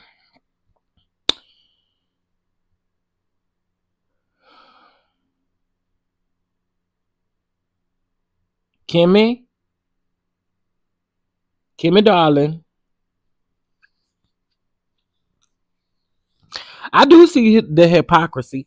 And also, this for Wanda when she come back on the scene. Wanda tried to say she didn't understand why folks always got something to say about Tisha. The very thing that Tisha finna get ready to do to Destiny, she done it to everybody else. She done it to Kimmy. She done it to Mel. She done it to everybody else on their show. And you want to sit up and act like your daughter is so innocent, and she not. And the reason why I'm bringing that up is because we gonna witness her sitting at the table, literally telling Destiny about her friend. Listen, I agree with Mel. Sorry, say what you want, messy, call it what you want, but I absolutely agree with Mel because it do seem like some insecurities or something of that sort that is causing the bit of the trigger, So, girl, I'm with Mel on that. Saturday is definitely gonna be interesting. And I believe it's purposely done like that. I believe it is purposely done like that. DJ, I called you 20 minutes ago and you still laying here. Are you okay, sir? Are you okay? Why are you not answering me? I promise y'all, these dolls are like children. They are literally like children. But yeah, so it's gonna be interesting to see how this go. It's gonna be interesting. But I'm gonna be honest. I'm sick of tired of talking about Moses, Sonny, and Destiny. I really am. I'm tired at this point. I'm tired. I mean, because at this point, it's like we milking something for what? It is what it is at this point, right? I mean, it just is what it is. Sonny is married to this man. I want them to live happily ever after. Disney, you can go over there and do what you want to do. You can still have your mental Mondays and stuff over there and stuff like that. But I'm kind of tired of just hearing it now. I don't know. Maybe it's just me. Are you having a watch party? It's just Tuesday. Fly Girl Speaks. Ask me that on like Friday. Ask me that on Friday because my mind may change in the next couple days. My mind may change in the next couple days with the way these people doing. Restic 225 said, "Me too. I don't get nothing out of their story. I think that they've given us everything y'all can give us at this point. Okay, Disney was knew you for 15 years and I don't know. I'm just tired of it. I really am. I really, really am. Truth be told, this whole Trish and Ken thing, it's going to be long drawn and played out, and by the time the reunion come, I'm not gonna be interested anymore. And we know everybody that we done seen on this doggone season is coming to that reunion. That reunion is gonna be messy boots. Oh, y'all. This may be the best like reunion that we done got from like Love Marriage Hospital. This is gonna be an interesting reunion. It's gonna be an interesting reunion. This is going to be interesting. Just think about it. Just think about it. This season, I mean, the seasons in the past have been super, super messy. But if y'all think about it, this is a different level of mess from what we've seen in the typically it's always specifically been Mel, Martell being the only ones, in my opinion, that will actually tell their story. I feel like I feel like this reunion cause it's just literally mess everywhere you turn. I think this reunion gonna be crazy.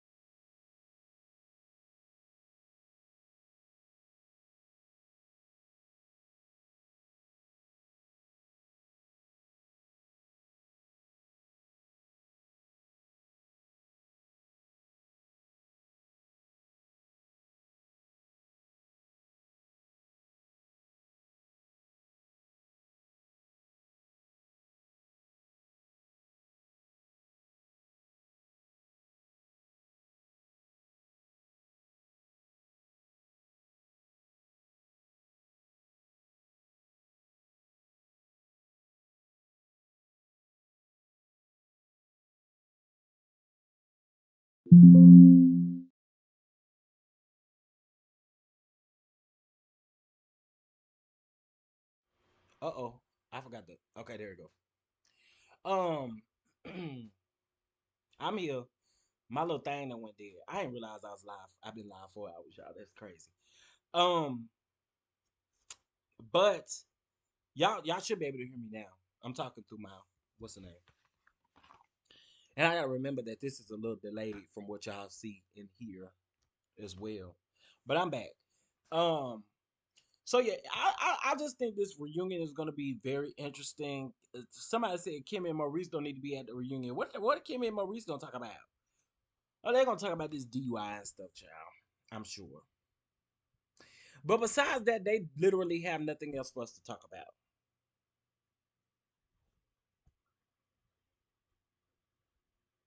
Okay, y'all still can't hear me?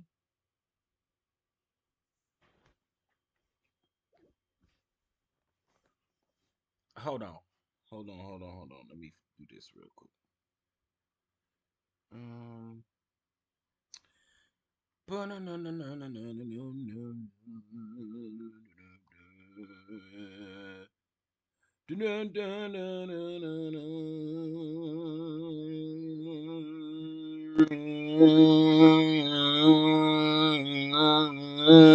Okay, you guys should be able to hear me really good now. Okay, I fixed the audio. So right, we don't need them at the reunion. Yeah, I don't know what they're going. They don't have anything else besides this DUI and stuff. I mean, other than that, Kimmy, literally, honestly, and I've said this several times, Kimmy and Maurice can leave the show. I'm just being honest. Kimmy and Maurice can leave the show. Okay, so they're not bringing anything that's like, oh, I think your time is up. You have to understand when your time is up, and your time is up, Kimmy and Maurice. I mean, your time is up. I actually would take Kimmy and Maurice over. I mean, I would take Tisha and Marcel over Kimmy and Maurice. I'm just saying, if we had to pick one of the Scots to keep, I would keep Tisha and Marcel. I'm just saying. But Maurice and Kimmy, y'all can chuck up the deuces, baby. I mean, y'all are like not giving us anything. Okay, and the stuff that y'all do give us, we do not want it. We don't want it. So yeah, they can lead the show. They can definitely lead the show. You know, Carlos, I'm just gonna say this. I bet you probably not gonna listen. But if the show gets renewed for another season, take a hiatus, please. That's what you need to work out with the network. Work out with the network that Love and Marriage Huntsville need to take a 6 to 7 month hiatus. Baby, I wouldn't even care if it's a year. Take a 6 to 7 month break and let these people breathe. You do work these folks real hard. They literally had a reunion and they back filming the next, like 3 days after that. That's ridiculous. Give these people a break. Shoot, they human too.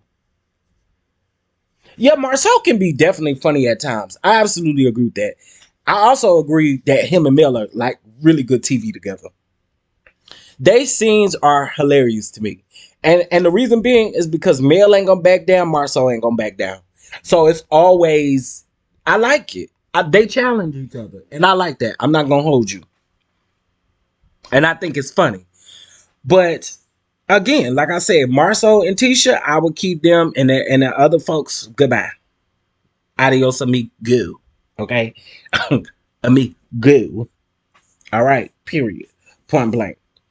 Now, really quick before I go, okay, I need 3 more people. 3 more people, $7, and we'll be at our goal. 3 more people. 1, 2, 3. 1, 2, 3.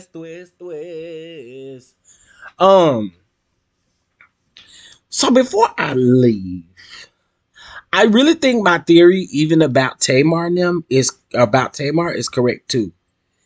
Because Trina Trina, what's her husband name? Vaughn. Trina, Vaughn, and then Tawanda and Sean went live to kind of recap and review the first episode of Braxton Family Values, right? Or the Braxtons. It makes a lot of sense. Again, I told y'all, it makes a lot of sense that Tamar is using this right now as a state not to be held accountable. That's exactly what Tamar is doing. Tamar is using this stuff right now not to be held accountable, and I'm quite sure her family has checked her about that man, or maybe just approached her about the man, period, and about her relationship, and she wants to cry like a big baby. But girl, keep your tears and stuff like that, because at this point, everything that you're doing around, you've asked for this stuff, Tamar. You've literally asked for this, so I don't have nothing else for you, baby. Yeah, you're not about to keep running my blood pressure up over your stuff. Absolutely not. So yeah, I thought that was interesting, guys. I did. All right, y'all. Well, we went over this interview with Heavenly, Carlos, and a man, Marquez. I think it's Marquez. We went over that interview. Very interesting. Again, they done talked to Trish. They done talked to Ken, and now they talked to Marquez. So again, it's just gonna be interesting to see how this stuff play out, y'all. It's gonna be interesting to see how this stuff play out. Also, I wanted to make mention about something with Real Housewives of Atlanta. I noticed that Phaedra has refilmed an event that she had already had. Phaedra, I guess maybe with Phaedra and that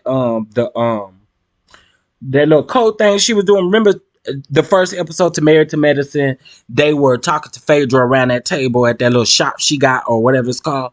Okay. So Phaedra had another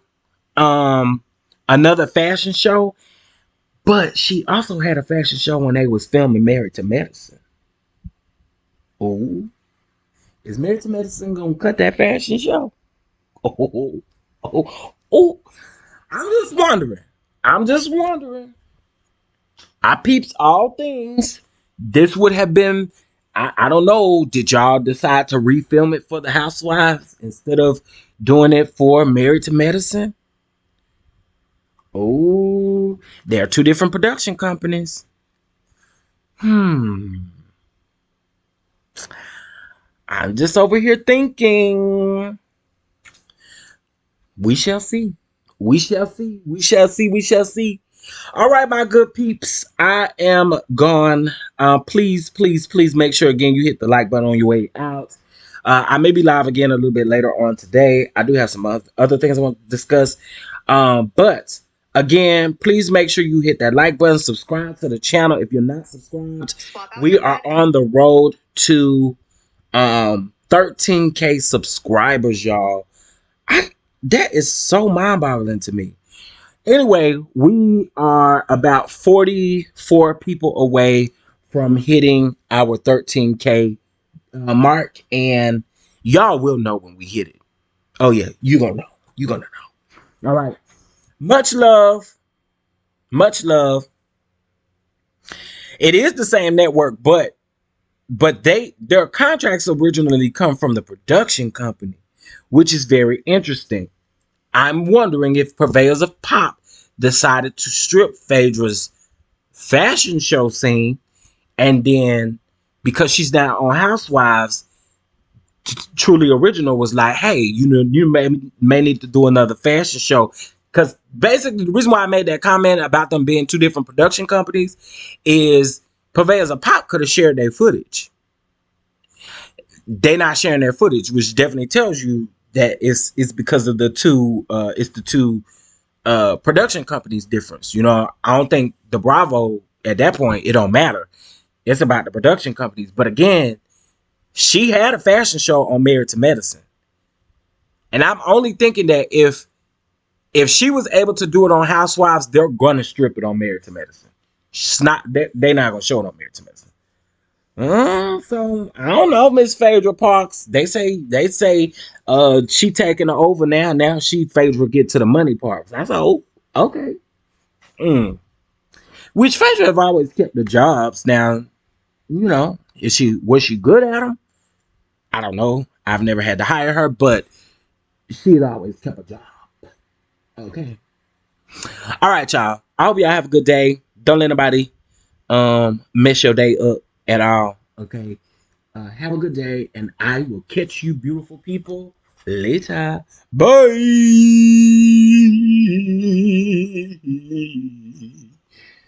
Okay, when did she have a fashion show? So she had it when, I can't remember the month, but she had the fashion show right when Married to Medicine had started filming.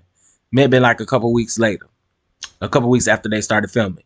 And then she just had a fashion show for RHOA a couple days ago.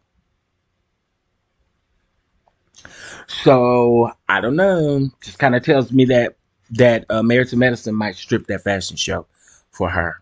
But we shall see. Again, I will